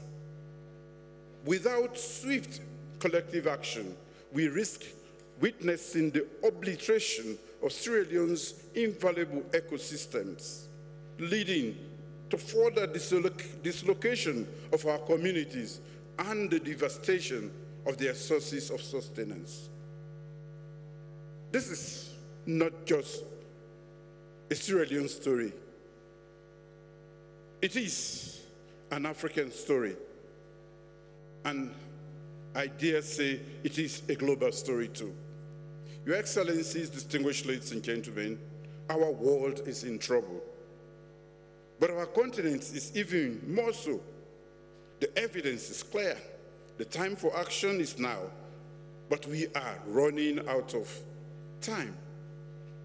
Grounded in this stark reality, my government remains unwavering in our commitment to fortifying climate resilience, ensuring our people thrive sustainably and harmoniously with nature. In our updated nationally determined commitment, Sierra Leone has defined a progressive pathway forward for cutting greenhouse gases emissions from the 2005 levels by 5% by 2025, 10% by 2030, and 25% by 2050. My government is unyieldingly devoted to climate change resilience and adaptation. This includes support for community-based adaptation in agriculture and energy sectors, integrated water resource management, and climate change disaster risk management. We are also poised to improve meteorological services for early warning systems and enhance and protect conservation of natural habitats and ecosystems. Furthermore, our climate change mitigation strategies extend to promoting renewable energy, infrastructure, resilience, and extensive reforestation efforts on at least 960,000 hectares of land. As we engage in country planning, we will also prioritize low carbon screening. Excellencies, distinguished ladies and gentlemen, to reaffirm our commitment, we have institutionalized efforts against this global menace. We have established a dedicated Ministry of Environment and Climate Change and a Climate Change, Renewable Energy and Food Security Presidential Initiative led by Dr. Kande Yonkela. We are designing policies and programs and laying the framework for establishing strong partnerships for funding and implementing projects on major cross-cutting thematic areas of national and global significance. Agriculture is the mainstay of our economy. Recognizing the core importance and extreme vulnerability of agriculture in Sierra Leone, we are focusing on resilience and innovation within this sector, leveraging technology and forward-thinking strategies for climate adaptation. Our overarching aspiration, as enshrined in our National Development Plan, is clear. Achieve food and nutrition security by 2030 through climate-smart practices bolstered by renewable energy throughout the agricultural value chain. Your Excellencies, distinguished ladies and gentlemen, meaningful inclusion and intergenerational dialogue are crucial to achieving SDG 13, to take urgent action to combat climate change and its impacts. In Sierra Leone, we consider our women equal partners for development. We passed the Progressive Gender Equality and Women's Empowerment Bill, which guaranteed by law a minimum of 30% representation of women for all appointive and elective positions.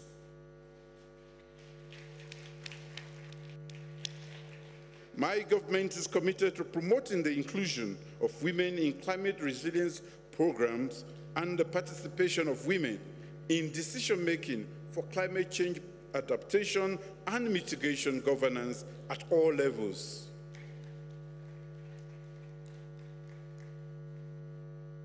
We must harness our demographic dividends on the continent and involve our youthful population in our climate adaptation and mitigation efforts throughout by involving the youth in everything that we do.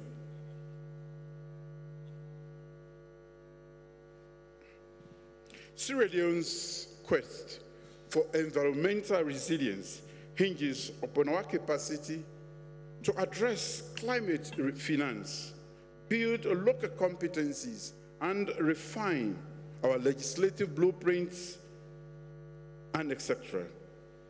Solutions like carbon markets, innovative debt swaps, and novel financial tools such as leveraging our natural resources may be our bridge to surmount the fiscal chasm. Our appeal is clear.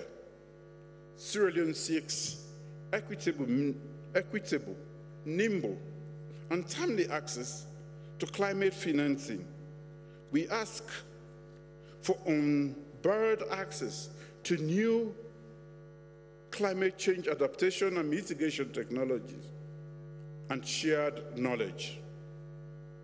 Our salvation from escalating climate crises lies in collective wisdom and concerted efforts. Another challenge is our institutional prowess in designing programs that attract climate finance is still developing. We yearn for guidance and backing to bolster our legislative architecture, especially concerning forest conservation. Your Excellencies, distinguished ladies and gentlemen, while shared, the responsibility for climate adaptation and mitigation is not and should not be evenly distributed.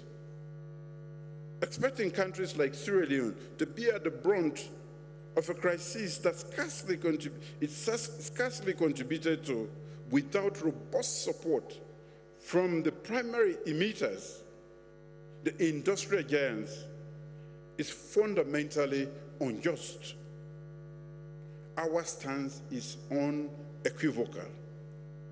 We are here to collaborate, not to capitulate.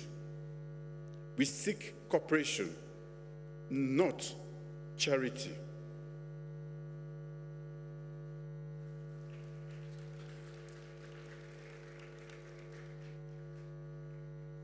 The actions of significant polluters must pivot from mere declarations and vague commitments to actionable, technology-driven reparations.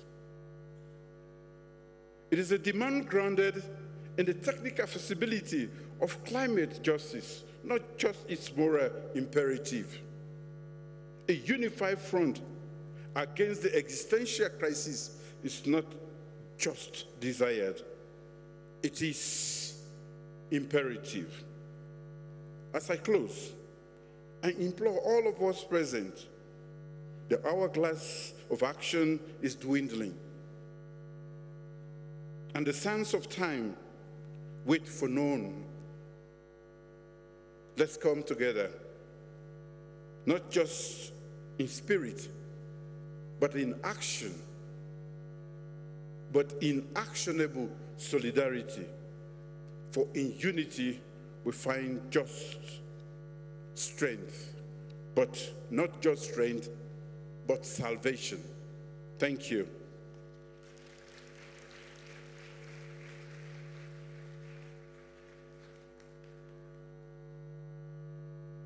Another round of applause for President Bayo. Thank you very much. Now let me take this opportunity to request my sister again, Her Excellency Saleh Work Zewde, the President of Ethiopia. Madam President, you have the floor.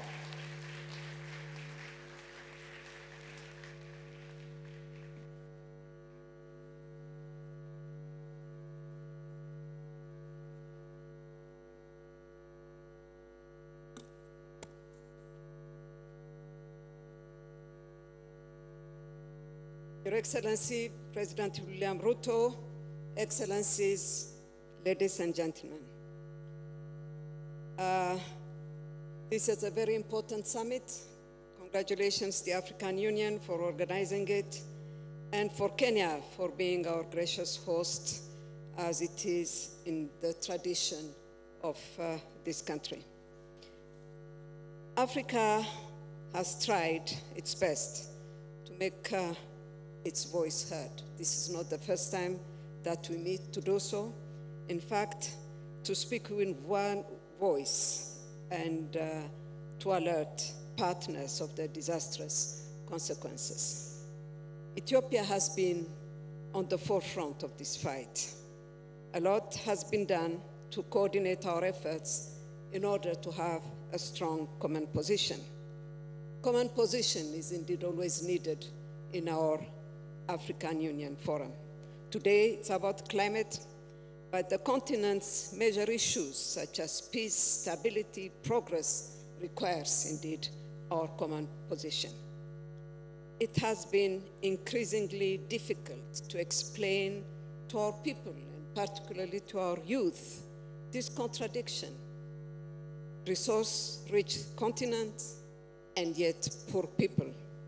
To explain the injustice that has been mentioned many times here today. That is why our summit cannot and should never be a talk show, but a place where concrete actions and actionable actions are being taken. Let me also say that without sufficient research publications, it would be difficult for the Intergovernmental Panel on Climate Change to get accurate representation of Africa's special needs and circumstances that would build evidence-based for advancing the key ask of the continent. So it is imperative that as Africa, we prioritize investments in our research capacity to develop scientific publications to inform and guide global efforts to combat climate change. We must emphasize on investing in African research institutions to produce regionally relevant science that can inform the different working groups under the IPCC.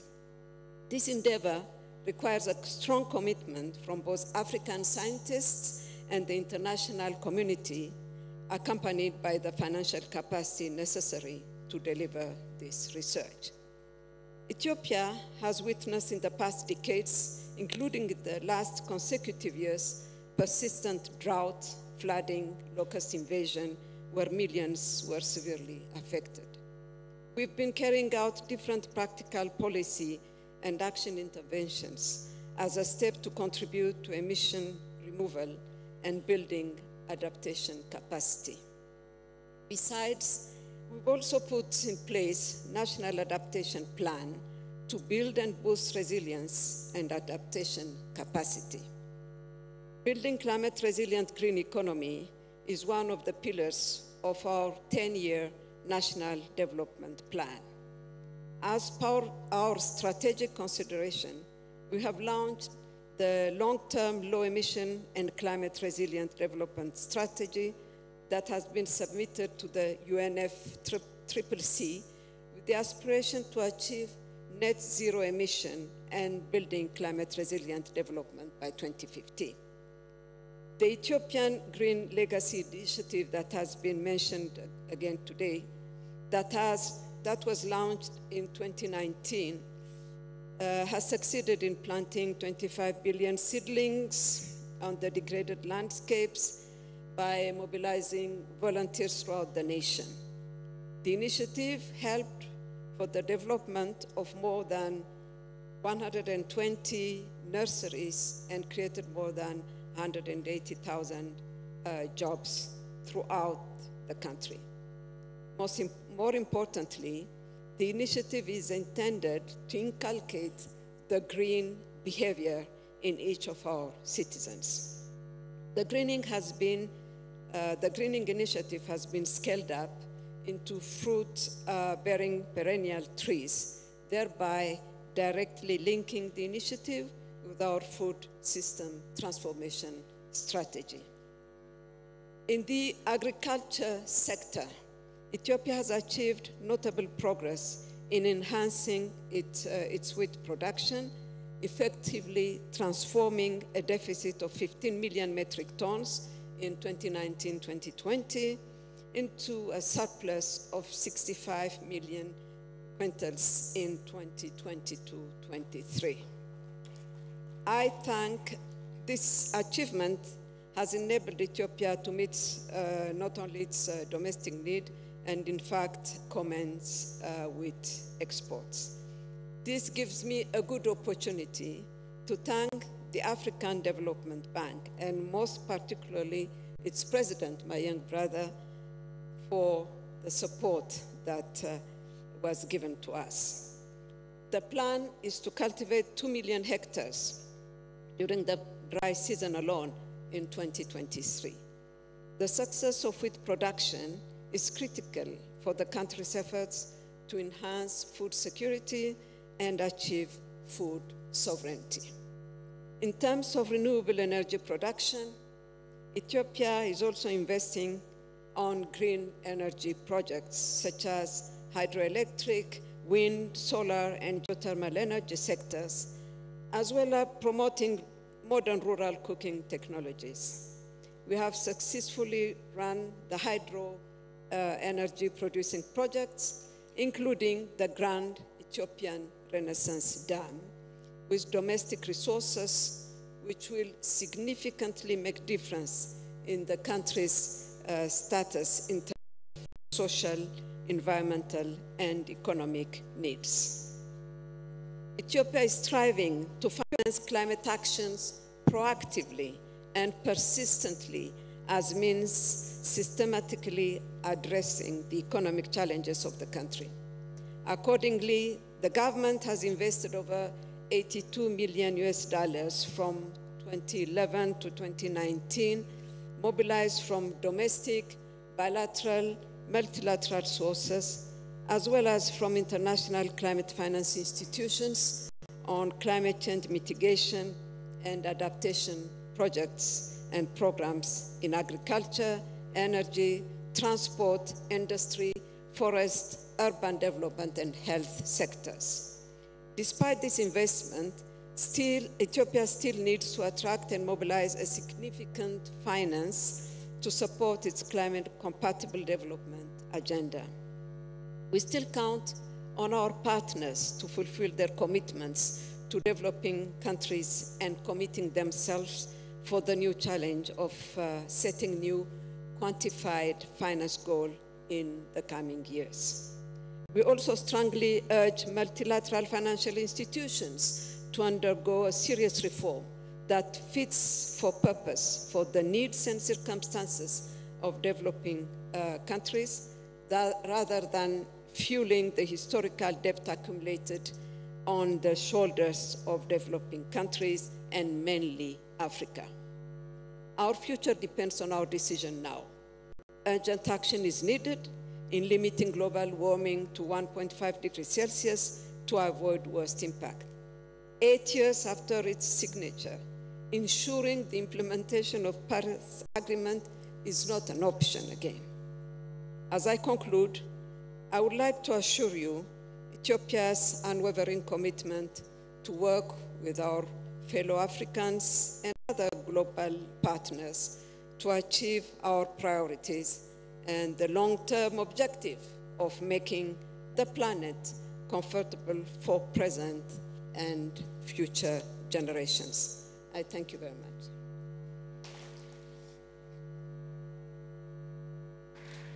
Thank you very much, my dear sister. Another round of applause for President Zewde.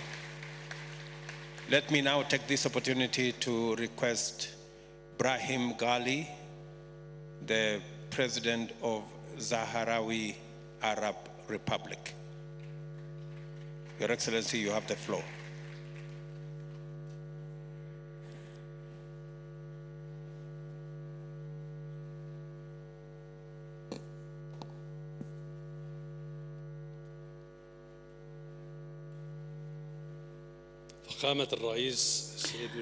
Your Excellency, President of Kenya, Dr. William Ruto, and also head of the Committee of Heads of States on Climate Change, and also head of the AU, and also Mr. Musa Fiki, head of the AC, Your Excellencies, heads of states, heads of governments, ladies and gentlemen. It's my pleasure at the outset to extend my wholehearted thanks to the Republic of Kenya, the government of Kenya, and the people of Kenya, and President William Ruto for this gracious invitation to attend this meeting.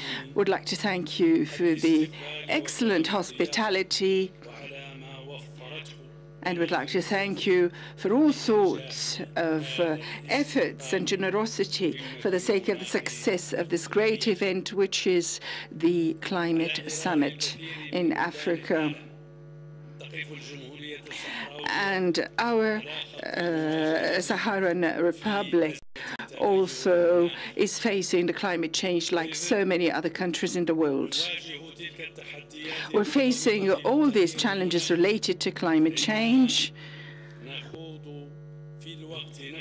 Meanwhile, we have another struggle to put an end to occupation in my countries due to the occupation because of the conflict with Morocco. And those challenges are intertwined. This situation led to the displacement of more than 200,000 of our citizens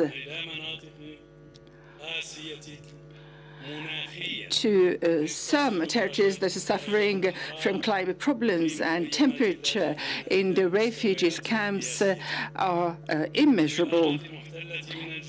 In our occupied territories, the different practices of occupation, which is outside the control of the international law, without any kind of control. It leads to the aggravation against climate change, like, for instance, the problems with fishery, and this depletes our water and agricultural resources for the sake of exports. And this kind of military occupation is sort of a wall and divides our country into two parts. And this deprives the occupied territories from water. And this is a very dangerous environmental deterioration, and this increases drought in our region. It also led to so many deeply rooted changes in the surface of the land, which became more exposed to wind erosion and also water stagnation. There are also mined areas along this wall became inhabitable, and also it has a very limited economic production. Those challenges, huge challenges, required practical measures on our side to deal with the situation. And in this context, we developed our NDC, and we identified through it the urgent measures for adaptation with climate change and mitigation of its limits. And we did that through strengthening development, which is based on renewables instead of fossil energy. And we supported NDC by having an NAP or NAP through the common ministerial initiatives that included several ministries. In the Sahrawi refugees camps, we developed agricultural systems to reduce the use of water. We also developed modern means with lower costs for housing. And the purpose of that is to face the increasing risks of floods, in addition to the spread out of using solar energy in small units. We also have experienced some electricity projects using solar energy, wind energy, and we're using it also in medical facilities in remote and isolated areas. There we use solar energy. Mr. President, although we have a desert nature, but we do have so many resources to provide to the blue economy in Africa. We have long coasts, and it's very good for fisheries. And our coast, which goes as far as 1,110 kilometers, the land there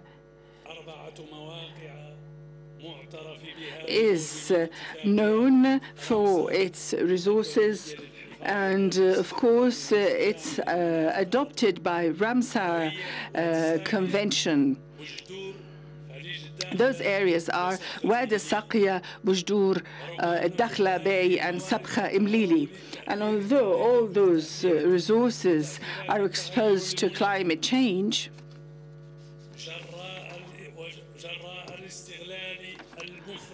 because of the excessive depletion of those resources under occupation, but our country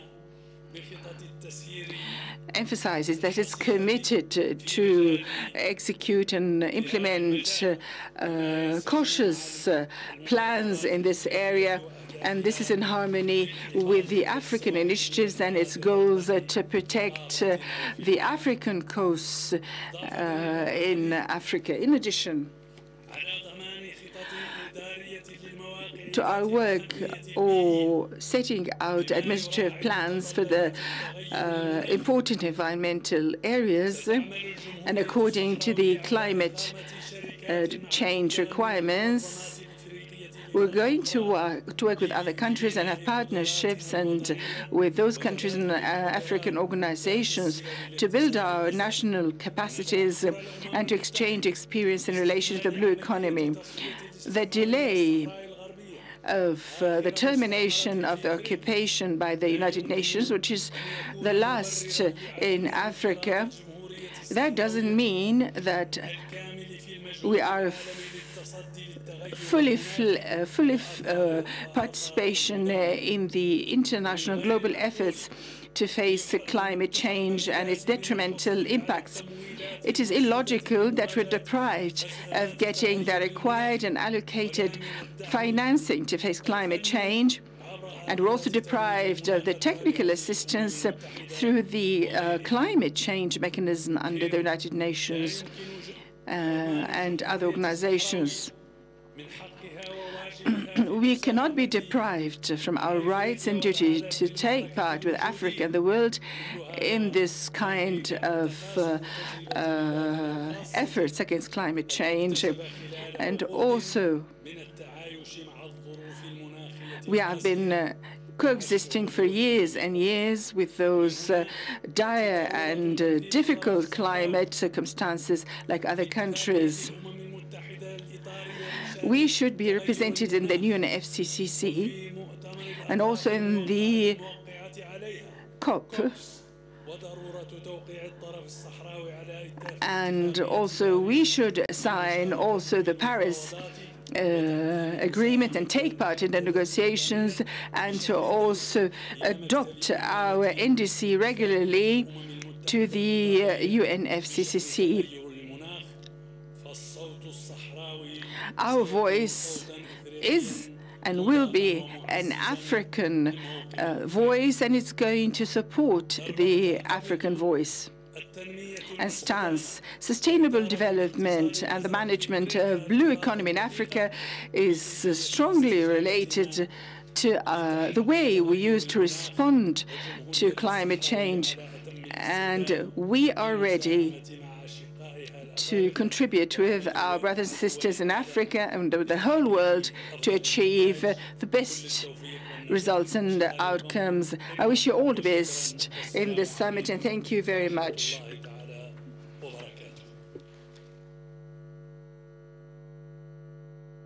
Thank you very much, Your Excellency Gali, for that statement. Now it's my humble duty to request His Excellency Evariste Ndayishimiye, President of Burundi, to make his statement. Your Excellency, you have the floor.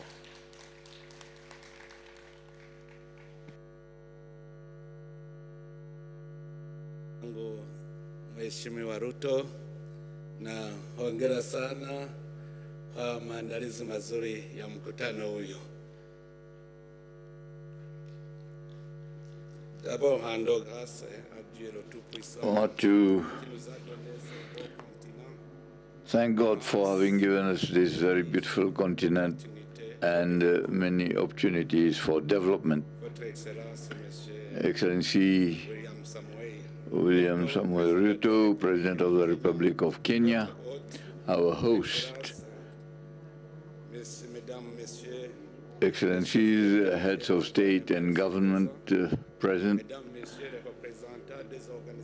representatives of international and regional organizations,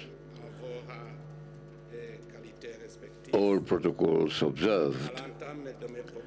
At the outset, may I thank President Samuel Ruto, the government and people of Kenya for the warm welcome accorded to us. I also congratulate the government of Kenya and the African Union on the excellent organization of this summit, which is being held at the appropriate time. Excellencies, ladies and gentlemen, climate change is one of the greatest collective threats to mankind. In Burundi, the impact of climate change, mainly through drought and torrential rains, violent winds, floods, and landslides are the major factors of displacement of people. To this, we have to add the rising of the Lake Tanganyika and the growing land degradation, which push families to fight about the remaining fertile land. According to the findings, the annual loss in Burundi is estimated at $100 million. In these losses, 72% because of flood, 5% because of torrential rain, and 40% of violent winds. Thus, these weather vagaries, in fact, lead to $70 million of loss, and it impacts on the well-being of the peoples, their livelihoods, provoke the destruction of human habitat as well as infrastructures, the proliferation of and the spread of diseases and loss in human life. Over the past 20 years, the 1001 hills of Burundi are exposed to the impact of climate change. Burundi was used to having rainfall of 9 months, but today drought has even grown beyond 4 months, with an unusual season and rhythm of seasons that affect agricultural productivity as well as animal husbandry. Burundi has increased the number of initiatives in order to face this phenomenon. Burundi is in line with all the conventions that relate to climate change. In this regard, Burundi has adopted an environment code in 2021, and one of the policies for environmental orientations taking into account climate change. This program is accompanied by the mobilization of farmers and by putting, that is, the planting of trees in fertile arable lands in order to retain the rain water.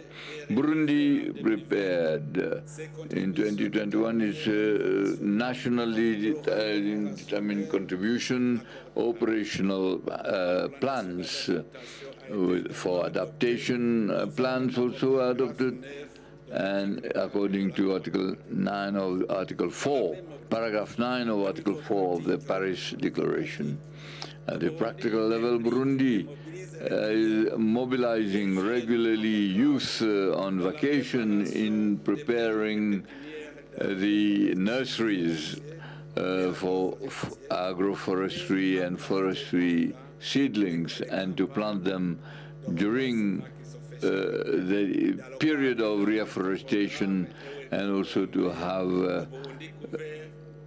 a program that is Burundi since 2018 wants to rehabilitate the degraded forest lands. Excellency, ladies and gentlemen, Burundi has the ambition by 2040 wants to develop its objectives of development and the protection of environment and the enhancement of resilience to climate change. According to these perspectives, there are many projects that are envisaged in order to consider a climate resilient program. The establishment of agropoles, hydroelectric centers, using photovoltaic cells, and the removal and the processing of waste, and through technological innovation that are adapted to the agricultural and situations where you will have fuel, wood, and other natural gas and biogas which are going to be used. As you know, Africa is bearing the burden of the impact of climate change, although it contributes less than 4% of global warming and emissions.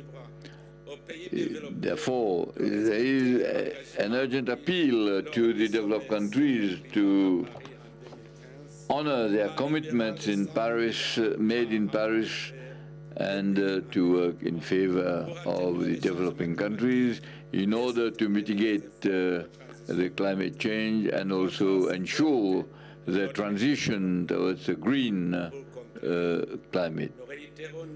To conclude, we reiterate our commitment to the Paris Declaration and also the Plan of Action of 2022 to 2032 of Africa as regards climate change and also resilient development. And I thank you for your kind attention.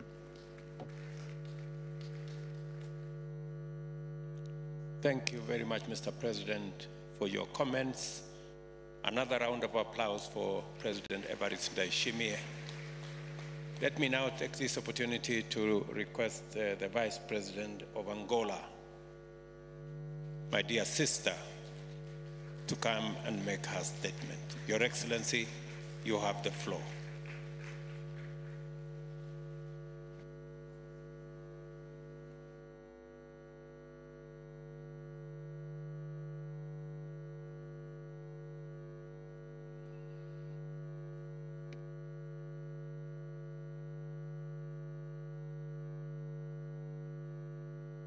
Thank you, Mr. Chairman.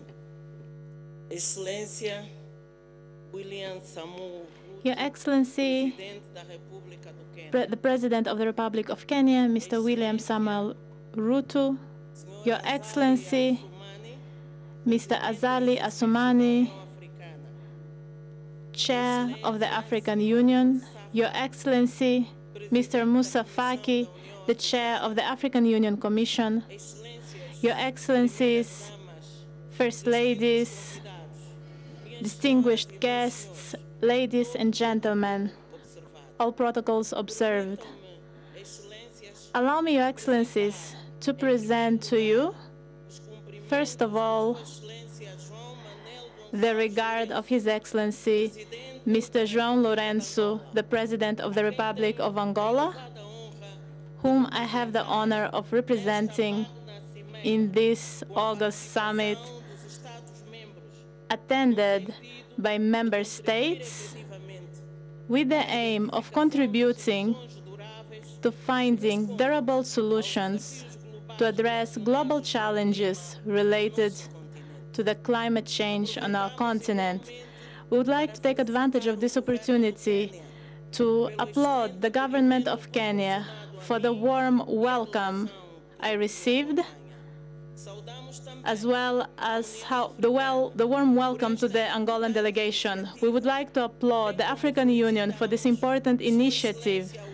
We would also like to applaud His Excellency William Ruto, the President of Kenya, who is a coordinator of the Committee of African Heads of State and Government for Climate Change, for incentivizing member states to contribute for the process of green transformation of the continent and for the development of the continent's human and natural resources.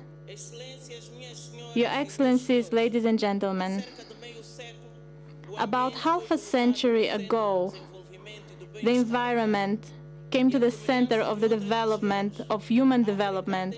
Just like other regions, Africa has been affected by the global shocks, including the global financial crisis,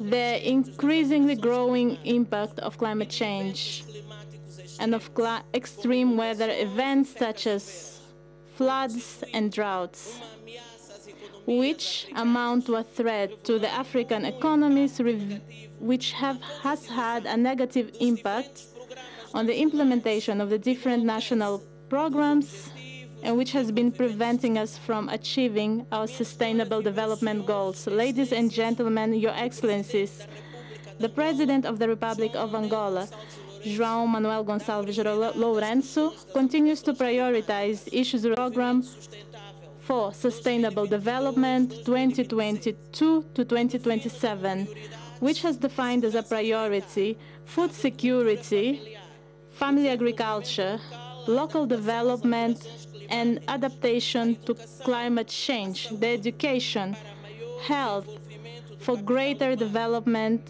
of human capital, the creation of inclusive employment, as well as modernization and expansion of national infrastructures, both port and road infrastructures, the development of industrial centers to support the diversification of our economy and sustainable growth. Ladies and gentlemen, Africa is a continent rich in opportunities where women and youth are some of the greatest producers of food supplies. Therefore, we must fund initiatives and projects that involve women and youth. We need to finance green employment for the youth in order to increase and strengthen the adaptation and resilience of our communities and promote sustainable development. Angola is fully committed with the implementation of the UN Framework for Climate Change. For that reason, we have been implementing policies and action plans, such as the National Strategy for Climate Change 2022-2035.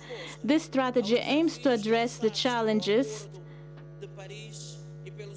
launched by the Paris Agreement and to assure the implementation of the Sustainable Development Goals, as well as establish the vision of the African policy for the Angolan policy for 2035. Out of its own initiative, the Republic of Angola is developing a diversified energy program, and today it incentivizes energy transition for clean and renewable energies through the implementation of two projects, which is the project of the photovoltaic panel, which will be producing 235 megawatts, which will help reduce the impact of the greenhouse gas emission to the tune of 935,000 tons a year. We are also building 5 photovoltaic parks in 5 provinces in Angola. When it comes to adaptation to climate change, we have been implementing mitigation activities to help mitigate the impact of the drought in Angola.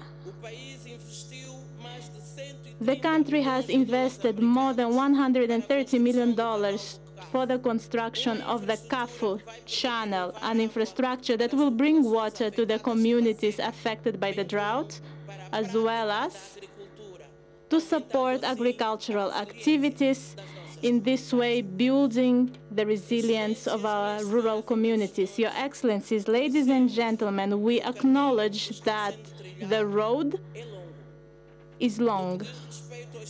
With regards to technological solutions and innovative solutions for climate challenges, the responsible, sustainable production and consumption. On that end, we are working with the African Group, implementing initiatives that will allow us to honor international commitments, especially when it comes to increasing and ensuring that at least 70% of our energy comes from renewable sources by 2035. Ladies and gentlemen, the damage and the losses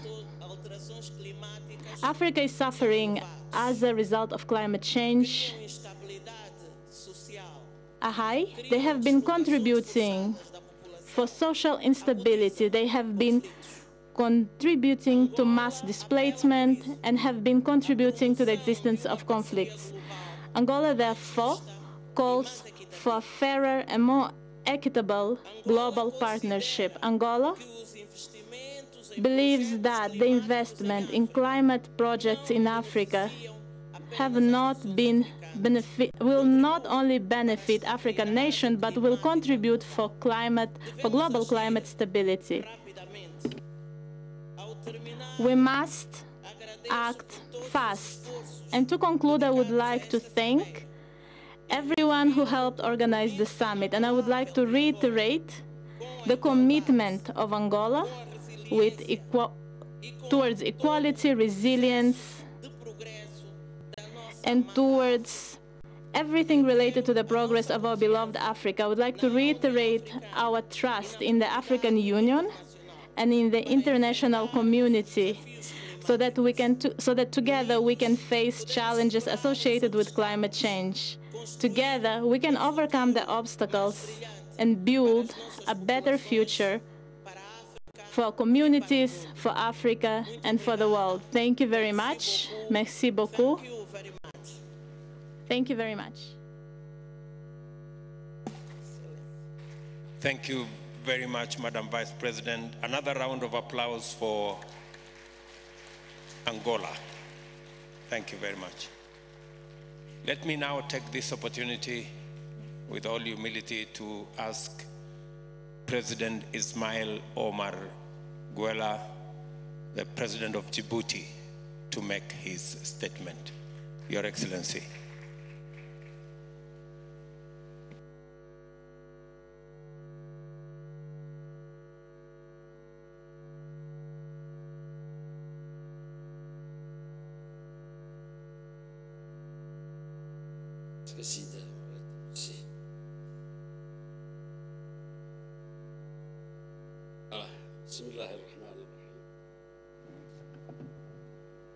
Monsieur le Président, Bismillah ar-Rahman ar-Rahim.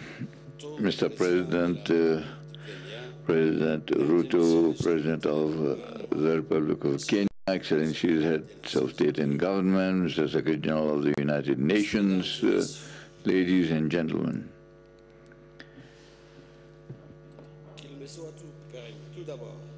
First of all, may I thank the President of the Republic of Kenya, William Ruto, and the brotherly people of Kenya for the warm welcome accorded to us since our arrival in this beautiful city of Nairobi.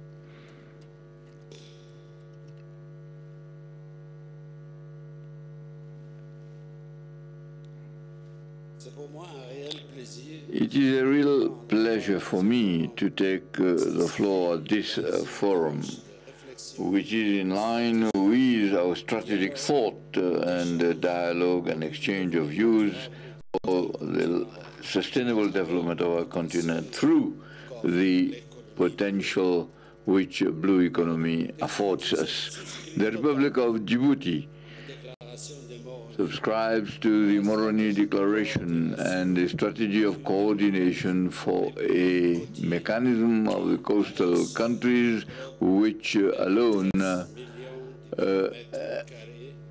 encompass 13,000 kilometers. Our country is partly desert country and affected by climate change, and this has been imposed also on us. That is why the tertiary economy occupies 87%, while 3% only is for other components. In fact, we have a very important part played in our economy by the port and the sea. In fact, seawater has enabled us to resolve the problem of access to drinking water, and Djibouti has realized its first regime of desalination. That is to say that the development of economy, blue economy, is an imperative need for Djibouti, and it is in this spirit that we have worked out a national strategy for blue economy in 2023, and the national vision is the guiding principle for the action of the government. Its partners and the civil society in working in the maritime economy. In fact, we have worked out a 5-year strategy as well as a plan for implementation of blue economy, and both are aligned to the strategy and the plan for blue economy and the strategy of IGAD for blue economy and inclusive, sustainable economy that can contribute significantly to the transformation of the Horn of Africa. The other sectors identified, that in addition to the port and maritime activities, are fishery and aquaculture, and also the maritime security and safety.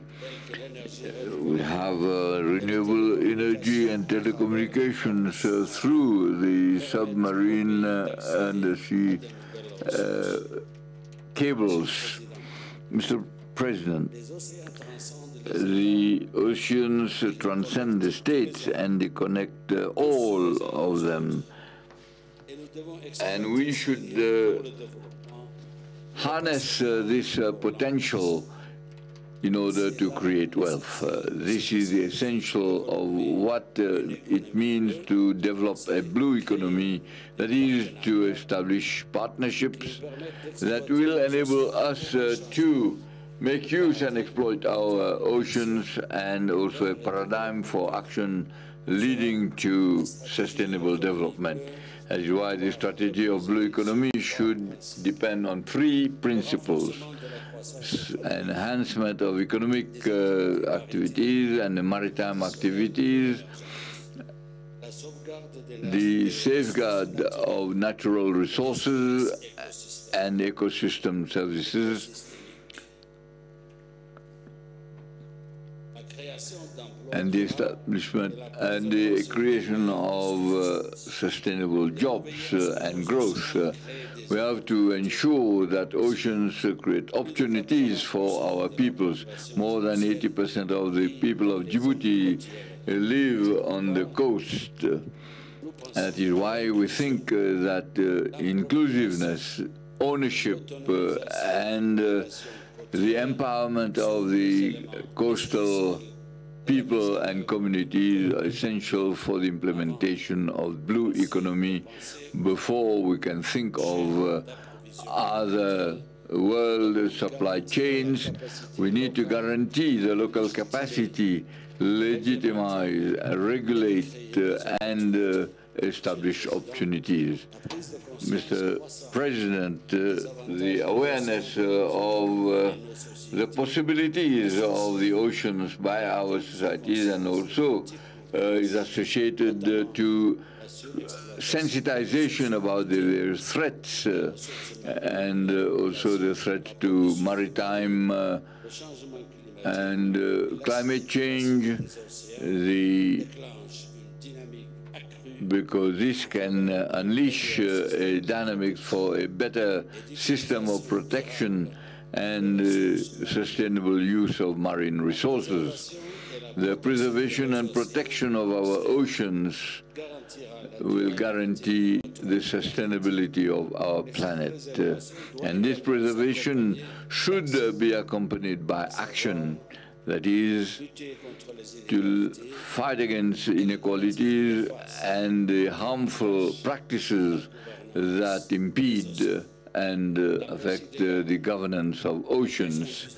Illegal fishing, unlimited commercial and industrial fishing, the dumping in the toxic waste in our oceans are major risks to our planet. This conference should, in fact, be the point of departure for the trajectory of development of our oceans and seas. We are aware of the African potential as regards blue economy, but also our vulnerability. That is, to unleash the potential of blue economy will regenerate in Africa and beyond, and will demand the mobilization of adequate financial resources, because the capacities of our states to take advantage of blue economy remains inadequate. In spite of many commitments made by the international community as regards adaptation to climate change and increase and enhance resilience, our achievements in fact remain below what is expected and what is demanded. That is why Africa continues to urge our partners to develop and honor their commitments, because the development of blue economy is in line with the spirit of sustainability and resilience that is recommended by Agenda 2030 of the United Nations, and is a breath of oxygen for our countries and for our deserts. I thank you.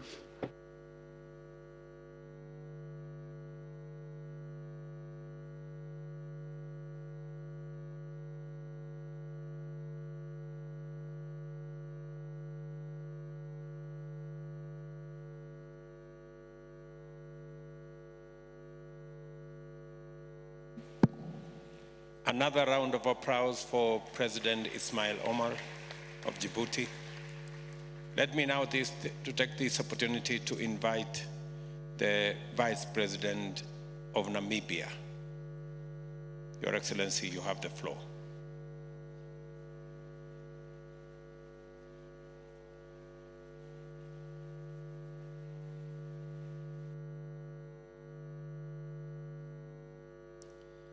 Your Excellency, President William Ruto, President of the Republic of Kenya, Excellency Musa Faki Mahamat, Chairperson of the African Union Commission, Excellency Antonio Guterres, Secretary General of the United Nations, Your Excellencies, Head of State and Government, Ministers, delegates, ladies and gentlemen.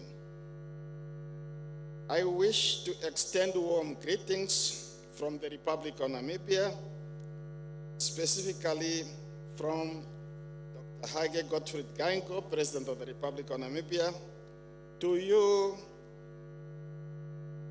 President William Ruto, for your excellent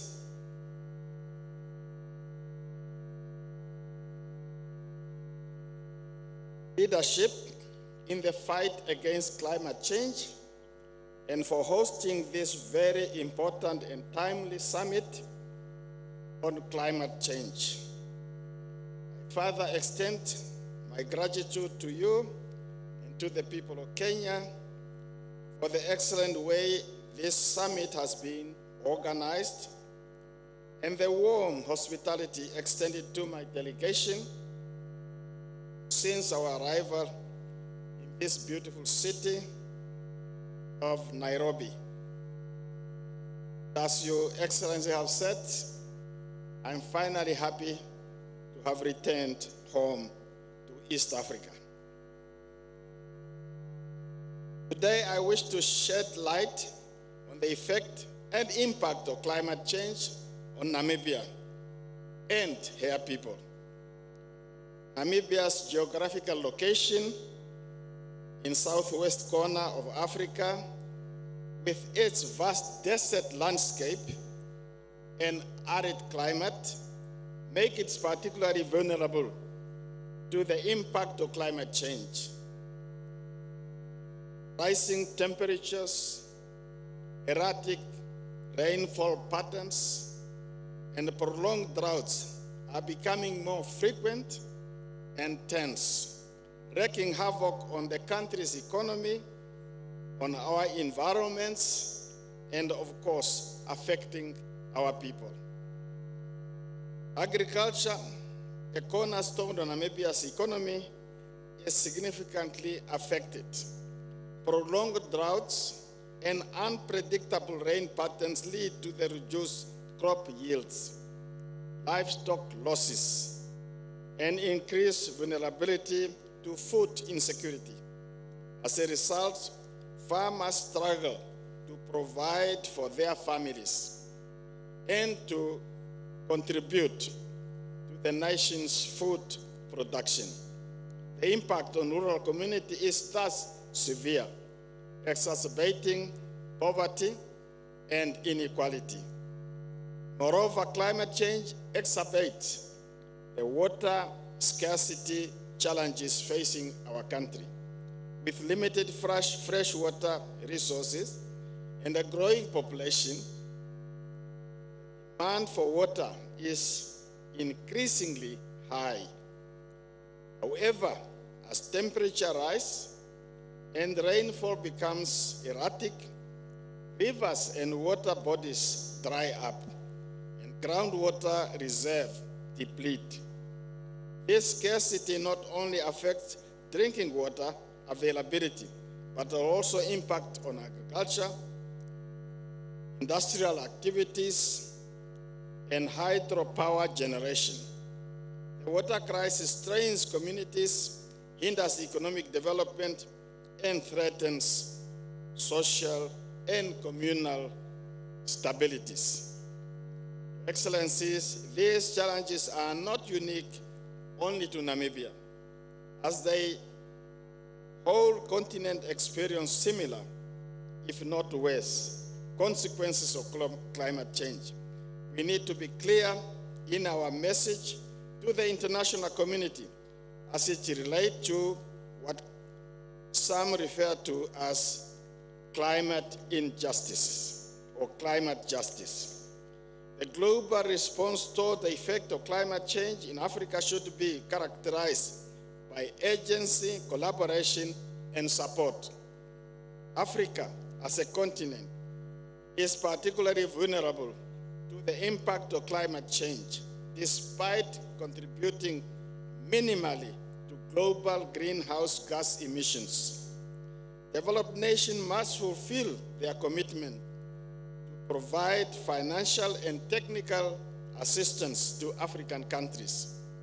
Adequate funding is crucial to support adaptation and mitigation efforts, improving structural resilience, and promote sustainable development.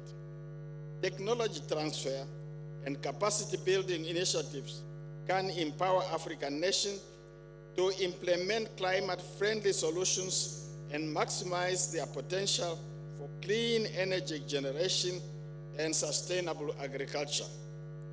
As Africans, we need a stronger voice, unity, and wield more international influence to bring around the necessary change on the continent for the betterment of our people if we want to realize, and I quote, the Africa we want, in line with Agenda 2063. By working together, we can build a more resilient Africa, mitigate the impact of climate change, and ensure a sustainable future for the continent and all its people. I'm therefore positive that through the Nairobi Declaration, we send a clear message to the international community, and especially to our partners present here at this conference, that the time to act is now. Merci beaucoup. Obligation. Obrigado. Thank you all. Asante sana.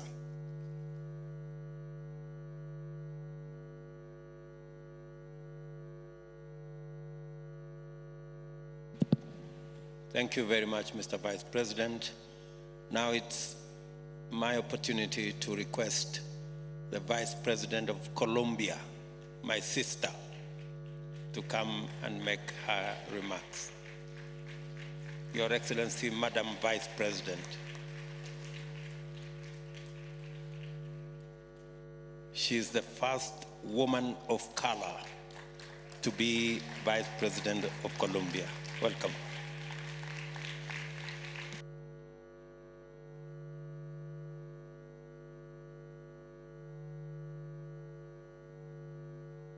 Buenas tardes. Saludo al presidente. I greet the President of the Republic of Kenya, William Ruto. I greet the excellent President of Comoros, Azali Assoumani, His Excellency Moussa Faki, the President of the African Union Commission, the Secretary General of the United Nations, Antonio Guterres, all the presidents, leaders, ministers, the media, and all those present here. In first place, I wish to thank the President Ruto for having invited Colombia to participate in this great summit on climate here in this African continent. I come sent by the President Gustavo Petro, who was invited personally by the President of Kenya, and I'd like to thank him for blessing the central discussion that we have today, as that is a call to all of humanity to care for the great challenges, especially this planetary challenge that is putting into risk the life in the planet. As an African descendant woman, I'm very proud to be here in the mother continent. From here, my ancestors came. They were slaves when they left, but today I return as a free woman vice president. And that means that we have done, we have chosen freedom, justice, and dignity as people. It's an honor for me to be here to form part of this very important discussion. And it is the challenge that we have to, and which our nations face, with the climate change. As you have said, Africa is the voice of the planet, but it's also the place where humanity came from. And today, knowing that Africa is giving directions on how to save the big house, the planet. However, it is necessary for this voice to be heard, to be extended to the global south. Today here, Latin America is present, the Caribbeans are present, because we are suffering the same challenges as you are. My country this year, as a government, we have had to face a crisis, a very strong crisis on account of the effects of climate change, floods, which have put in danger the lives of the most vulnerable. But now we have a drought which is starting and which is going to put into danger human life and the life of the fragile ecosystems which form part of this great lung of the world, which is the Amazon and the Pacific region. As we know here, there is another part of this lung of the world, which is the Congo Basin, the region of the Congo, a very strategic region for guaranteeing equilibrium.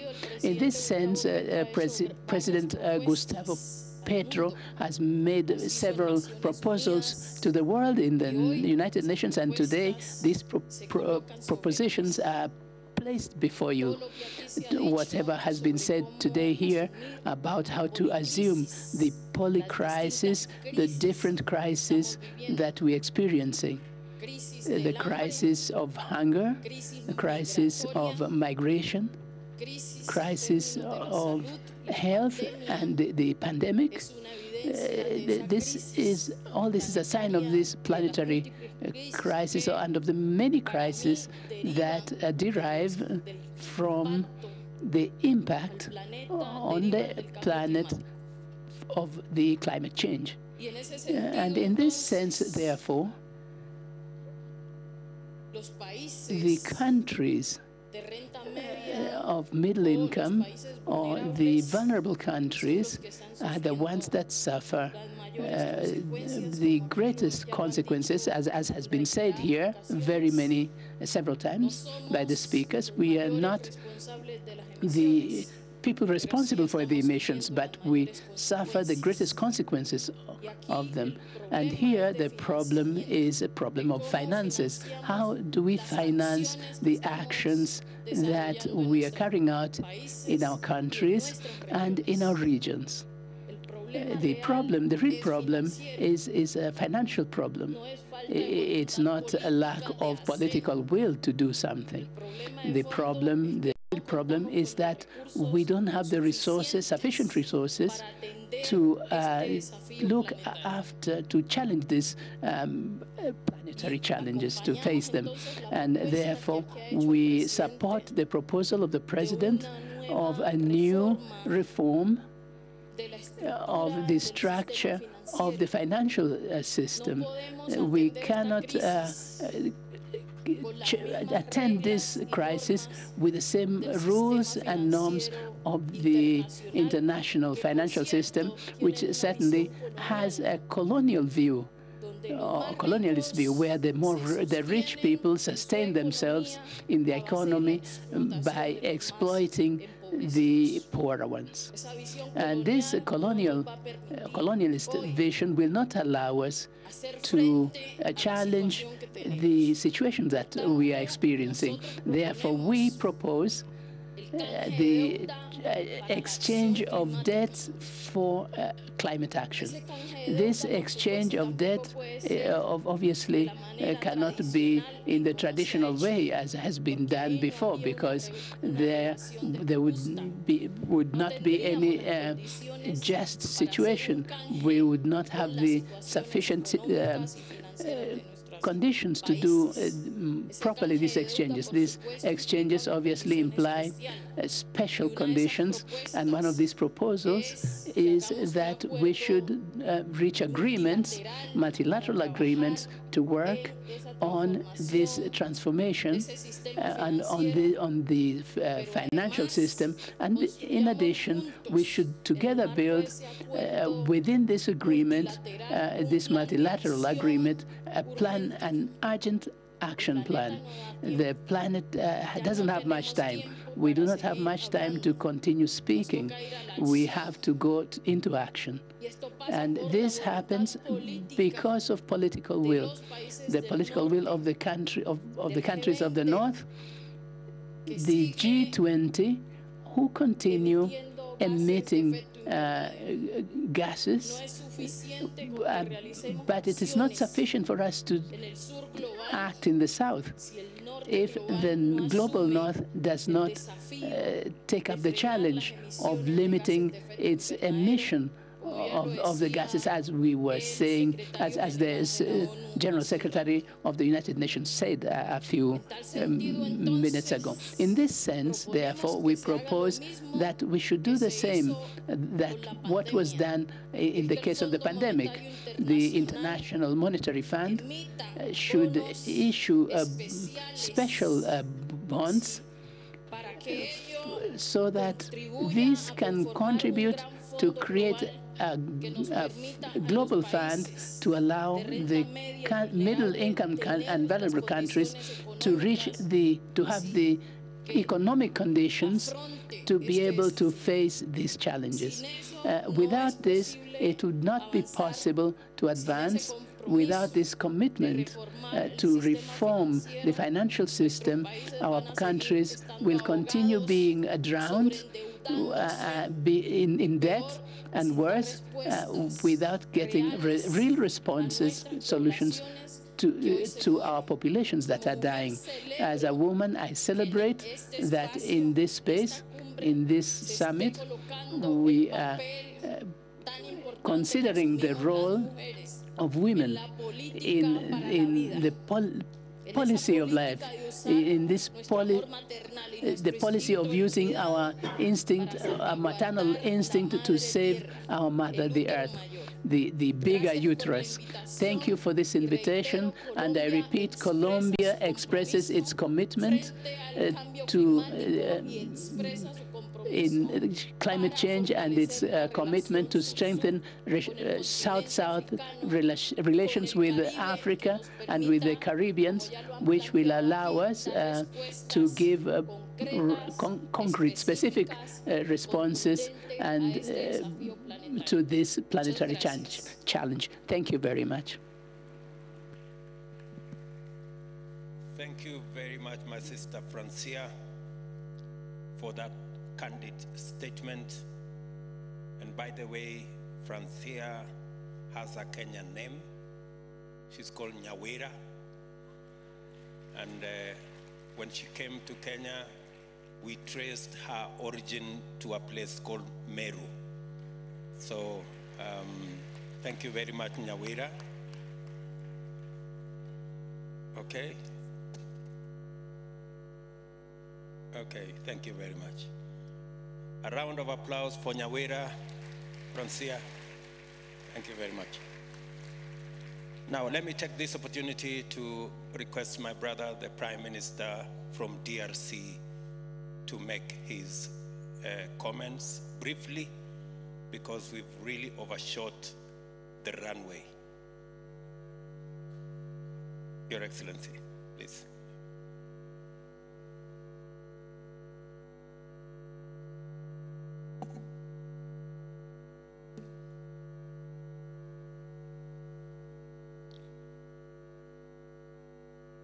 Excellence William Ruto, Excellency William Ruto, President of the Republic of Kenya and host of this summit. Excellencies, heads of state and government, Mr. Antonio Guterres, Secretary General of the United Nations, Madam von der Leyen, President of the European Commission, Mr. Moussa Faki Mahamat, Chairperson of the African Union Commission, invited guests, ladies and gentlemen. It's a great honor for me to take the floor on this day on behalf of His Excellency Felix Antoine Tshisekedi Chilombo, President of the Democratic Republic of the Congo, on the occasion of this African Climate Summit in this magnificent and beautiful Kenya International Conference Center. Like those who took the floor before me, I would like to thank the Republic of Kenya, the sister republic, for the warm welcome accorded to my delegation, and I would like to extend this gratitude on behalf of the President of the DRC. Organized under the thing that is to develop positive solutions for climate in favor of Africa and the world, this summit affords my country the opportunity to meet the expectations as regards the problem of climate, and precepts are based on three fundamental principles, that is, a green economy, biodiversity, and renewable energy.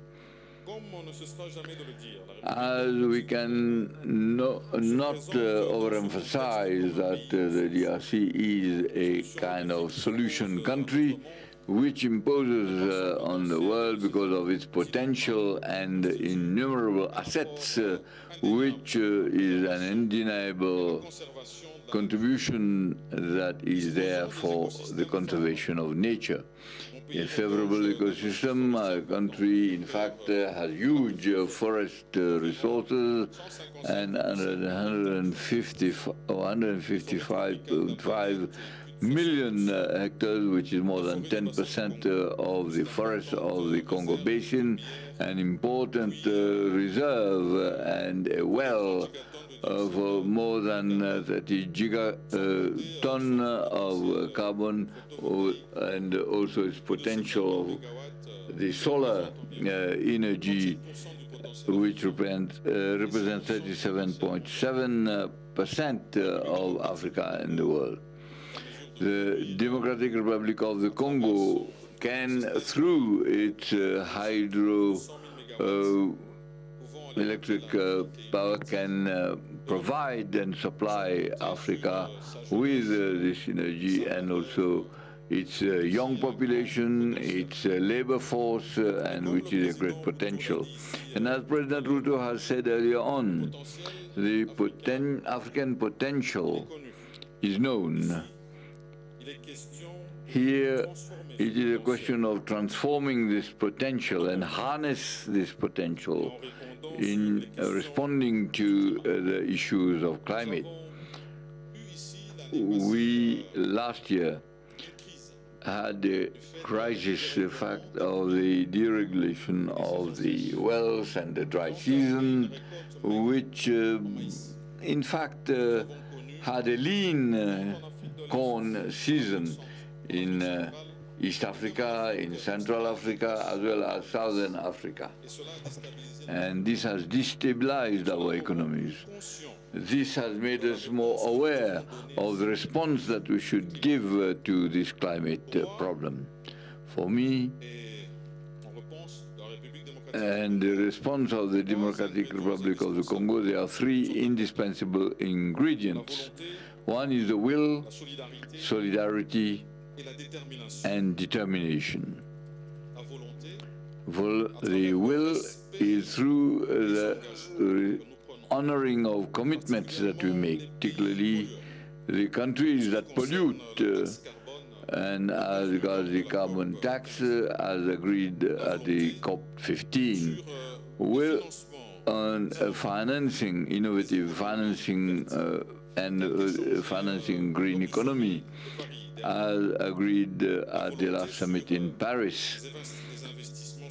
And then the investment on energy, the development of value chains here in Africa, and this with a response for jobs for our youth, and the will to enable us, as it has been said here, that is access to financing on fair and equitable conditions, and the reduction of debt of the vulnerable economies through compensation, because it has also been proposed, and I think it has to be recalled. And the second ingredient is solidarity. Solidarity as regards projects of common interest. I'm here thinking of and referring to energy, green energy, the needs in energy, and the peoples who live in the forest, and also thinking of the Inga Dam, and integrating a project, and we are open to proposals so that we need the efforts of each and every one.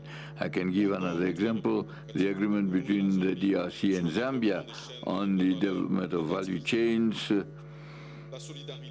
solidarity on issues of common interest, as is the case like the Congo Basin, the Amazon, and the Mekong Basin, as called by President Denis Sassou Nguesso. And then solidarity as regards peace and security in order to guarantee the protection of forests, biodiversity, which has been destroyed by various criminal activities. Then determination, which is the third ingredient, in the search for innovative solutions to climate, as it is the case here in Kenya, and then the determination for a better world to be bequeathed to our children, and also the new climate economy, and access to conservation and the rehabilitation and restoration of our forests for the production of, and then regenerative agriculture, and also to ensure food security. It is for this reason that we are in favor of the establishment of a fund for climate change. We also are making an advocacy, and we want to do it on the margins of the UN General Assembly, which will be organized on 19 September, on a carbon market that will be profitable for Africa, and that will be on the margins of that summit. So all these issues, we show solidarity, and this should apply not only to Africa but also beyond. I sincerely want to thank President Ruto and all the participants for this opportunity that is afforded to us through this summit, which will contribute undoubtedly to all the meetings on climate. I want to thank you all. Thank you very much, my brother Sama, for your comments. And another round of applause for my brother Sama. Let me ask that we now prepare the clip from my sister Motley. Just hold it as I give the floor very briefly, maybe 2-3 minutes, to the Deputy Prime Minister, Mr. Salah Jama from Somalia, if he is there. Okay, if he's not there, can we take the clip from my sister, Mia Motley?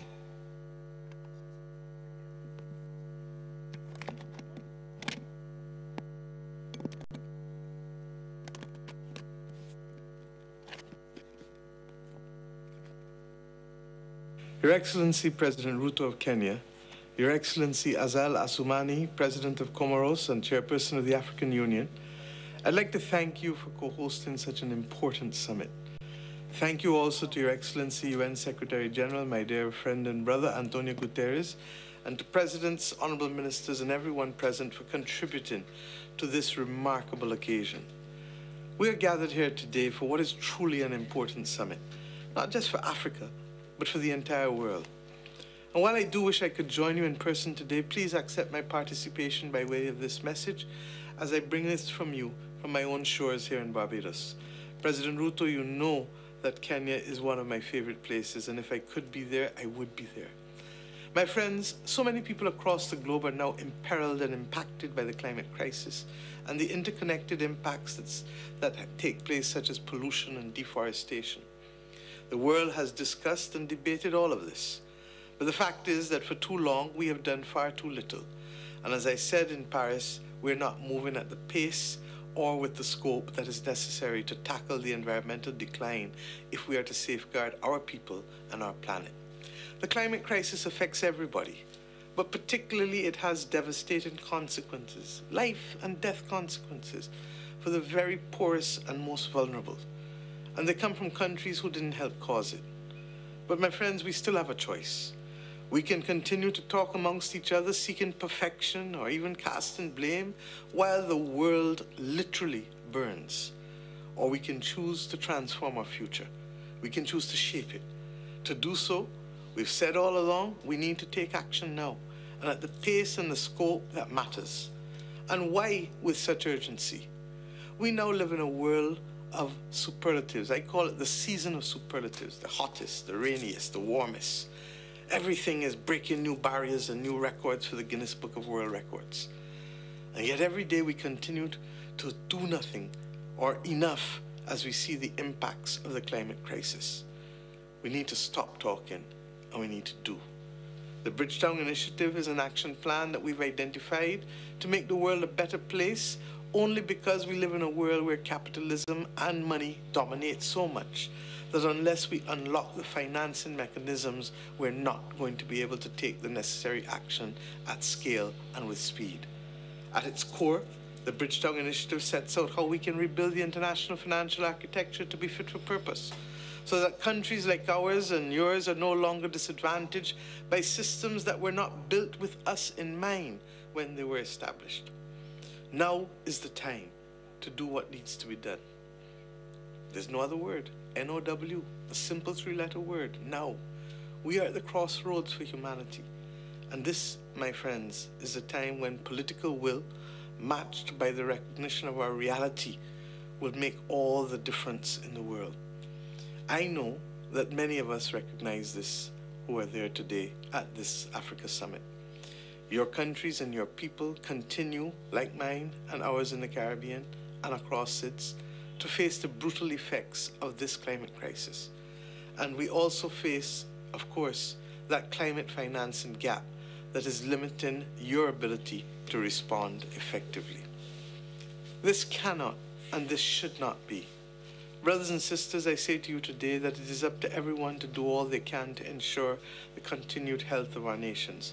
We must work together from the African continent to the Caribbean. Understanding nature and the climate crisis does not respect the boundaries which man holds fast to as borders. Indeed, I say now it doesn't matter because we're seeing it in the north, in the east, the west, and the south. We must stand up for what is right. We must share a sense of responsibility to our environment and indeed to the loss of biodiversity on land and in our oceans.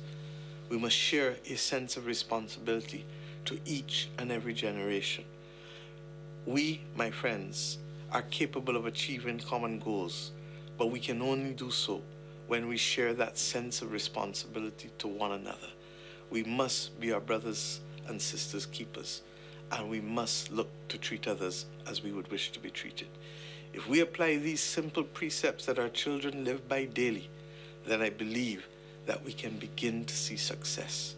I trust that the science will continue to be all at the center of all that we do, and I trust, therefore, that that ability to link science with finance, with public policy action, can make the difference to ordinary people in Nairobi, ordinary people in Bridgetown, ordinary people wherever they are found on this planet.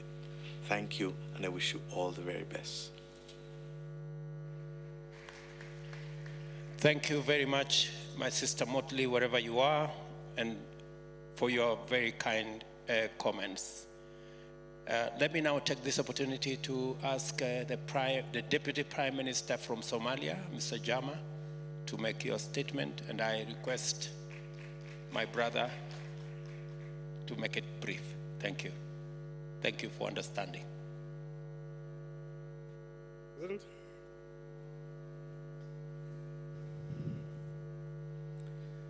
Your Excellency, President William Ruto, ladies and gentlemen, distinguished guests, fellow leaders from Africa and around the world. On behalf of the President of Somalia, Dr. Hassan Sheikh Mohamud, and the people of Somalia, I would like to express our heartfelt thanks to the President of Kenya for convening this very timely inaugural African Climate Summit.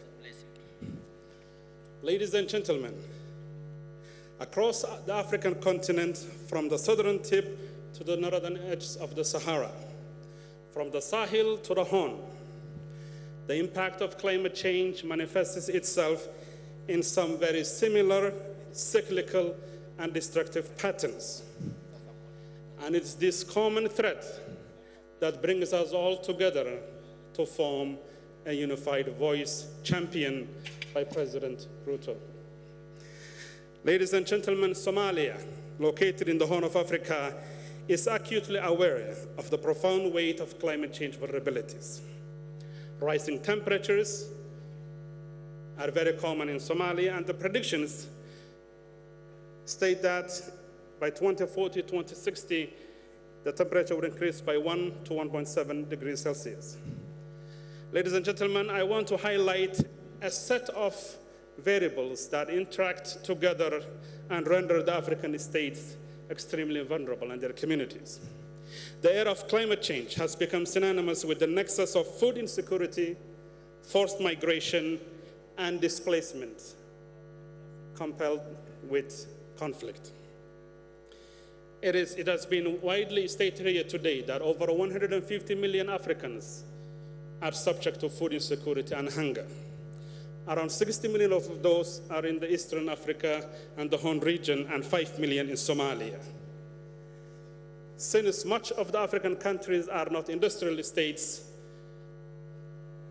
climate change impact affects us at our most vulnerable places. In places like Somalia, pastoral communities and agrarian communities are the most hard hit.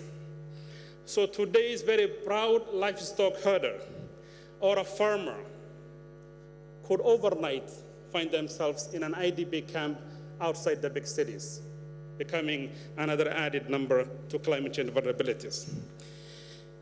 I would like to allude to an element of combating climate change that has not been widely discussed in this plenary today, and that is our coastlines and the blue economy that President Gale spoke about. Somalia has the longest coastline in the mainland continent, but overall in Africa, our blue economy is underperforming, and rising water levels, extinction of coral reefs and mangroves and biodiversity is an imminent threat. For the ocean gives us more than 50% of the oxygen that we consume.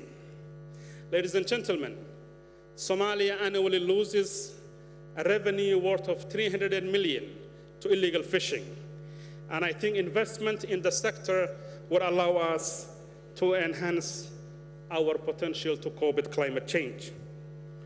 Ladies and gentlemen, the final question I would like to raise is how well are the African states and societies situated to combat climate change?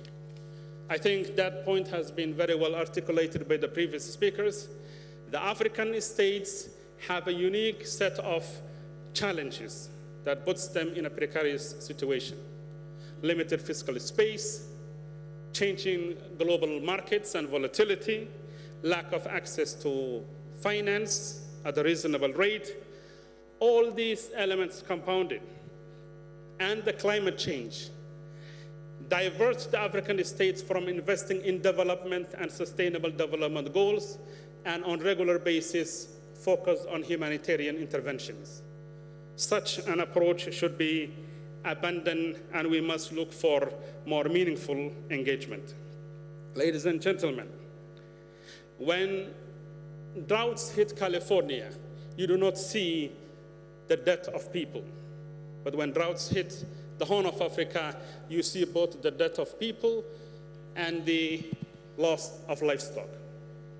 So climate change affects Africa in some very profound and immediate ways. Finally, I fundamentally want to agree with the argument put forth by President Ruto that Africa should be and ought to be part of the solution to combat climate change. We have a very young, vibrant population. More than 70% of our population is young. We have 60% of the world's potential in terms of renewable energy. We have the greatest potential for agriculture and livestock. And instead of the world feeding us, Africa has the potential to feed the world. But for that to happen, there needs to be justice and reform in the global financial institution. If we cannot access finances at a reasonable rate, a rate equal to others, then for us, bringing about a transformation would be an elusive goal. I'll give you the final example of where Somalia stands today. We are fighting a war against Al-Shabaab, Mr. President. That's why our president could not be here. He is in the front lines. We are finalizing a debt relief HIPC initiative that took us almost a decade, serious fiscal limitations. After we complete the fight against Al-Shabaab and we finish our debt relief program, we will find ourselves in a very interesting situation. Do we go for concessional loans to invest in infrastructure, in human capital, in sustainable development goals, or do we deal with the droughts? We almost averted a famine a year ago. Ladies and gentlemen, to conclude, in the last 30 years, Somalia has experienced 18 droughts, 2 famines, an equal number of floods. In order for us to develop the resilience and the mechanisms to cope with those things and empower our resilient citizens. We ask for international financial institutions to be reformed, adaptation programs to be increased, and Africans should have a common voice so that we can take it to the next scope. Thank you very much. Thank you very much, Deputy Prime Minister. And I want to confirm as a neighbor the whereabouts of the President of Somalia and give him our regards. Let me take this opportunity. The President of Nigeria passed by and did request me to give a chance, a very brief moment, Minister, 2 minutes. Isaac Adenkule, the Minister of State for Environment from Nigeria. If he is in the house, you have the floor. And, oh yeah, thank you. Minister, please make it brief.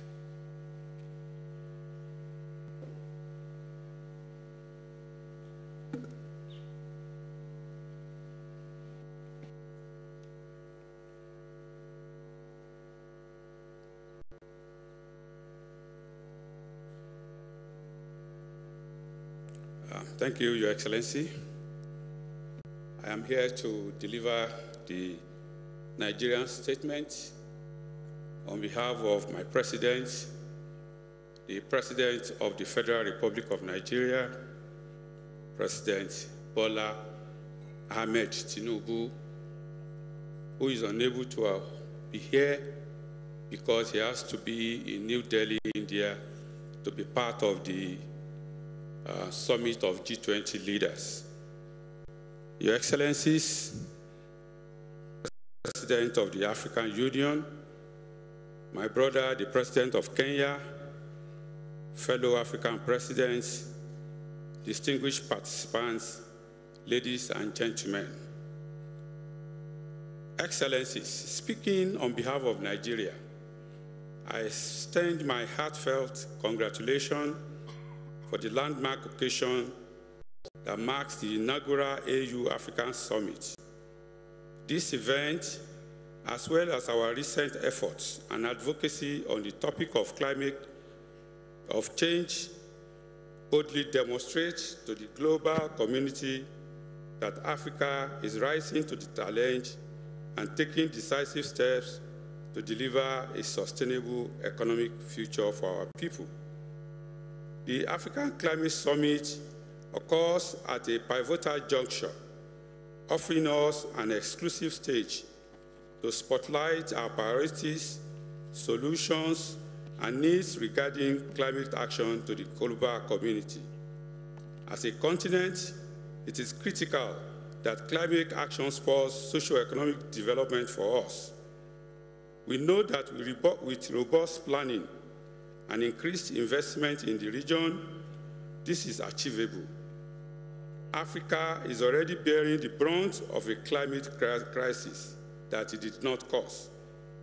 But our continent, with our significant renewable energy resources, critical minerals, vast carbon sink, and growing population, can be a strong solution center. Distinguished participants, in Nigeria, we have articulated our unchanging position to advance climate action without jeopardizing economic development. We designed an ambitious energy transition plan to achieve universal access to energy by 2030 and net zero emission by 2060, while prioritizing industrialization, job creation, and economic growth. Significantly, our plan helps to crystallize the scale of resources needed to deliver climate targets so that by the current financial flows will not suffice. Nigeria's energy transition plan requires 1.9 trillion in spending up to 2060, including 410 billion above business as usual spending. This is additional financing requirement translates to about 10 billion per annum, but average international financing flows to Nigeria for clean energy have been about 655 million per year over the last decades. Similarly, the unconditional target in our nationally determined contributions requires $7.7 billion in investment annually. In 2019-2020, all sub-Saharan Africa received barely approximately 20 billion USD in climate finance. Annual climate finance flows to Africa are currently just 11% of what we require, so more investment have to come to the continent. For us in Nigeria, we are presently establishing partnership with both public and private sector players, driving innovative policy changes, advancing renewable energy projects, including on-grid solar and electric vehicle development, and exploring innovative financing mechanisms like carbon trading to lay the foundation for an all-encompassing transition.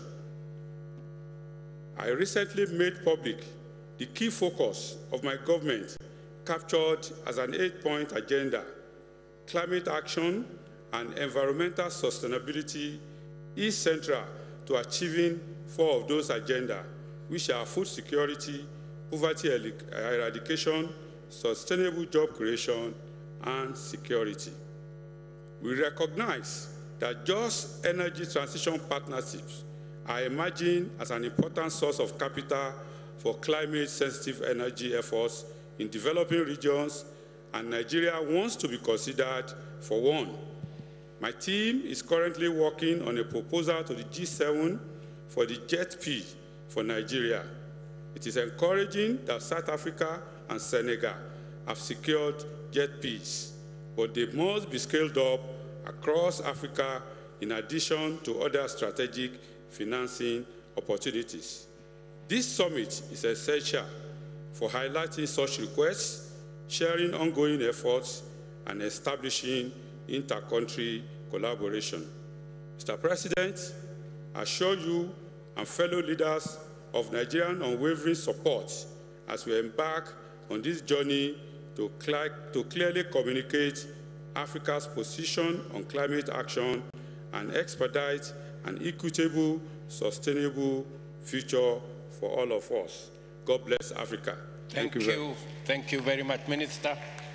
I will extend another 2 minutes to my brother Ban Ki-moon, if he is still in the house. If he is not, then I will request the Honorable Huang Rungui from China, the Minister for Ecology. Your Excellency, you have the floor.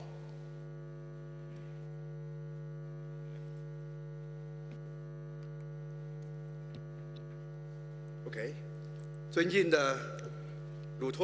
His Excellency William Ruto, President of Kenya, His Excellency Azali Assoumani, President of Comoros, Ministers, Heads of State, ladies and gentlemen, greetings to all.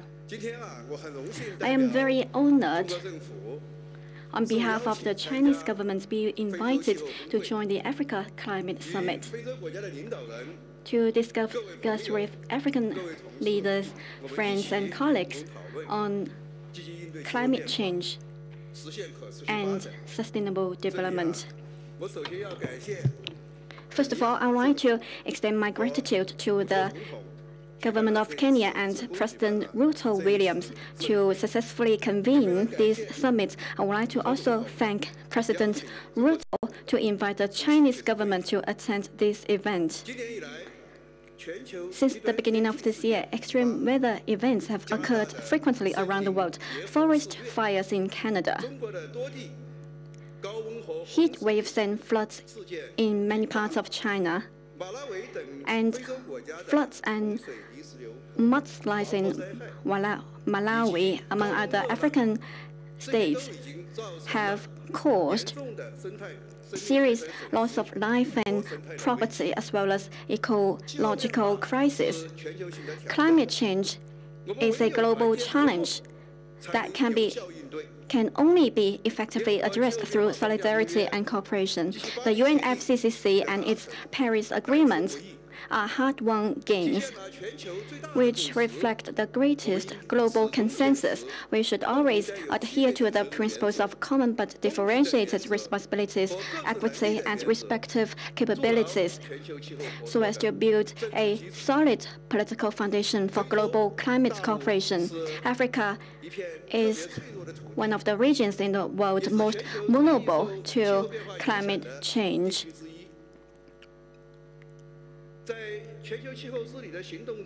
Which also plays an important role in the climate governance and actions. Faced with the multiple challenges of development, poverty reduction, and climate change, African countries have taken vigorous actions in adaptation and mitigation, and have made great efforts to realize the goals of the Paris Agreement.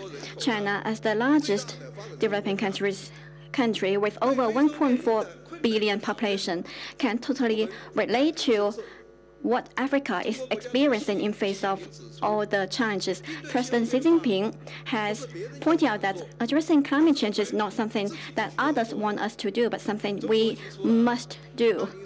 China has set the goal of carbon peaking by 2030 and carbon neutrality by 2060 as our NDC. China has taken vigorous actions which have led to positive progress. In this regard, China has become an active player to respond to climate change. Over the last decade, China has supported economic growth of over 6% per year, with only an average annual growth of 3% in energy consumption. Thus, the installed capacity of renewables in China is up to over 1.3 billion kilowatts. And China has brought down the global cost of renewables, contributing significantly to the global response to climate change and emission reduction. China has launched a national carbon market covering 4.5 billion tons of emissions per year. We also produced over half of the global e-mobility vehicles. We have afforested an area of 1.02 billion mu, equivalent to 6.8 million hectares, contributing to a quarter of the world's new forested area. China and Africa has been very effective in climate cooperation in the past 1 decade. We have assisted Africa's low-carbon and climate change adaptation demonstration zones, supported its clean energy infrastructure and smart agriculture, and helped enhance disaster prevention and mitigation in Africa, and also facilitated the implementation of the Great Green Wall program in Africa. In late 2021, China and Africa jointly issued the Declaration on China-Africa Cooperation on Combating Climate Change. As of August 2023, China has signed MOUs with 15 African countries on climate cooperation. I want to take this opportunity to announce that in order to implement this declaration, China plans to launch the program Africa Solar Belt under the South-South Cooperation on Climate Change to assist relevant African countries in developing and utilizing solar energy, address power shortage, and transition to green and low-carbon development. Development is the way to enable people to live a better life, a top priority for developing countries. Recently, President Xi Jinping has launched new initiatives such as the Support for Africa's Industrialization Initiative and China's plan for the modernization of African agriculture. We are ready to work with African countries to deepen cooperation in climate actions and sustainable development, and to join hands in promoting green, low-carbon modernization. Meanwhile, we also call on developed countries to proactively shoulder their historical responsibility and fulfill their commitment to provide developing countries with at least $100 billion every year in climate finance. As president of CBD COP15, I would like to also call for your attention to the intrinsic linkage between biodiversity and climate change. I have heard a lot of remarks just now which have mentioned the rich biodiversity and forest resources in China. In Africa, containing huge carbon sink. China would like to work with the international community to fully implement the Kunming-Montreal Global Biodiversity Framework and to create harmony between man and nature. Finally, I wish this meeting every success. Thank you. Thank you very much, Minister. Let me now take this opportunity for another 2 minutes to ask my brother Achim Steiner, the UN Undersecretary responsible for UNDP, to make some brief remarks. That is another Kenyan from a place called Nakuru. Asante sana, Mr. President, Chairperson of the African Union Commission, Heads of State and Government, Excellencies, ladies and gentlemen. A great deal has been said this morning, but I'm still inspired, if I may say so, by your speech this morning, Mr. President. And with that, I take a license for a moment to take you back to a year in Kenya's history when you were 15 and I just a little bit older. It was the year that in Olkaria in Hell's Gate National Park, the first geothermal unit was installed. I mention this because the journey of Kenya in so many ways represents, when it comes to the energy sector, to leadership, to transition, to many of the things that you spoke about this morning, reflects what happens when people do not take the answer, it's not possible, it's not doable, it's too expensive, too seriously. Hell's Gate National Park is only about an hour outside Nairobi. Kenyans know it well. Visitors, please visit it, because it is today one of the most remarkable places, the backbone of Kenya's electricity generating economy. That first Mitsubishi turbine installed in 1981 was installed against a great deal of skepticism. I learned about this history during the years that I spent here. It took many pioneers to envisage it. Today, Mr. President, I believe that Olkaria, with its various generating turbines, generates almost 1,000 megawatts of electricity.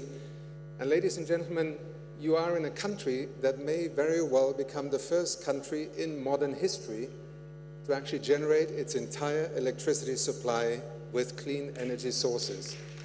Kenya today is a country that has passed the 92% mark, and it is no longer alone.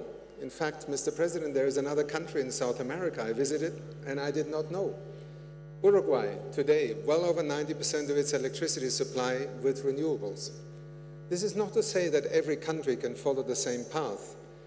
But what we do in UNDP, and why I'm so proud to be here together with my Secretary General and so many of the partners that are today invested in precisely the kind of vision that you have laid out for Africa, is that we can be partners. We have listened, we have learned together. And today, as UNDP, 36 countries on the African continent have invited UNDP to help them undertake integrated national financing frameworks to address this continuously frustrating reality that this continent is asked to borrow for things that it was neither responsible for nor it can afford to borrow in this world of today.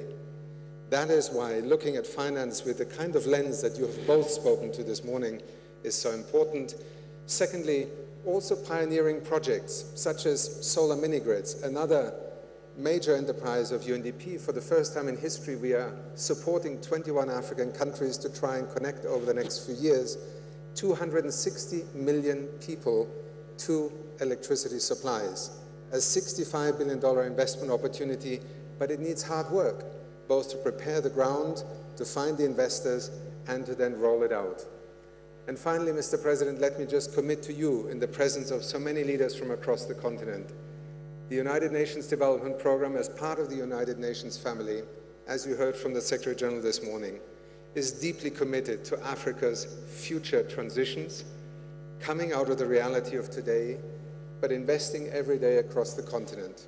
I'm proud to today lead an organization within our UN development system that is literally present in every African country on this continent. We are invested in terms of your nationally determined contributions. We are invested in your energy transition just as deeply as we're invested in poverty eradication and ultimately a future for Africa that you spoke so eloquently this morning. Thank you so much for the privilege of addressing you today, and thank you. Thank you very much, Steiner. I guess everybody, when they get a chance, they speak about their village. The Olkaria, where Steiner has very passionately talked about, is in his county of Nakuru. Thank you very much.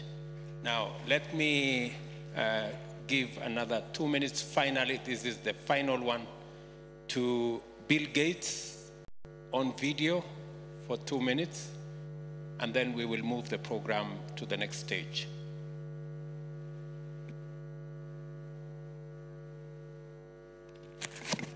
Hello. I want to thank President Ruto for convening this event and prioritizing this important work. I started work on climate change over 2 decades ago after I left my full-time work at Microsoft, and I was focusing on fighting poverty and fighting diseases. When I visited Africa, I saw 2 things.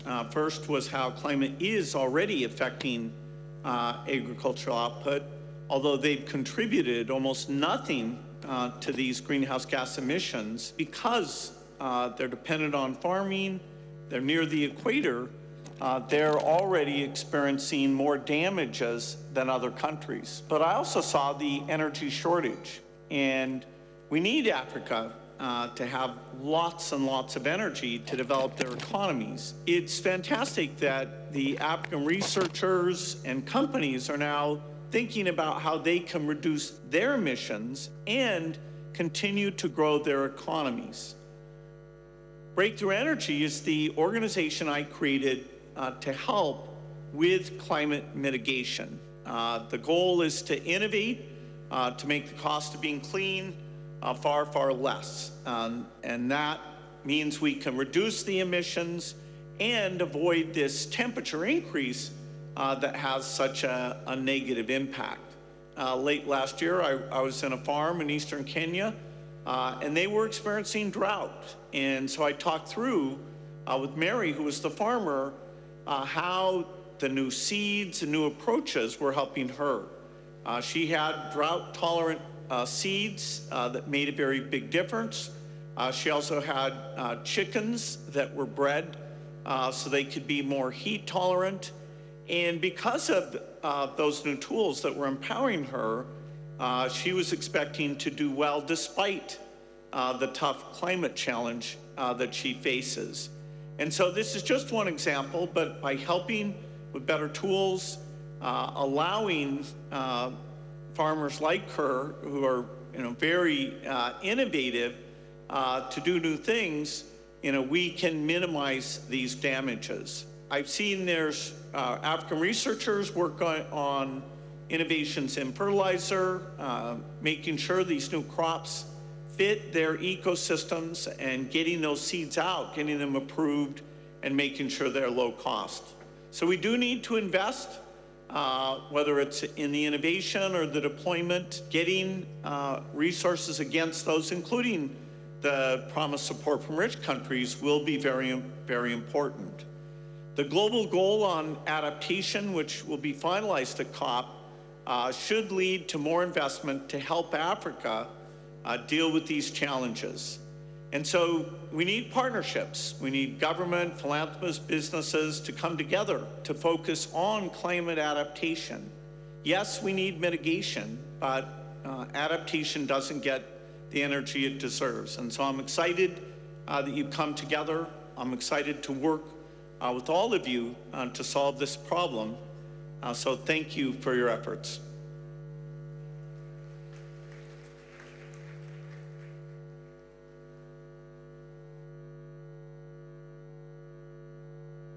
So ladies and gentlemen, as we now wait, we're going to take a very short interlude of music. And at this point, can we all just stand up and stretch a little bit? Just stand up wherever you are. See whether we can stretch. I'm sure some of us have been sitting for long, long periods of time. So the next part we're coming to is the new global climate finance architecture. This is a centerpiece and a part that we've been waiting for all this time. And therefore, thank you so much for your patience. You can sit down now. You can take your seats. I just wanted you to stand up and stretch for a little bit.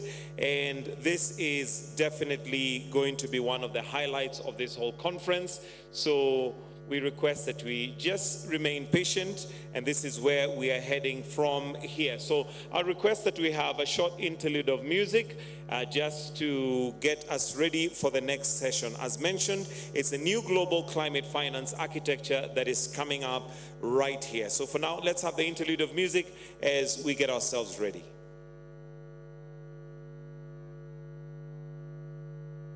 Once you've stretched enough, you may take your seats.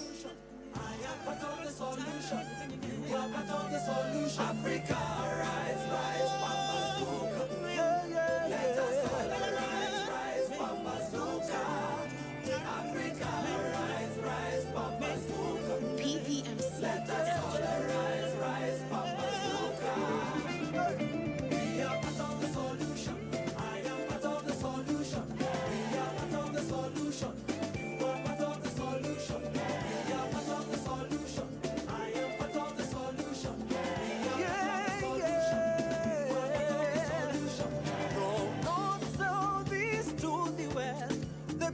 Africa flows. We have all it takes to change the climate story and show ourselves in all our splendor and glory. Yeah. Let's come together now.